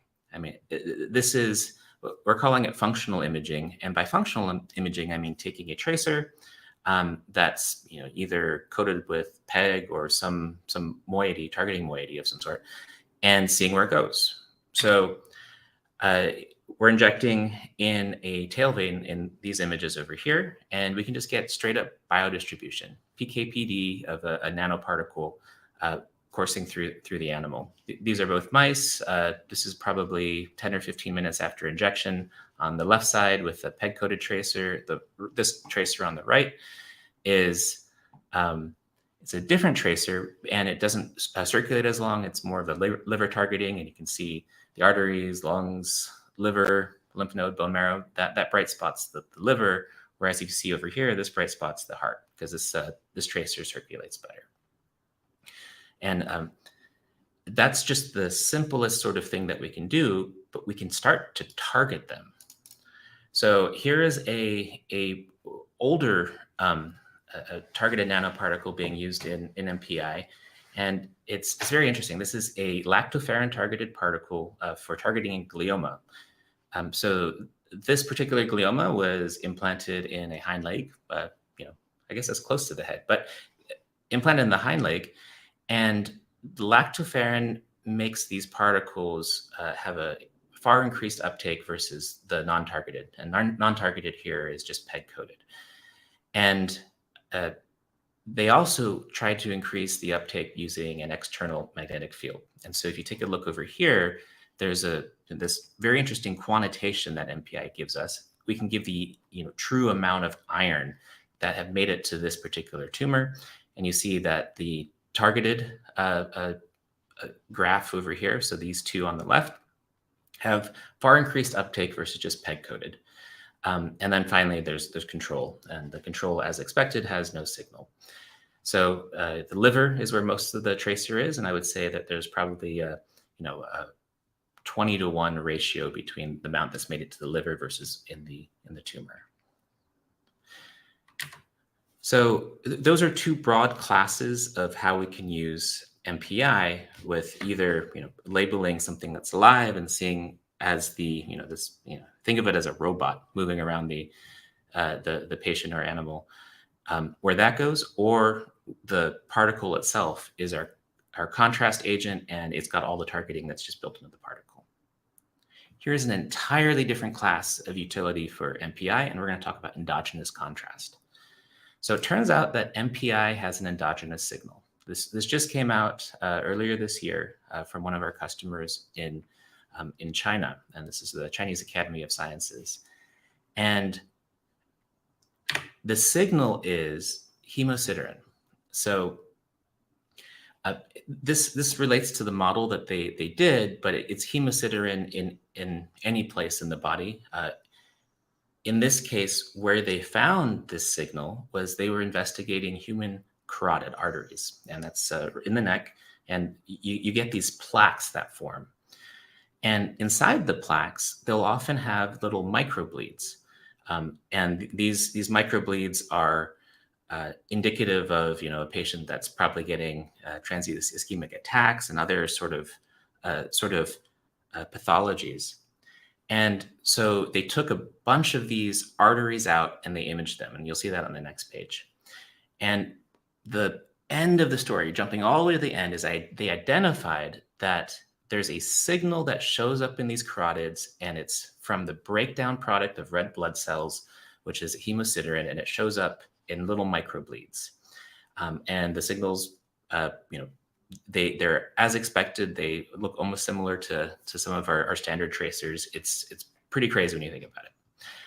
And this is what their raw data looks like. So they've taken the carotid arteries out. So this is a carotid artery in white light. Blood comes in here, branches out like that.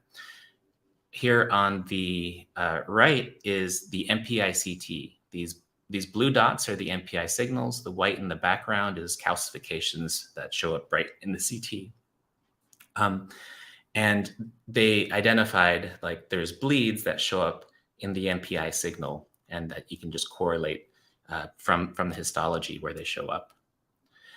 Then they replicated that signal in a small animal model. And so this is a very good science thing. You start with here's an observation, and then they replicated it a very controlled model. And this is where they took a mouse and they cut its carotid with a very small nick to make it bleed. And then they see that the signal would show up after a few days. And surprisingly, after a few weeks, it would go away. So that's telling us that as the hemosiderin fully breaks down, the signal disappears. All right, so that's a third class of applications for MPI. And we're just delving into like the implications of having an endogenous signal. The last application I'm going to talk about is treatment. So with hyperthermia treatment, there's a high level theranostic goal, so therapy and diagnostic goal. Now, the goal is to treat a patient's tumor by delivering magnetic nanoparticles to this tumor, imaging and quantifying the distribution of the particles, and finally treating that tumor with a precise magnetic RF heating, most likely in combination with radiation and or immunotherapy. So essentially, you want to get a treatment to the site of interest, to the tumor, and then have a treatment plan and be able to prescribe a treatment plan that precisely delivers an amount of heat to the requested location. So there's a bit of theory behind it, and we saw earlier how MPI works, very briefly. We'll talk more about it in a bit. And it turns out that the imaging process in reverse almost can be used as a heating process. So imaging works by you have a field-free region, and at the field-free region, particles there are free to rotate. So say at 45 kilohertz, the particle will spin around, and that's what produces the signal. Now, at a much higher frequency, say at 100 plus kilohertz, with much higher power, as it spins around, it'll actually deposit heat, and this heat can be quite substantial. And where it starts to get interesting with MPI is if I have a particle that is not in the center of the main magnet, the particle will not actually rotate. It'll sort of just wobble a little bit, and heat will not be transferred there. So we can essentially choose where we heat. So we built a number of instruments to test this and to test this on small animals. The system looks like this on the inside of it. There's, this is a physical instrument that we've installed at a few different places. Johns Hopkins with Rob is one of them. And this particular system lets us have a variable size heating region that I can move to anywhere in the animal where I can have it small. So this is the smallest it'll get. It's about 0.7 centimeters cubed, all the way to large, where it fits essentially a large region of the animal. And I can say move it to the right, to the left, and heat very precisely and make a treatment plan that heats only the regions that I want, and and is able to truly control how much heat is transferred to the animal. As an example, we did this. This was some of our preliminary data from UC Berkeley many years ago. We have an animal with two different tumors, and we said, hey, we're going to treat one of them. And so we selectively heated this one. And you can see in this treatment monitoring over here, we're monitoring the temperature of each of the tumors. We're able to heat this one specifically for 50 minutes, while the body temperature increases marginally, and this tumor over here does not heat substantially. And you can see over here, outcome is that this tumor is ablated, and this tumor right here has a necrotic region because it continues to grow. Okay, so those were the 4 different large application areas. And in this next section of the talk, I want to go over, one, how does MPI work on a more engineering and scientific level? And then we'll talk about how to scale that to human-sized systems and show you some of the pictures of either our human-sized system that's under development or some of the human-sized systems from other groups out there. So there's 3 concepts to understand in how MPI works. First off is, how do nanoparticles respond to an applied magnetic field? Second one is how do we localize the nanoparticles within what's called a selection field? Finally, how do we detect those nanoparticles? So when I take magnetic nanoparticles and I just put them in a room, put them in a vial, put them in a patient, heat will randomly knock them around so that they become randomly oriented. So those nanoparticles act like little bar magnets, and each of these bar magnets are just pointed in random directions. If I apply a magnetic field, say pointing to the left, these are two hoops of wire with the current going through it, producing flux lines that are those straight lines. Those particles will, like little bar magnets, align with the applied field.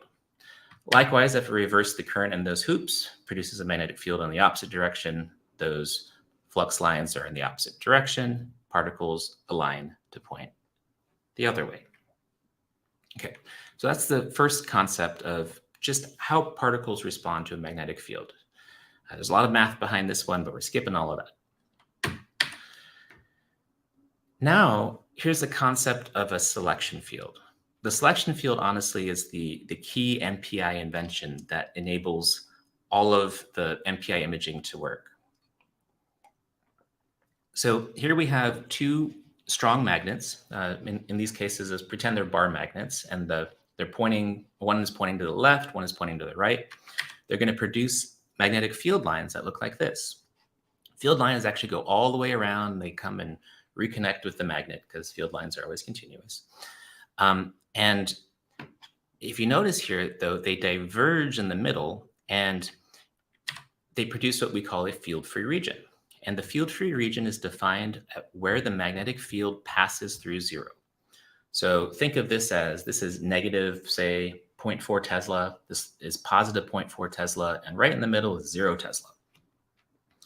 All right. How do magnetic nanoparticles respond if I place them in this field? So if I, for example, put particles right over here, the field lines are pointed to the left, and so the particles will point to the left. Likewise, particles in the middle are randomly oriented, and on the far left, the particles are pointed to the right, again, because they're aligning with the flux lines. Okay, so that's the second concept. Pretty simple so far, right? Last concept is, how do I produce a signal? So what we're going to do is we're going to add a receiver coil. So this cylinder here is actually a coil that's wound with wires that are going like my mouse here, just a hoop of wire. And here's a nanoparticle right in the middle. And what you're going to see is that I do not move my receiver coil and I do not move the nanoparticle, but I do move this field-free region, which is this red dot. And as I scan, the field-free region scans over the particle. Particle remains aligned with the flux lines the entire time, and it will flip. It will point to the right. Field-free region goes over the particle, and the particle flips to the opposite side, and I detect the derivative of that change in magnetization. And this is truly how it works. You scan that field-free region quite rapidly. Whenever it goes over a particle, the particle flips and you receive a signal. Also works in 2D and 3D. So if I'm dragging this field-free region back and forth, and it's all happening electronically, I'm not actually moving any hardware. I'm just changing currents, and I can flip that particle selectively like that. And I get a signal out and I get this image. This is truly what happens in the imager. And I even get this sort of dog bone shaped image out if I put a vial in the middle of my scanner and take an image of it. Now, this is what it looks like sort of in theory. In practice, we produce projection images from our imagers right now that are our preclinical systems. And as we scan these different projection images, we rotate the entire magnet to get a 3D computed tomography image. So think of this as like a magnetic CT. And as I spin this guy around, I get all these images out. We've actually added a CT to the front of this thing as well. So we can get a magnetic CT and an X-ray CT in combination. And so this is let's see, a prostate tumor targeted tracer that's highlighted in this particular animal. All right. A bit about how the nanoparticle and the magnetic field gradient interact. So different particles interact differently, and this is all based on their magnetic properties. Here's the same imager, but different resolutions based on different particles. Here's particle A, particle B. Particle B is a iron oxide that we sell. It's a more custom version of ferrocarbitran. Particle A is a standard ferrocarbitran. Ferrocarbitran is FDA approved for sentinel lymph node mapping and in people for breast cancer biopsies. Sky's the limit on the particles. So some of the particles that I've shown, like this is their FDA approved particle. Here's a particle under development over at University of Florida and UC Berkeley. These are the same scanner and the same phantom, but one has essentially, I think it's 10 times the resolution, and I believe it's 100 times the signal. And again, there's no change in hardware. All it's done is change the nanoparticle. And it's going to be a while until these make it to the clinic, but these ones are in the clinic right now, and a few years down the line, we can all upgrade. And something that I get asked frequently is, can I just use my MRI to take MPI images? And the answer is, unfortunately, no. If we have a MRI field, it makes a uniform field down the center, and an MPI is a strong gradient field. And these are not compatible, and there's no way to take an MRI magnet and turn it into an MPI magnet. All right, let's see what it takes to get to the clinic now. So there's a number of clinical design criteria, and the MPI system, just so we're all clear, is not just the hardware. It's the nanoparticle and the hardware together make a system. And so the question is do we want to, what particle do we want to use? Do we want to use an FDA approved one right now, or do we want to make our own? Hardware wise, the big questions that come into play are the gradient strength and the magnetic field shape. And we'll talk about those specifically. The nanoparticle, there's a lot of different nanoparticles out there. I'm sure you'll hear a lot about different particles during this conference.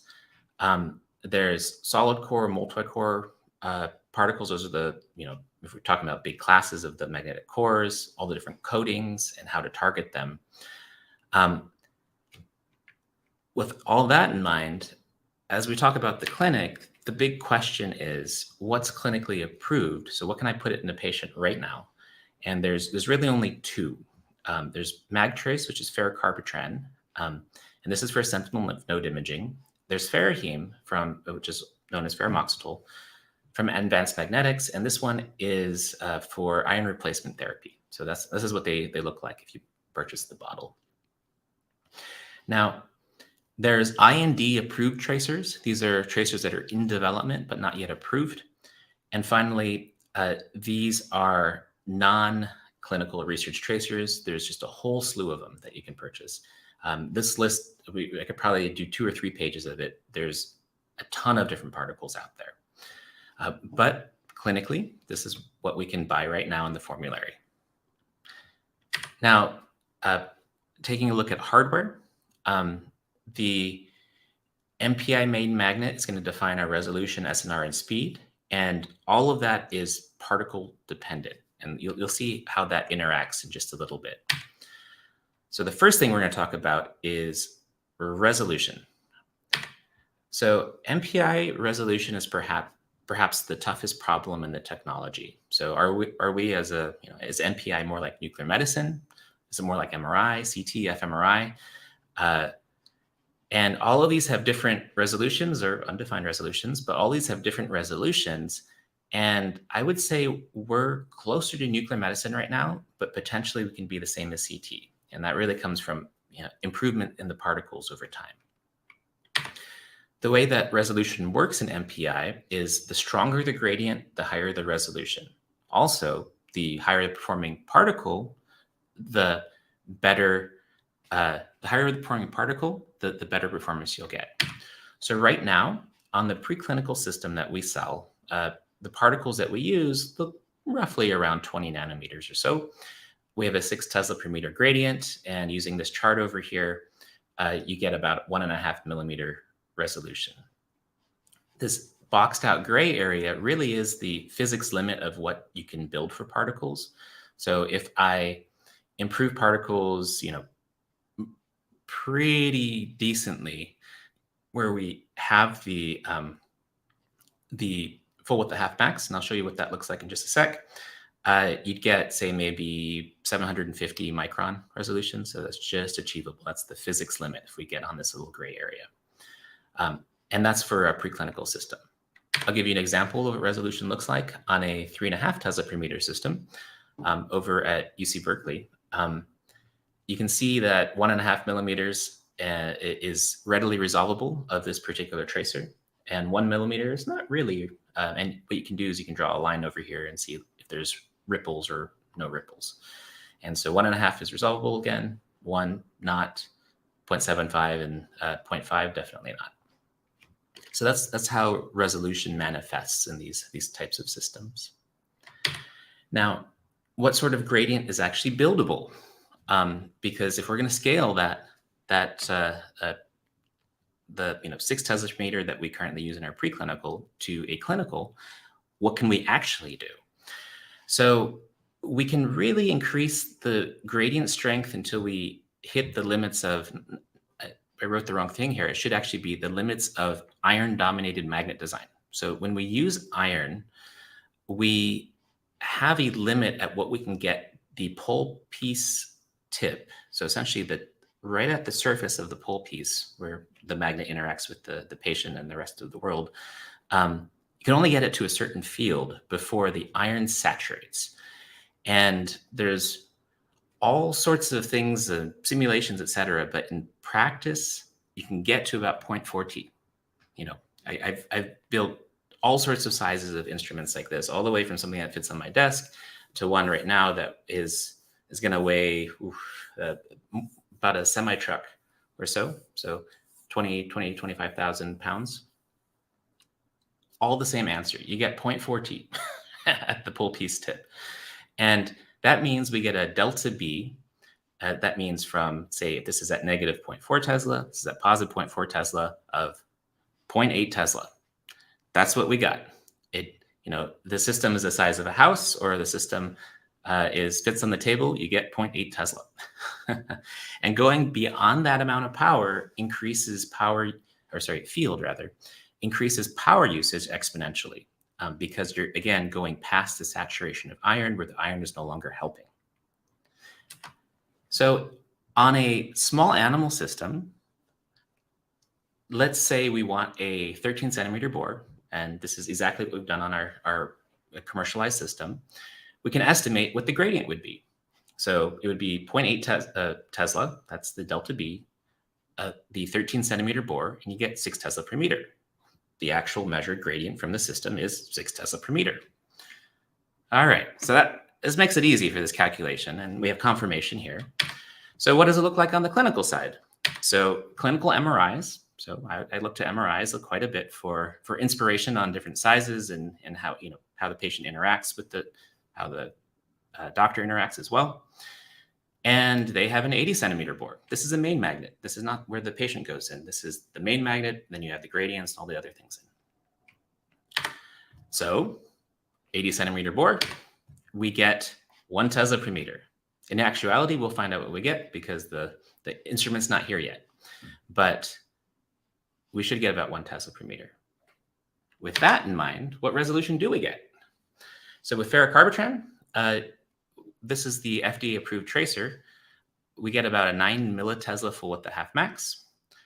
And on the preclinical system, we get about 1.5 millimeter resolution. And that means clinical is going to be 9 millimeter resolution.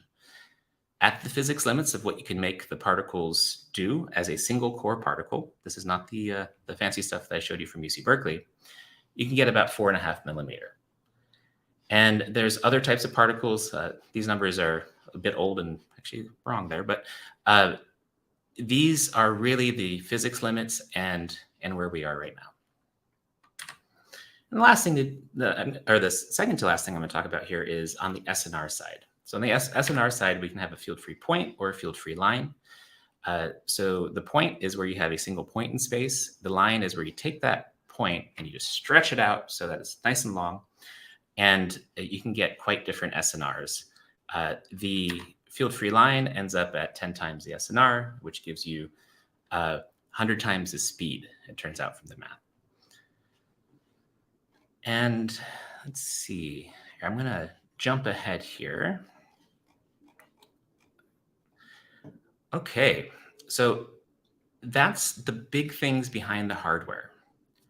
That in mind, we now know enough to talk about what are the clinical scanners in development right now and how do we assess them. So there's 4 or 5 clinical scanners that are in development. There's some groups that are trying to, I think, image some legs, but I haven't put them on here. But those are great systems, but just a different purpose. So we've got the system that we're developing. I can't tell you all the specifics of it, unfortunately, but I will show you some pictures. We have a MGH system, which is a head-only system, which has a 1.5 Tesla per meter gradient, because it has a very small bore. And there's a field-free line, and that one's in development. Same thing with the system over at Hamburg. The issue with the Hamburg one is it's at a very low gradient, which means it will be, the resolution of the images will be quite low. It's also a field-free point, which have low sensitivity. And finally, there is a Philips group. And unfortunately, they closed their program, but they have some fantastic pictures I'll show you in just a sec. So here's what our imaging system looks like right now. The main magnet's behind the wall, and here's a person lying on the couch so you can see what it looks like. And we're just starting to get images from it. Here's some of our first images. And these are a 20 centimeter field of view. Now, the 20 centimeter field of view is the world's largest field of view at this point. And you can see the sample coming into the screen and then leaving the screen. And this is a 20 centimeter by 20 by, actually in Z is a 20 centimeter field of view as well. So there's a Hamburg UKE system. This is their head-only system that is in development. It's the one with the low gradient. I think they're getting pretty close to clinical testing, and I hope they make it there pretty soon. It'll be great to see. MGH is developing a system. I believe they're going to start publishing pictures soon. I hope so. And what it is it's a permanent magnet that's spinning around the patient. And so the patient's head is over here and the spinning is into the screen. They have a bunch of other electronics that they're building as well. And of all of the different systems here, the one that was perhaps the most advanced in technology wise in terms of the completion was a Philips program that was canceled a number of years ago. Here's some pictures of some of the amazing things that they built. They have a large C magnet. So this is an iron field return. These little cans here, those are the electromagnets. You can see what it looks like under the skin. And this is where you would put the patient right in there. So with that, a bit about Magnetic Insight. So Magnetic Insight, we develop clinical MPI and sell preclinical MPI hardware.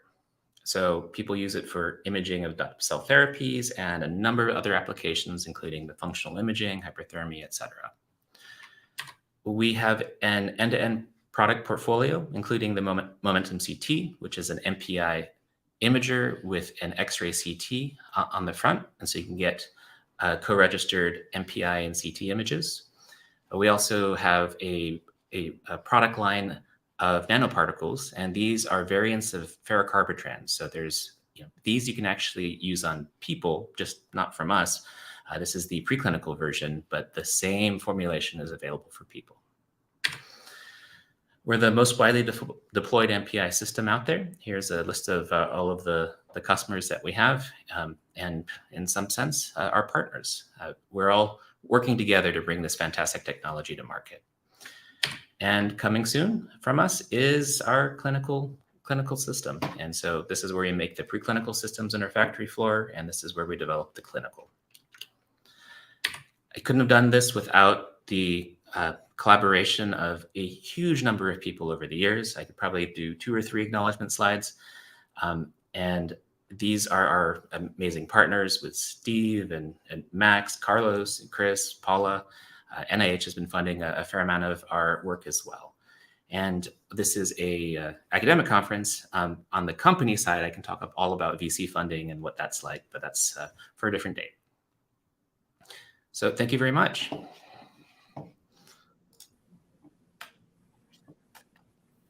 Thank you. Thank you, Patrick. Wonderful talk, man. Yeah, excellent.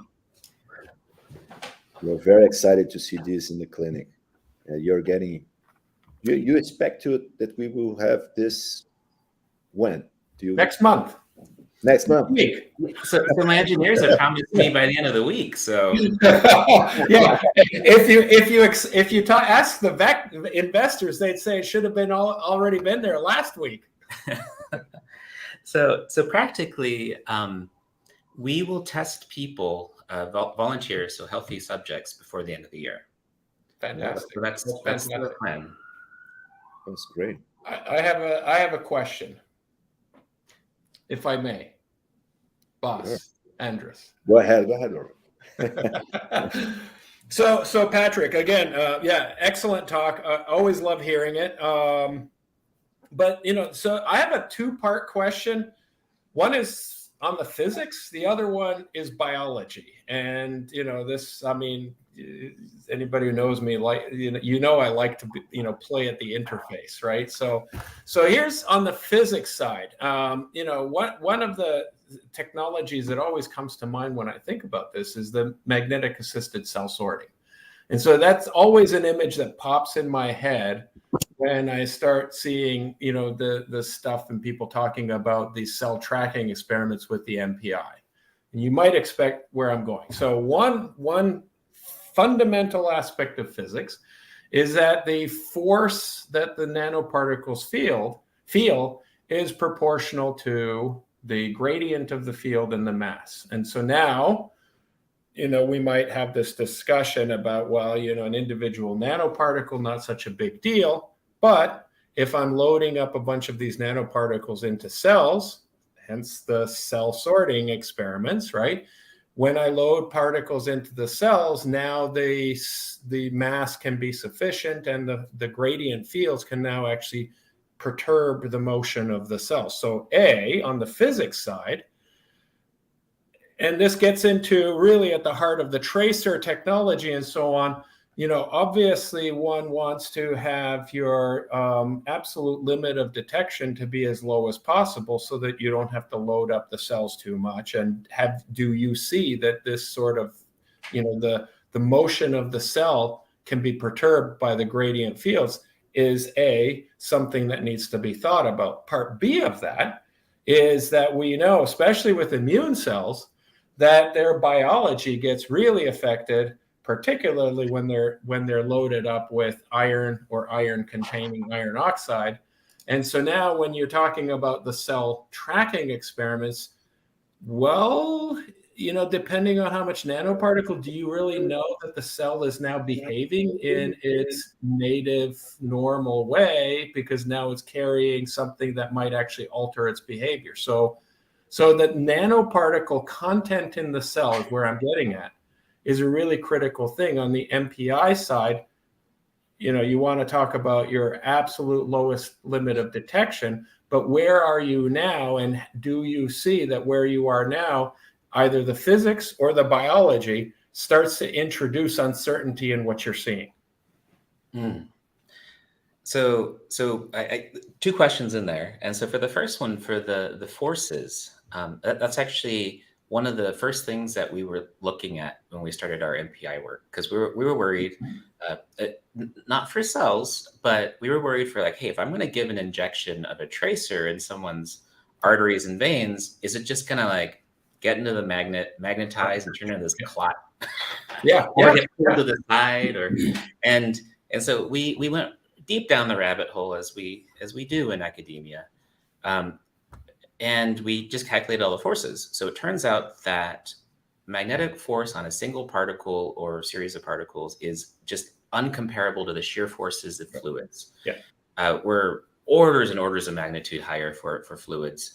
And that just makes it so that the particle, for the gradients that we use in MPI, just flow right past, don't even see the gradient. Same thing with cells. Now, cell sorting, those magnetic columns, if you think about, there's the max column has a bead and another bead, and you start calculating the fields between them. We're up in the 100 Tesla per meter range. We're 2 orders of magnitude stronger than what that clinical will be. And so because there's so much higher force, and then for those columns, you flow really slow. That's what it takes to be able to hit those. And again, this is from the deep down the rabbit hole of like, uh-oh, are we going to hurt a patient when we do this? And the answer is, I can't produce those fields without like really exotic superconductors. So we'll be fine. And just as a note, I'm sure that even though you call it a rabbit hole, those archives are going to probably come up in FDA review, because that's the kind of question that's going to have to be addressed. Anyway. That's a funny one. We're writing our FDA documentation. I'll add that to our list. Yes. The engineers will hate me for it. Okay, so the second question was, does it affect the behavior biology? Now that one is very much coding dependent, and so I heard some of the other talks today where we're talking a lot about coatings. It's hard to make non-toxic nanoparticles. We feel like we are doing okay at it because we're coating them with PEG, we're coating them with sugars that the body uses anyways, and the cell can break down. But when working with iron and at high concentrations with fragile cells, you get Fenton reactions and a few other, Fenton chemistry rather, where you get free radicals and it can hurt the cell. So actually, there's a modification, Daldrip Blinken. I'm sure you're familiar with that work. It's kind of not necessarily detrimental, but it's interesting in the sense that, for example, macrophages with iron oxide nanoparticles, what they found was that the internalized iron oxide nanoparticles essentially stimulated or promoted a N1 phenotype, which they found to be beneficial as an anti-tumor immune phenotype. Interesting. Yeah. So what we have in our plans is actually as we look into adoptive cell therapy very seriously, as we work with different groups, we're building up a set of screening criteria for how the cells are affected, and to determine, if, for example, if we do RNA-seq and other assays that tell us how it's changed, we don't expect it to be completely unchanged. We expect some change. And the question is, one, does it affect the way that the cell we need it to behave? And sometimes it can be beneficial, sometimes it can be bad. But the other one is like, when we do these adoptive cell therapies, we don't have to necessarily label every single cell we put in. I do 10% of the cells, 90% are doing exactly what they were expected, and 10%, they should still also be doing what they expect, but we're not putting the patient at risk. So we can actually just do it in addition to the current therapy. You'll have a marker. So I can tell you, and we could perhaps talk about this a little bit more offline. You might be interested, but basically the iron oxide nanoparticles, yes, there is a dependence on the coating, but it can also actually stimulate the maturation of dendritic cells towards this APC function. But it's intracellular concentration dependent. So it depends very much. And that's where it now starts to converge on the MPI clinical, or even on the MPI preclinical sort of scanner. And that is, how much do you need per cell to be able to detect it? Because if you can stay below that threshold where the cell starts to detect it or is significantly affected, then you have a reasonably higher sort of chance that what you're seeing is sort of kind of like the natural state of things. On the other hand, to your point, you might actually load it up with more as part of an intentional therapeutic component that goes with your diagnostic tracking.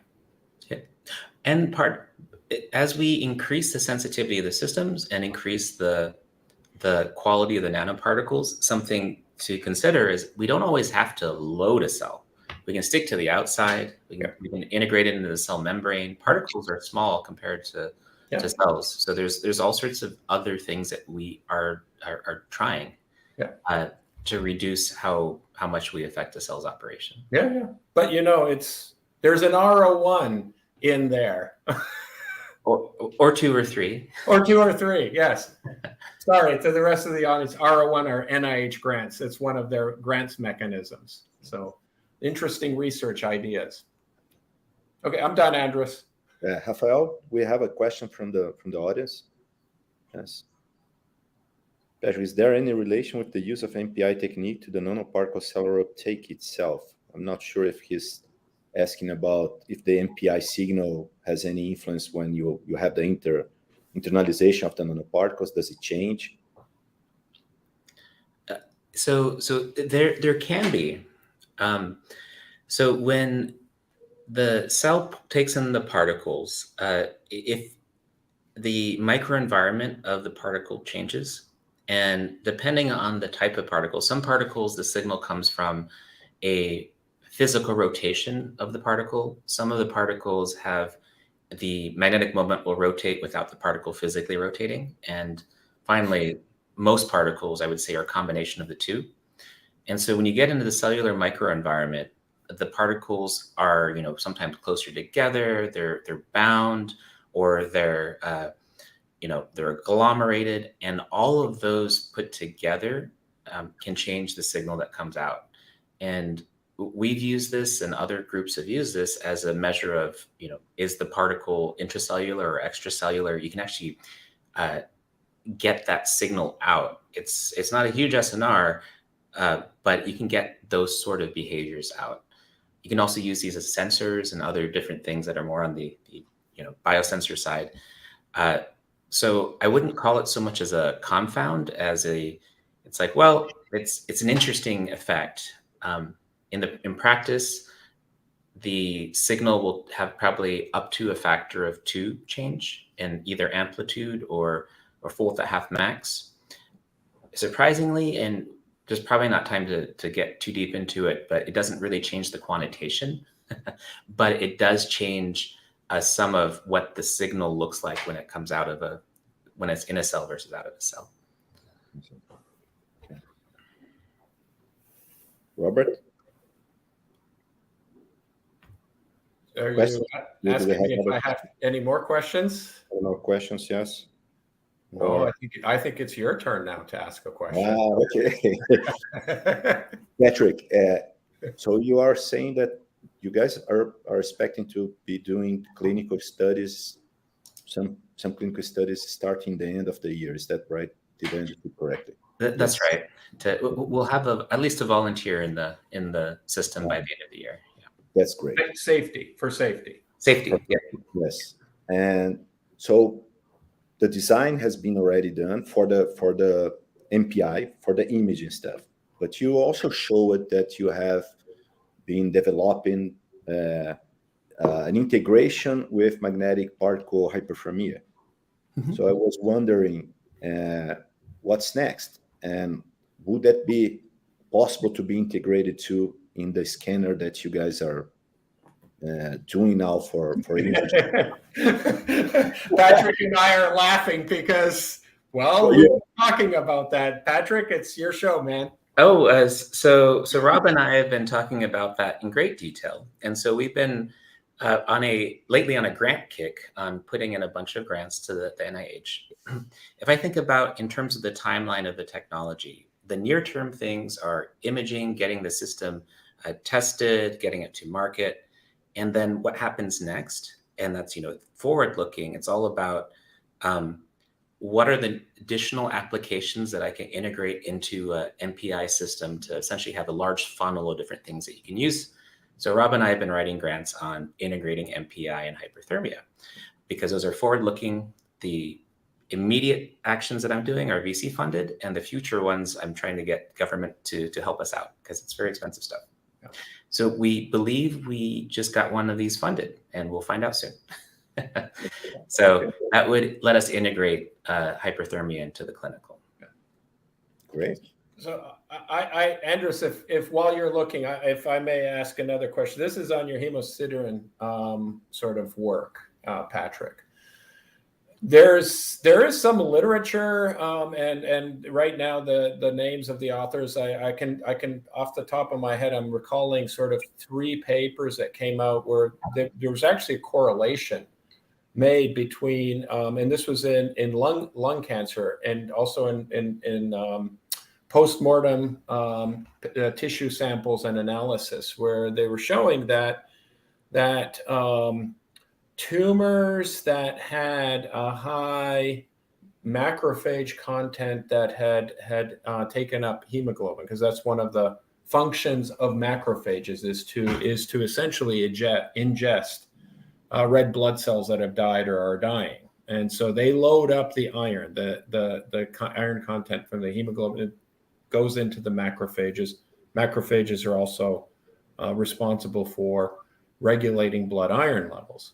So the question is, so there was a correlation found between potentially a better outcome for patients who had very high concentrations of these macrophages that were loaded with iron from hemoglobin in their tumors or in the tumor vicinity. Would that be something that could potentially be detectable with the MPI? Most certainly. So, I mean, if you have access to a tumor bank, I've actually asked this for a few people. Oh, you have? Okay. I will very happily work with you to image all of them and see if if we can see the bleeds that are in those tumors. We know that I've seen many tumor samples, bleeds everywhere. Yeah. We can get ourselves a metric and see if that correlates to the outcome of the patient. That would be interesting. Yeah. And sadly, I don't have a hospital that I work at, but I know someone here who does. Well, so, if that could be a potential indication where, you could, again, sort of the future, but the idea would be that if one can identify that and use the MPI signal that is, and the cases that were studied, this was a group in Germany that had done this. It was non-small cell lung cancer. So, and obviously that would be a huge unmet need as well as potential market, because lung cancer is one of the highest rates of cancer occurrence. Even still, there was a distinction between the outcome of the patient, and there was a direct correlation between the outcome that the patient, how they responded to therapy, how long they lived, et cetera, when they had a high concentration of these macrophages loaded with iron. If this could be detectable, then obviously this could definitely be useful in guiding treatment decisions for a given patient. So we'll give an example for the carotid arteries. So this group at the Chinese Academy of Sciences, they screened a whole slew of carotids. I think it's like 50 plus from symptomatic and asymptomatic patients. And they found a very, very strong correlation for the symptomatic patients with the presence of these microbleeds. Okay. And so their goal was like, say, hey, if I were to say build a scanner that can detect these microbleeds in the carotids, it literally tells us if we should take them out. You could have the patient go in there every single year, see, do they got to pop them out or not? It's one of the most common surgeries. It used to be one of the most common surgeries because you see all this change in blood flow and it looks really scary.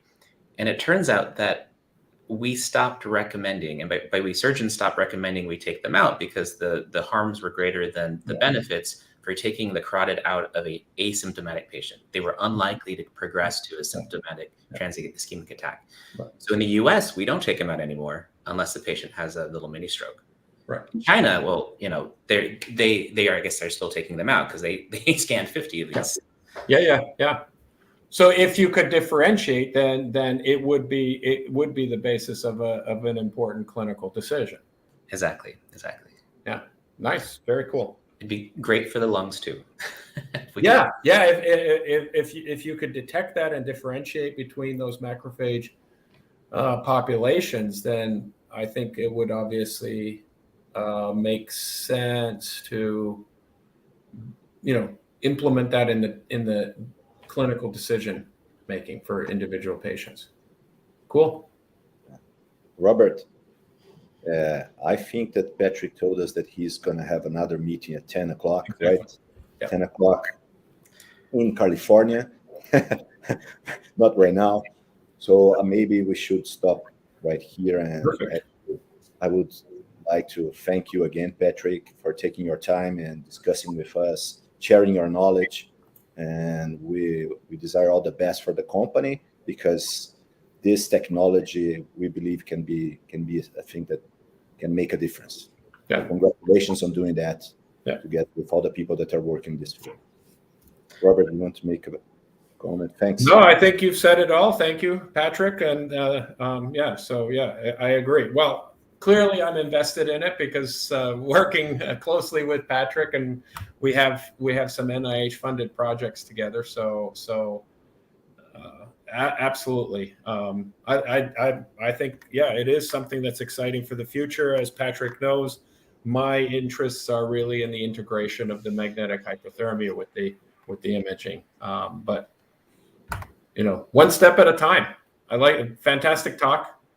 And thanks for answering the questions, Patrick. Thank you for taking the time.